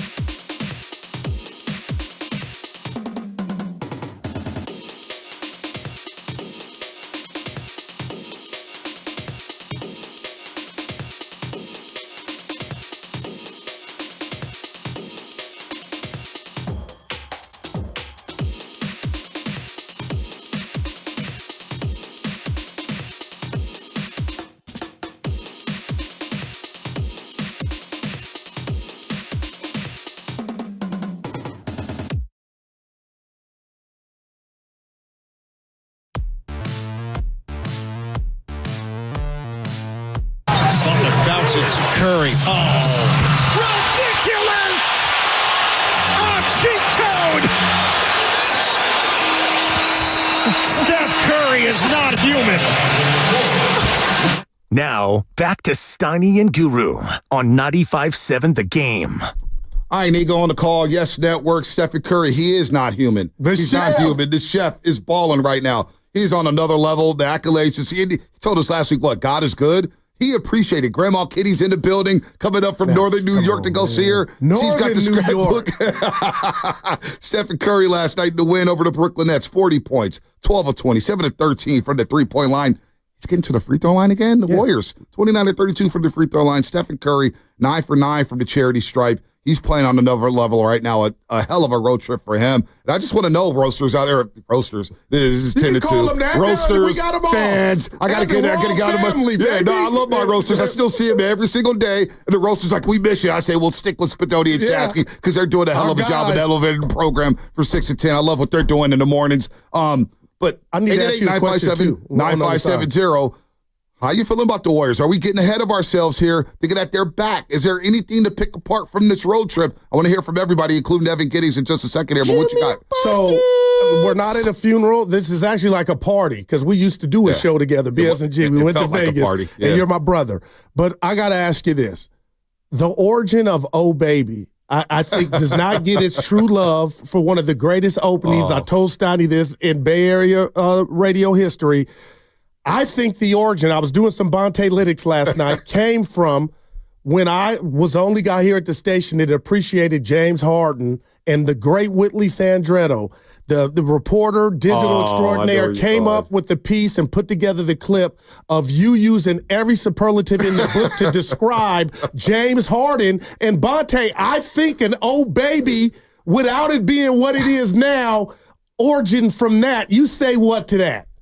I think that's where it started. I remember the clip because I said, baby, step back. Yeah, the step back daddy. The step back daddy. Oh my gosh. Yeah, I was all She just sent it to me too. Dude, he had hit a step back on Iguodala, but he missed it. But the way he separated, I said, oh my gosh, he's playing at the top of his game. Yeah. It melted my heart. I'll tell you where I think it started from, because I may have dropped it in there. Okay. But Butch and I, our first post-game show at the Hilton Hotel. This would be overtime. 2019. Yeah. Overtime. Okay. The Niners had just beat the Steelers to start the season 3-0 for the first time since Steve Mariucci was head coach of the Niners. And I was like, they've turned the ball over 5 times. Dante Pettis scores a game-winning touchdown. I remember. Matt Nahigas texted Shasky and I, get to the hotel now. We need you all now. They're 3-0 now. And I'm like, I'm feeling it because I felt like I was free, right? And I see the Steeler fans. They got the towels in the pocket. And I just go, oh, baby, the Niners are back. There it is. And I just stuck with it. I don't know. So sometimes it gets longer, sometimes it's short. Baby. But I had to get one for the folks, and I do it 2 times a show. So I think that is the origin of it, man. Right. I try to use it on the podcast, but it don't hit the same like it does on these airways. Right. It's an earthquake. I'm like, that's special. I tried to borrow it. You're stealing. I said I ran it by him. He gave me clearance. Yeah, I gave you clearance. I gave you the permission slip there. But I did want it to parade when the Warriors won the championship a couple of years ago against the Boston Celtics. I did one, and folks were sending me video saying, we were watching KTVU, and we heard you in the background screaming, oh, baby. And the news reporter said, oh, somebody's excited over there. Shout out to the Quakes. Shout out to the Quakes. Boy. Oh, we're feeling good right now. It's a Friday. Is it a payday Friday? No. Yeah, I know. I looked into my bank account, too. I owe Evan a pop. I'll give it to you today. Yeah. Hey, Evan, IOU, please. IOU. Hey, Evan, real quick, before we get this big smooth, 888-957-9570 is the number. Evan, you just heard the first segment. We're riding high right now. We're on this magic carpet. The Warriors are rolling. They're 10-1 with Jimmy Butler. I get it. No Karl Anthony Towns in New York City at the Garden. No Giannis Antetokounmpo in Milwaukee. I know Sacramento was a little beat up, but are we getting ahead of ourselves to dream that this team could really be dangerous in the Western Conference playoffs? I mean, if you got to win 4 games in 2 weeks, this team has shown they can win 9 of their first 11. And that's what you got to do is you got to win games. And the teams are going to get better. Competition's going to get tougher. My thing is, though, when was the last time we saw Steph play basketball like this? I mean, the first thing that I thought of was 2021, the last year where he really had no help, first team All-NBA. Some of the best basketball I've seen him play recently. That year. He was unbelievable. And he's doing that then. He's averaging more than a point per minute on this road trip. And it feels like He's doing it with ease. Man. He's right. That 2021 year where he had a stretch where he's averaging like 38 a game. Just like for like 10 games or 12 games. It was just clowning, right? And what he's doing right now, because remember, when Jimmy Butler got traded here, he had just had 2 games where he was 12 or 31 against Utah. But I love the friskiness of the 31 field goal attempt. Of course you do. Of course you do. No offense. So you had the 12 or 31 against Utah. Then they had the back end of the back-to-back in L.A., and he was 13 to 35, and he was pressing, and he was doing too much. Now, all of a sudden, Jimmy Butler, who, look, a lot of us underestimated. We've watched Jimmy Buckets a lot, man. I'm familiar with his game. Resume on 1,000. What he took that Miami team Twice. with Duncan Robinson, Max Strus, Gabe Vincent, a young Bam, a young Tyler Hero, and it was like, okay, Jimmy's about that life. But the playmaking ability, now when Steph goes to the bench, they don't have to worry about things because Jimmy's going to stabilize everything. And that's why I can't wait for JK to come back. How's that going to fit? Do you know what? That's all. I was fixated on that, but I'm going JJ Evans on you or James Evans. The good times are back. And I'll say this, and I tweeted to you and Evan. I didn't get any response, of course. It was late, but this is shaping up, and this is where I need to slow down, and you help me, B. This is shaping up to be one of the best, most memorable Warriors seasons from my standpoint of this. We believe cannot be touched because they were doubters. There were no standards. You didn't know what you had. But the reason Steph, to me, is so giddy and joy is because he was down. And like any great movie, you got to go through, in great relationship, you got to go through something to appreciate the good times. And let's be honest, the sun was out, but it was darkness here when it came to the Warriors. Steph said after a game, we're not built to come back. Those are shots fired in regard to what he thinks about his team. And now it's like one of the relationships, I won't say her name, I was single. She sat me down and said, I need space. And that meant it was over. Okay, it hurt. I'm still dealing with it. But Curry needed space. Bonte and Jimmy Butler has provided him space to cook. And that's why this dude, to me, is just clowning right now, man. Oh, my gosh. Listen. I mean it. Go. One thing worse in our single life. There's nothing worse than hearing, we need to talk. Or I need space. It's not you. I need a minute. And you're like, boy. What happened? And it's like, yo, you need space. And then 3 weeks later, they're on the date. And it's like, wait, I thought you needed space. That is a great analogy. Yeah. You know what, Goo? The Orlando game. Because I was on the airwaves with Shasky, and we're arguing. I said, you know what? I wouldn't mind if they stood pat and just wait till the offseason to wait for a superstar to become available. Oh, this Orlando when they came in. But I was off the airwaves then. My last day was January 31st. February 3rd, they played Orlando on a Monday night. And Orlando came in with the worst offense. And I was getting sleepy in the gatehouse and said, Willie, I'm going inside to chase and I need to get some juice. And it was one of the more dreadful games I've ever watched over the last decade. It was a brick fest. And fans were leaving midway through the third quarter. There was a lot of empty seats. And it was a lack of energy. And I thought to myself, oh, you may have to do something just to reinvigorate the passion for Warriors basketball. Because maybe Steph's not enough. Maybe Draymond's not enough. Kuminga's out. Wiggins, who knows? And they made that deal. And all of a sudden, they are flying. Their rankings, and we'll get to Evan Giddings in a second before we get to all. The rankings through the roof when Jimmy Butler's come aboard. Number one, the free throw makes. They were last before they were dead last. The free throw makes, the defense, the offensive and defensive rating, they're top 3 in both. Those are championship numbers. And so if you could get JK back, and he comes back rolling, because I heard in the practice last week that he looked better than ever. He looked better than ever. They said he was raring to go, and he looked great in the full scrimmage. So I'm hoping that's the case, and he could come back and get his chicken and play well and help the team with the playoffs. But they needed something to reinvigorate them. And they failed on Kevin Durant because Kevin Durant obviously didn't want to come here. So they pivot to Jimmy Butler. They give him the money to make him happy. He comes back out here, and it's been different, and the energy is palpable. So I can't wait for this 7-game homestand. I think Chase Center is going to be riveting. Tomorrow night with the Pistons coming to town. And it all started... The couple could be, I'm being real, and I told Evan and the listeners this, I was worried about the ambiance around the Bay had the Warriors not pulled off that trade in regard to you owe it to Steph to move them. Well, let's be real. We were taking calls. It was out there. The team looked like it had no pulse. And I go, man, that doesn't match the party atmosphere that's going to be here. They pull off that trade. Draymond says what he says. All eyes were on the Bay, and now here we go again. Last couple Sundays ago, Dallas at 12:30, they get smashed, and then now we got another Saturday primetime game again against a young upstart Detroit team.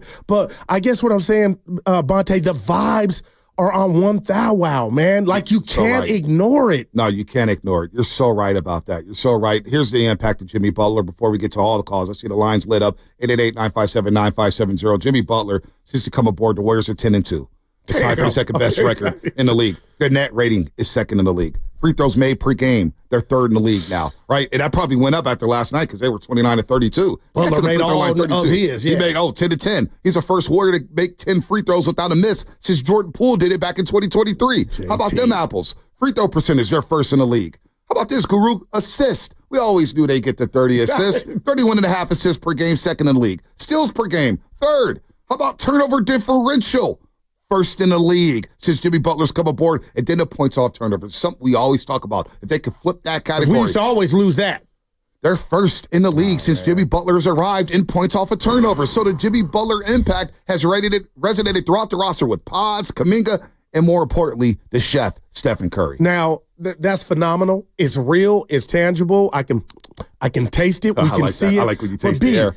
I just want to go to every sport franchise, ownership, and go to Webster's dictionary and change the definition of what a trade means, because this is what it means. This has changed though that's not fluke. I know it's 12 games, but it's going to be 20. It's throwing the ball to him in the post and him being able to Randy Moss it and go up, get and make the free throws. Like, this is the epitome of a shot in the arm. And the Joan Rivers, a facelift. You're in your bag right now, Cougar. I can't believe this. You're in your bag. I'm so excited about the 7-game homestand because it's going to tell us a lot, because some big boys are coming into town. Giannis, Jokic, the Kings, who are right behind the Golden State Warriors, and they got a big one tonight against the San Antonio Spurs. Without Malik Monk, without Domantas Sabonis, they're still feeling good. They lost a tough one to Denver the other night. The Clippers, when James Harden dropped a 50-burger, he needed 50 to beat the Pistons. That's how well they're playing with Cade Cunningham and Beef Stew down in the middle. Let's get to the calls. I want to hear from the callers. We got a lot of people online here. Let's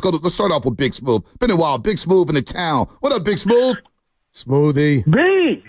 Big is back. Hey, 4 day. Hey man, you make the sun look a little brighter today. But listen, man, that's good. You gotta stop. You guys, man. I like the win only. I like the win only because the Nets tried to punk them last night. You see that? Yeah, they did. The Nets tried to punk them. You're not coming in our house with all these fans. And for a minute, they stunned them. But then I love that technical from the baby face. Green-eyed dude. I love that technical. It seemed like it sparked something. But here's what Big Smooth sees as a key. All right. Quinton Post last night. Quinton Post. It was imperative that he got those inside buckets. We're going to need him when the big boys come in. Yeah, he can shoot the open three, but now I'm seeing that Quinton Post, with that 7-foot size, he can lean in. Like, you look, one thing about Jimmy Buckets, he leans into that shot, and he's able to finish. If Quinton Post can just get, you saw that little floater last night. You saw a couple of inside buckets. We're going to need a little bit more of that from Quinton Post, because again, the big boys are coming in. What is he going to do against Duran? What is he going to do against? Listen, nobody's stopping Joker, but can he make Joker work? I've seen nobody make Joker work like Draymond. But that Draymond is, but making Joker work, he's still getting 35. But hey, that's everybody's problem. But here's the thing. If the Warriors have 2 years to try to download Jimmy Bucket's brain into Kuminga, because I'm going to tell you, if you look at Kuminga, there's no reason why he can't do what Jimmy's doing unless he's just resistant to it or just wants to chuck up a bunch of threes. But his payday, his gravy train, watch what Jimmy Buckets does. And I want to say this last thing. As soon as they open a Big Face Coffee, Big Smooth is driving over to the city to get me a large cup. I'm supporting that business, baby. Look at you, Big Smooth. Wow. With a walk off Business there. proposal. What you think about QP? It's incredible.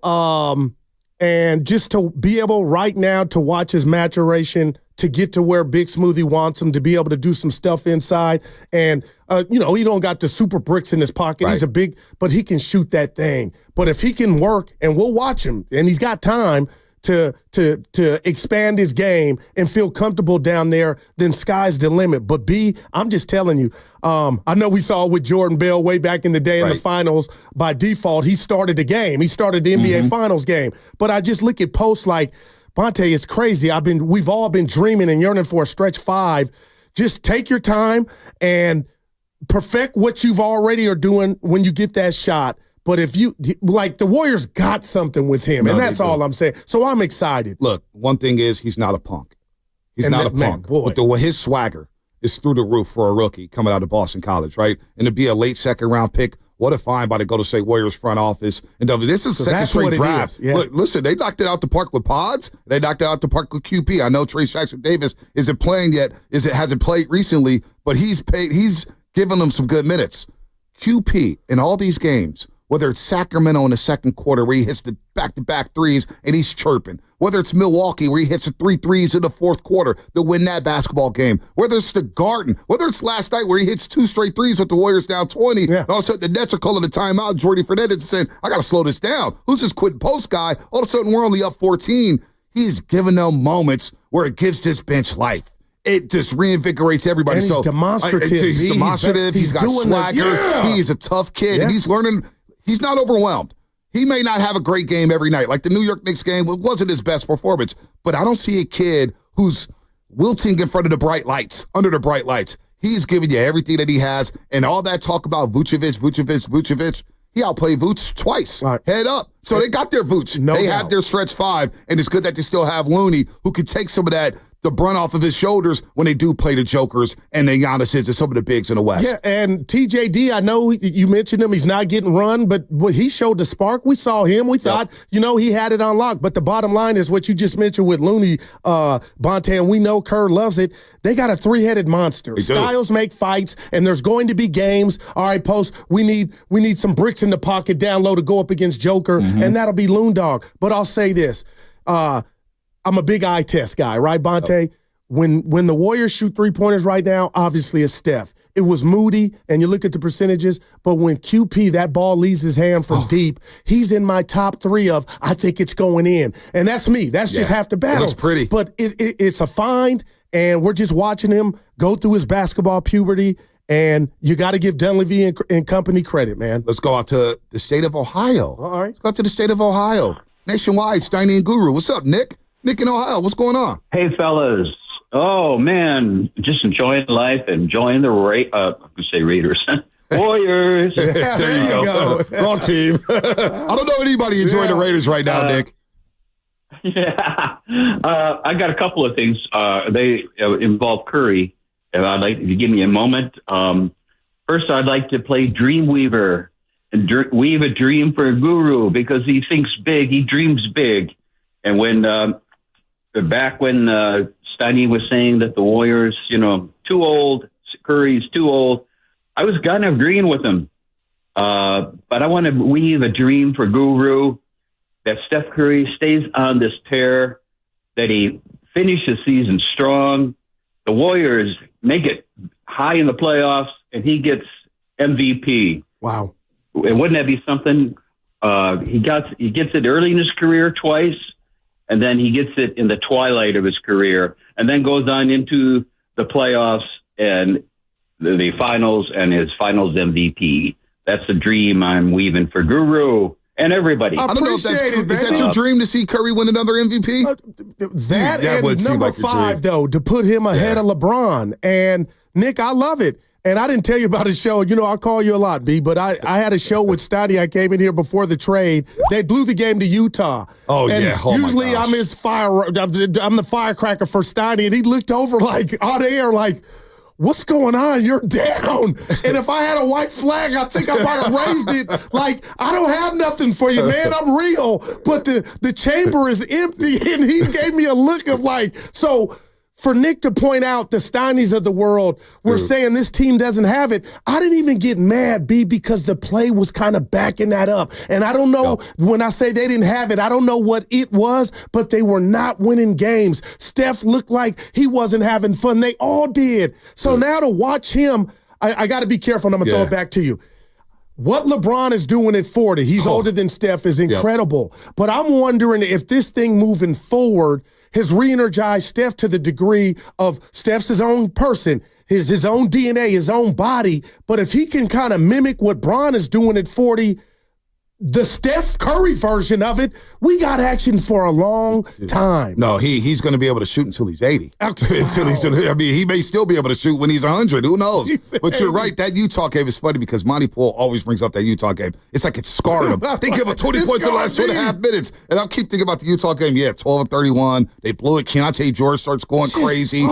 Sexton starts going crazy. I'm like, how the hell did you lose this game? Then you got the Lakers the next night. You got to fly from the Salt Lake City altitude all the way down to L.A. You know you don't win at the Crypto.com arena. It was down bad. We were down bad. I like that. Bad. We were down bad. You know what?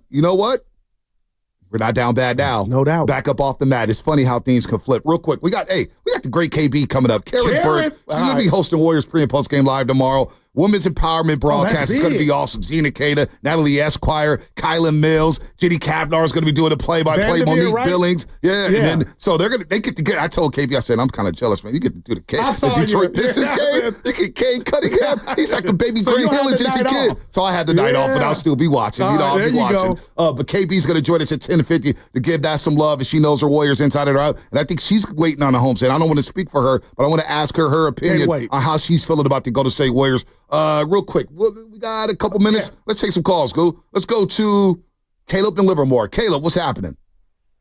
What's going on, guys? I'll keep it quick, man. But before I do that, man, my Warriors topic, bro, I got to bring it up. Guru, Monday, man, that knockout performance, man. Yeah, I'm here. Bob Myers texted me. He asked what was going on. You're right. Hey, I missed the shot, but if you, he did text me. Oh my God. Hey, he said we got to get ready for pickup. I don't know why you're laughing. Hey, did he go? No, I haven't let him go. Because the shot almost went in. Yeah, but you're right. I got to own it. I got to go ahead and get it off. But it kissed the rim 3 times. But I missed. Go ahead, baby. This is what you've been dealing with all week, Evan. Down to from the top of the bleachers. I was like, look at this dude, man. Nobody's talking about my air ball. They go straight to you, how do you shoot an air ball and you don't come for Bonte? I told Shasky this a long time ago. Even when I lose, I win, if you know what I mean. Go ahead, baby. Go ahead, man. Hey, Bonte, bro, you went outside, bro. I did go outside. I wanted to throw the ball into the 15th row. But look, the Warriors, man, are they contenders or not? I'll put it like this: they have a shot.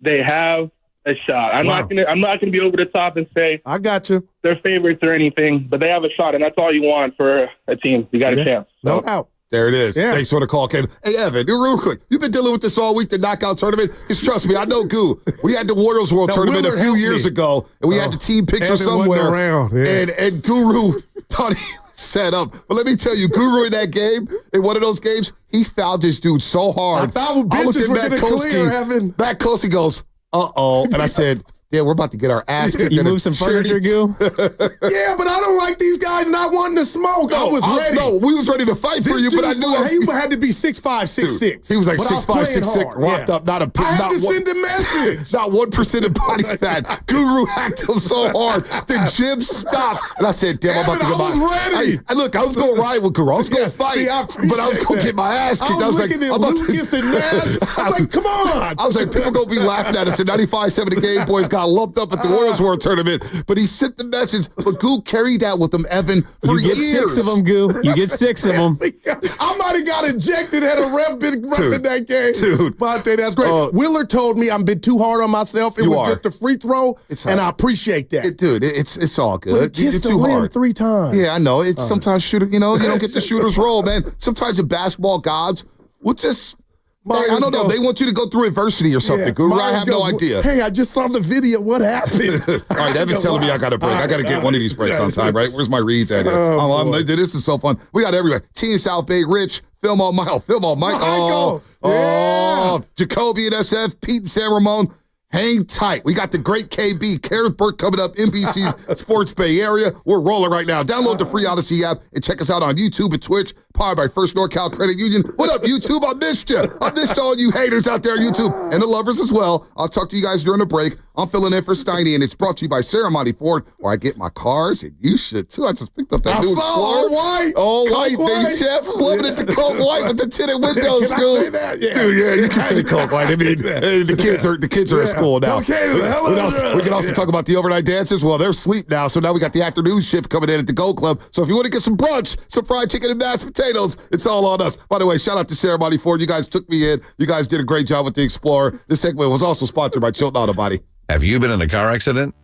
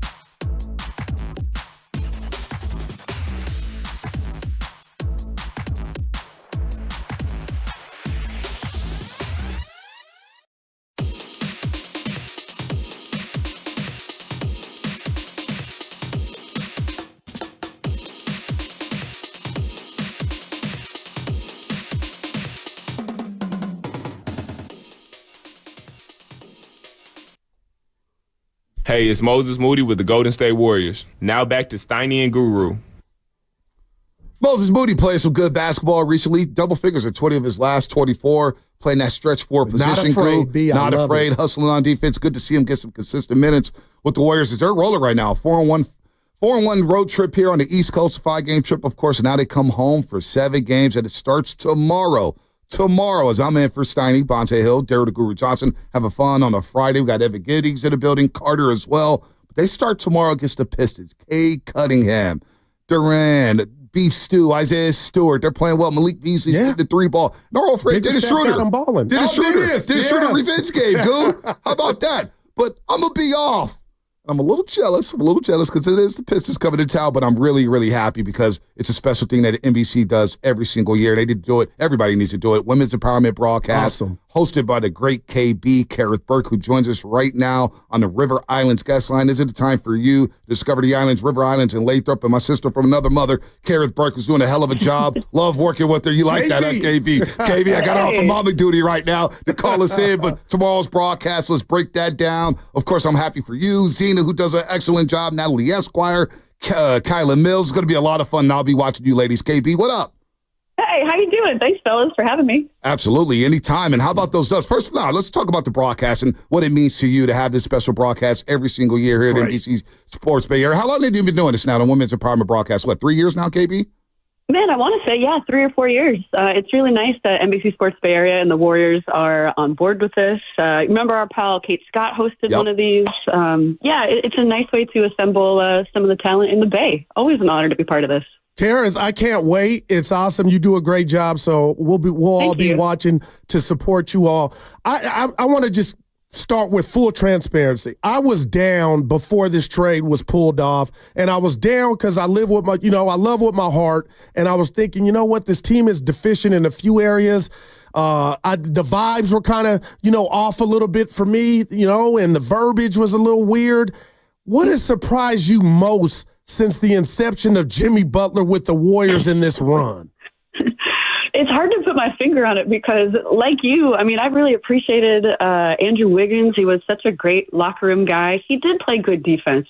Jimmy Butler, and he's only had 2 home games with the team yet, so I've only talked to him sparingly. I'm eager to get to know him a little bit more. But it seems like there's just a difference in attack. Or maybe, I think Draymond called it a-hole. I think they were missing something. Swagger. Why don't we call it swagger? Let's stick with that word a little bit.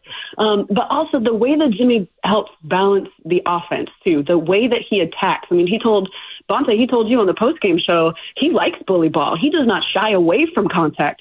So he's attacking the rim and getting to the line, and that's the way that the Warriors can control a game in ways that they didn't do previously. It is stunning to see the Warriors get to the free throw line 30 times in one game. What? Incredible. What? What? We're talking about the Golden State Warriors. Is that right? So, there's just been a little bit of an identity shift that's been extremely fun to watch, and that's showing up on the scoreboard and the standings. You're so right, KB. Free throws made per game since Jimmy has arrived. They're 3rd in the league. Free throw percentage, they're 1st in the league. And you mentioned it, 29-32 last night against the Brooklyn Nets. Jimmy Butler goes 10 of 10. First time a Warrior has made 10 free throws without missing one since Jordan Poole was aboard. And what it's also done has reinvigorated Steph Curry. And what a road trip for Steph. The numbers, 51.5% from 3, 55 from the floor. And then the fans, KB, I couldn't just get this whole road trip. There were so many 30 jerseys. I thought they were at Chase Center last night, KB. What about Steph and what he's doing? Because a lot of people started to say, he's a little washed. He's getting older. Is he worth the 60? And I'm not hearing any of that right now. Well, when Steph has the right pieces around him, look what he still has in the tank. And Steph still had that belief. But, I think about all those frustrated games that he had earlier in the season. The Warriors would get down, and there was kind of that feeling of, okay, we can't come back from this. Now, and I don't like that they messed around a little bit, but now they do have the firepower and the swagger to come back from that kind of stuff. So you do see this reinvigorated Steph, because it had to be frustrating for him to give it his all on some knees that are getting a little bit creakier. Give it his all, play 36 minutes, maybe have a 40-point game, a 30-point game, and not get the W. That can wear somebody down. We know Steph is built different, but he still wants to compete and win. And I think back to something he told me at Media Day, because he was coming off that gold medal game. He has MVPs, he has championships. And it's like, Steph, why do you still play? You are at the top. What's still motivating you? And very clearly, he said, a 5th championship. And I think when we see how the Warriors are playing right now, they do have that belief that they can be a contender this season. And we're going to see them fight for the next 19 games of the season. No doubt, and I'm excited, KB. I don't want to sound like a homer, so if I do, I'm okay with it. It won't be the first time. What if I were to tell you or ask you, do you think the Warriors are the greatest show in the NBA right now? Ooh. Because I haven't seen a lot of the Cavaliers in the East, and I'm sure Boston would grumble about that too, I would say Steph Curry is the greatest showman. Let's do that on a player level. Michael Jackson. Yeah. Yes, 100% it's Steph Curry. But yes, I believe the Warriors need to be back in that national conversation of a hell of a lot of fun. No, he is a great showman. And night celebration is taking the league by storm. It's all Joe Lacob doing it from courtside. The assistant coaches are doing it, and they're playing well. And now this homestand, KB, because Jaguru and I were having some fun in the first segment, trying to dream big as we're talking to the great Gareth Burke here on 95.7 The Game, courtesy of the River Islands guest line. KB, the 7-game homestand is going to tell us a lot, I believe, about who the Warriors can be. And I also want to see the final piece with Jonathan Kuminga and what that looks like here. Is it okay for fans or people to dream and say, you know what? They are a dangerous team in the Western Conference right now. Have you seen enough to say they're going to wreck shop in the Western Conference playoffs? Yeah, and I'll tell you why. Because I do hear the criticism, well, like, okay, during the span, you played the Hornets twice. I mean, you lost to the Sixers. Like, okay, I can see people are like, the strength of schedule here hasn't been fantastic, but it's the consistency in the play, the high-level play, no matter what the opponent is. Like, when the Warriors are getting 30 more assists in a game, you can tell that the offense is running well. Everybody's getting their touches. When they're charging up are they second right now in defensive efficiency?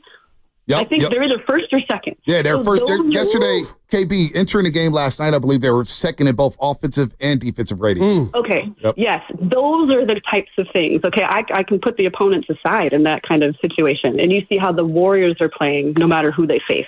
Okay, but then, yes, let's talk about strength of schedule going ahead. You know what? I don't even want to overlook that Pistons game because they're surging too. But I know we're putting a lot of attention in the 7-game homestand on that 3-game cluster of the Knicks, the Nuggets, and the Bucks. So, yes, bring that on, especially the Knicks, who are going to have a memory of what the Warriors did at the Garden, and hopefully they'll have Karl Anthony Towns back as well. Yes, Kareth, and I was telling Bonte there's nothing better, right, in life than talent, but more talent. And you mentioned Jonathan Kuminga and Kareth.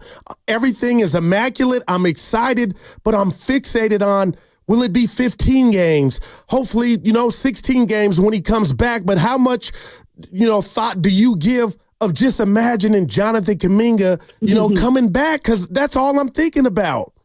Yeah, he's going to be an extra special ingredient if he's the Jonathan Kuminga we saw before that ankle injury. And we have every reason to believe it would be that way. And thankfully for him, he gets to come back to a team that's not struggling. So there's not going to be that extra pressure of come in right away, have a double-double, be this explosive guy. He can have a little bit of a runway. It is tough to miss this much time. It's the longest injury of his career. What is it, pushing 30 games right now? Yeah, I think tomorrow will be 30 games. Wow, that's crazy. I do think we need to understand, it's going to be, even though he's a very talented player, he's going to need 5 games, 10 games, like a collection of games to start looking like himself. And hopefully that will happen before the postseason because we know that he can be an element, an X factor that changes things. KB, real quick, my boy Evan Giddings has one for you. He hosts the Warriors post-game show here at 95.7 Again. We got a quick one for you before we get you out of here. No, Kareth, I was just wondering, Brandon Podziemski left the game last night. It's supposed to be day-to-day. Wondering if you have any update on him and just what kind of impact you've seen from Podziemski. He's been playing great basketball, and it looked like the game sort of shifted when he left. And I don't know, if he does miss time, what kind of absence he leaves for this team?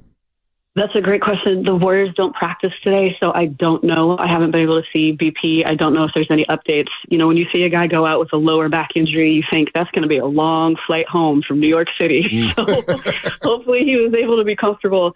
But there's somebody who came back mind clear, looking fresh after he went through a long-ish injury. I think it was 12 games with his abs. And now, I mean, when he can play alongside Jimmy Butler, when he can play alongside Steph Curry, two players who make everyone around them better, we got to throw Draymond Green in there too. Yeah, you want somebody like BP who brings that hustle, who brings a little bit of an a-hole himself, taking charges, kind of not really playing like how young he is. So to be determined how long BP is out and what the Warriors do if they are missing somebody in the starting lineup.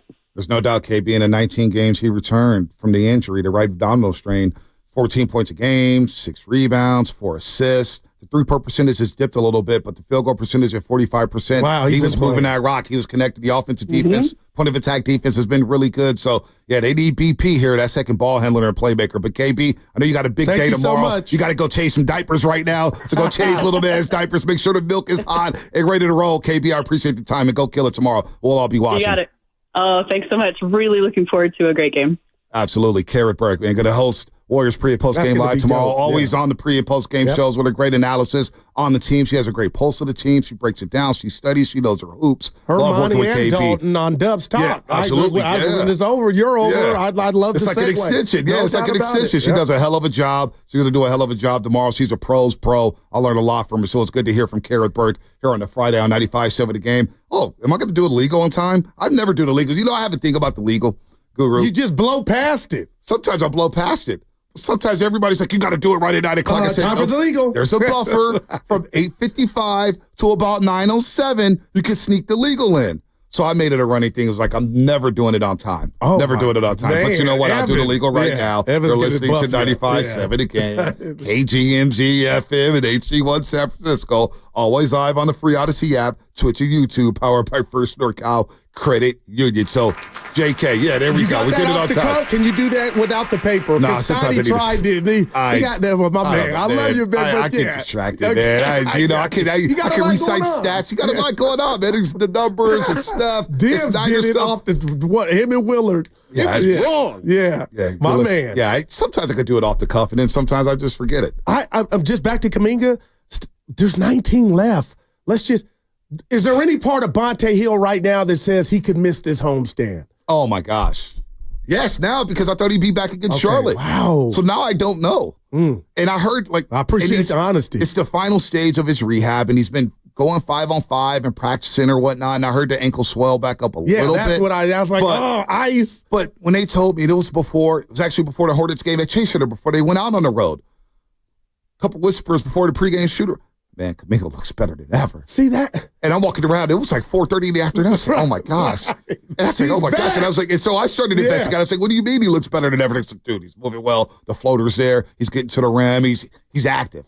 I'm like, oh, my God. Because before he got hurt, those previous 15 games, 20 and 6. 50% from the floor. Every one of them, yeah. And he wasn't just chucking up threes. He was only taking about 2 to 3 threes a game. Playing his best basketball. Playing his best basketball of his career. So I don't know. They need him on his homestand because you got some big boys coming in. Detroit tomorrow. Yeah. Kev mentioned it, that 3-game gauntlet. The Knicks, the Bucks, the Nuggets. Come on, NBA fans. That's real. What don't you love about this? No, this is great, man. And it's like Barkley went off last night. I'm like, Chuck, relax. And we love Barkley, right? Bonte, where do you come out on?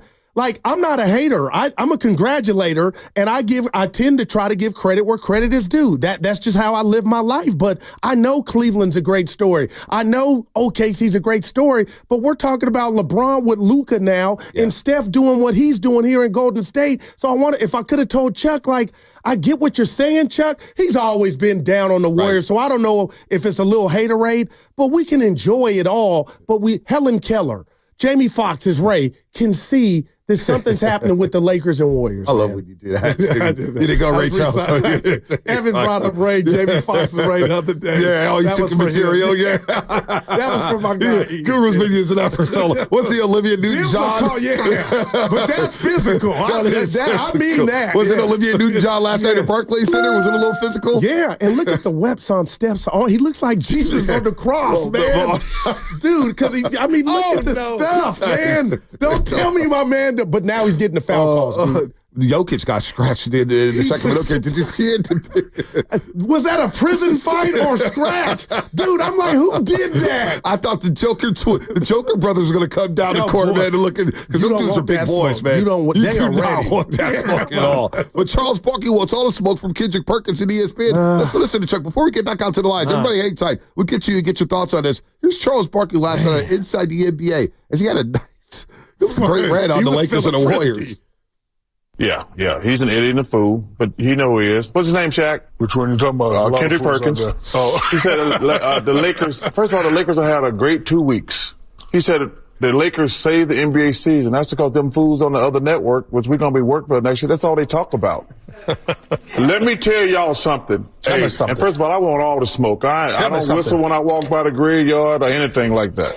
I don't whistle when I walk by the graveyard. Right. I like that. Hey, man. I'm stealing that one. The Lakers are doing great. Got a long way to go. But the reason the season's been going great for the Cleveland Cavaliers and the Oklahoma City Thunder, y'all just want to talk about the Warriors and the Lakers. They're both doing great. Don't get me wrong. If I turn out to be wrong, I got no problem with that. But y'all are idiots because y'all talk about the Lakers and the Warriors all the time.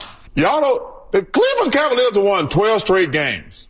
The Oklahoma City got the MVP and they are on fire. Y'all are talking about who's in second place.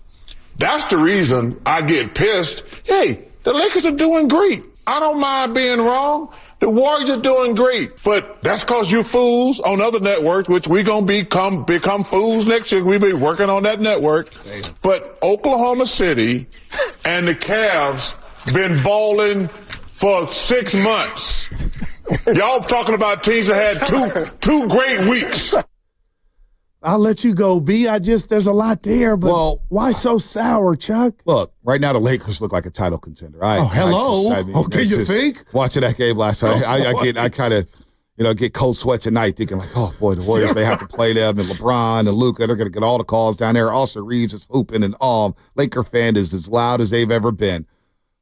But he is right to it. When you look at these programs, whether it's ESPN or Fox Sports, they do fixate on the public teams. And the public teams are the Dallas Cowboys, the LA Lakers, and I get it. And this is why ESPN sometimes becomes unwatchable because they don't focus on those other teams. But the Lakers are rolling right now. It's not just 2 weeks. They've been balling before Luka got there, which is why initially, I should say, I questioned the Luka trade. I said, well, you guys are rolling with AD. They were, yeah. And then I went to bed. I woke up and I said, wait a minute. Luka did drag the Dallas Mavericks to the NBA Finals. Western Conference Finals. To the Western Conference Finals with guys like Maxi Kleber and Dorian Finney-Smith. Oh, yeah, that is a great trade because he can do things like Jimmy Butler at the end of the game where I'm going to control the pace, I'm going to control the rock, and I'm going to hit a dagger shot in your eye. And I ain't afraid of the shot. So I get why people talk about the LA Lakers. Now, can you talk about OKC? SGA's from Canada.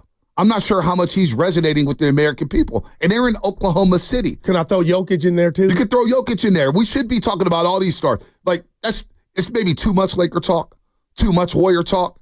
You need to spread the wealth. You do need to spread the wealth. There's too much good stuff happening. John Memphis, right? The Houston Rockets, young upstart Houston Rockets. The Clippers with Kawhi and Harden. That's a story to me. Detroit. Prop these teams up. Milwaukee, they have Giannis. Doc Rivers said it the other day. He scored 20,000 points, and it wasn't even on ESPN's front page. Wow. This is a former MVP and DPOY, so to a point, Chuck is right. And Perk kind of coming over the top saying we can see it in the streets or whatnot. That's the problem. Charles started it, though. He did start it. Idiot. He did start it. He called him an idiot. But you know what? Perk gets on my nerves, too, because he just says things just He entertains me, though. He had his top 5 point guard list the other day. Had Brunson ahead of Stephen Curry. How can I take you serious? Was that pre-trade? That was like the other day. Oh, yeah, I got you. But B, I don't like to see two prominent black guys in the media, one a Hall of Famer and Chuck, just talk about his soon-to-be coworker like that. I don't think anybody wins like that. Now we're talking about it's like Tupac and Biggie, East against West. And I'm a step back. B, you're right. But what I'll say and what I would say, and I'm kind of being redundant here, is why I feel like we're so fixated on Bron, Luka, and what Steph's doing now with Jimmy Butler is they've done it. Yeah. And the way Chuck did OKC and who was the other team? Cleveland. They had 3. Can solidify and get that attention is kind of unfair but go win it all. Yeah, no doubt. And then everything's coming that way. But you do have to win it all. I just didn't like how he went at another dude in the media. I mean, Cleveland's had 3 different 12K winning streaks. I got it. And they just went to Boston, came back from 25-3 and won that game at TD Garden. They look like a team headed to the Eastern Conference Finals. They got hoopers out there. Donovan Mitchell, Darius Garland. They make the trade for DeAndre Hunter, a really good two-way player. They're legit. They're going to be a factor. Kenny Atkinson ran into him at the All-Star break. He's feeling good about that team. Kenny's a good. He used to listen to the station. He told Stoney. He listened all day. He loves it. I believe him. The first thing he said, he goes, I miss listening to you guys. Because you guys are whack as I bet. Let me watch what I say, Kenny. But no, listen, we need to appreciate the league. That's what the problem with ESPN, my biggest issue is celebrate the entire league. There's a lot of good stories in this league. Instead, we focus on narratives and where this guy's going and where that guy's going and whether or not this guy's better than Jordan. I don't care about that. Right now, I've enjoyed hoop over the last month.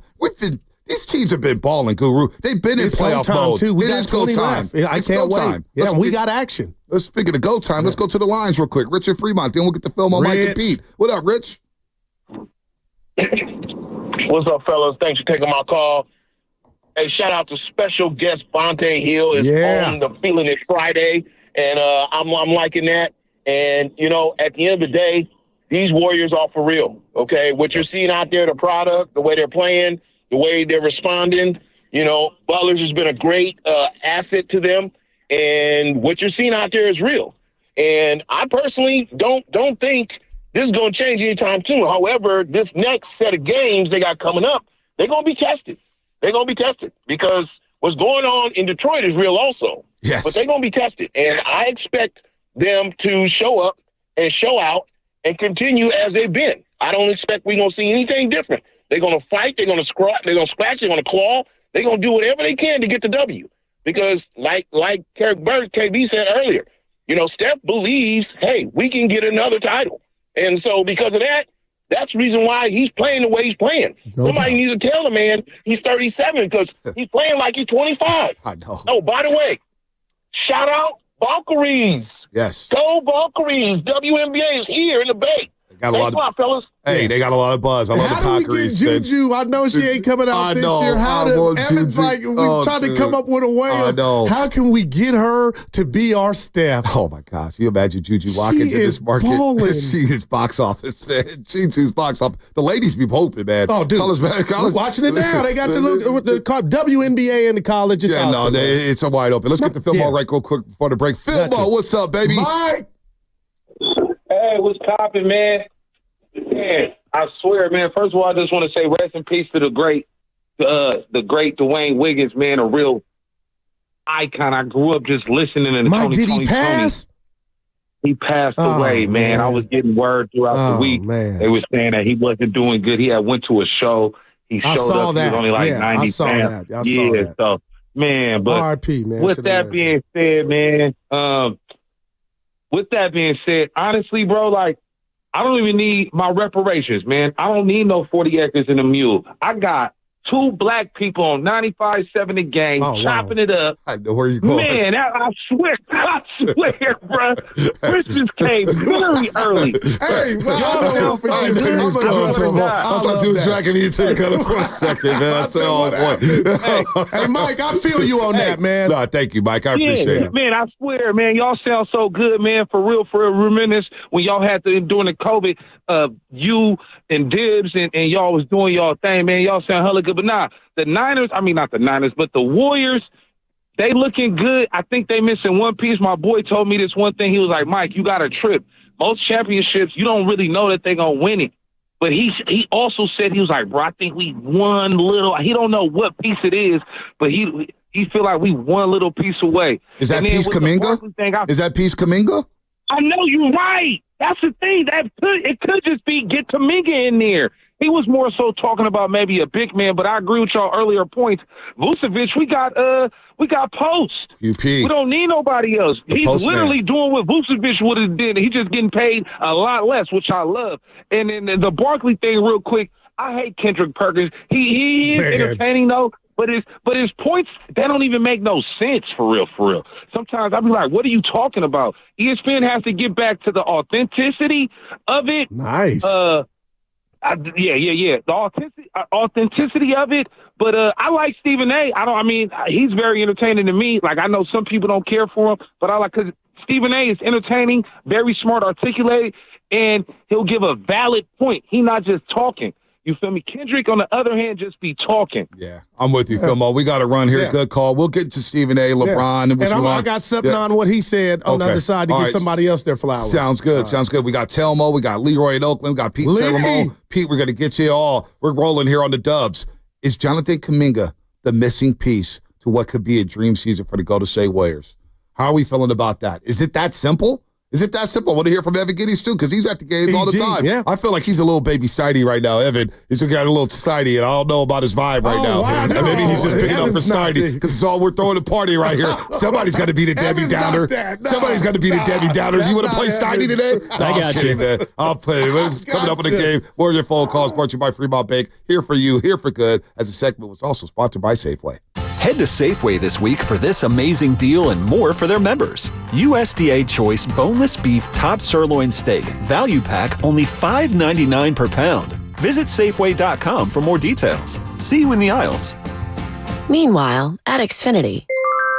So, influencer life going well? Oh, yeah. I'm up to 32 followers. Oh, that's something. Yeah, posting my tap dancing videos is easier than ever because we engineered Xfinity Internet with 99.99% network reliability. Plus, Xfinity Mobile with Wi-Fi Power Boost gives you ultra-fast Wi-Fi at home and on the go.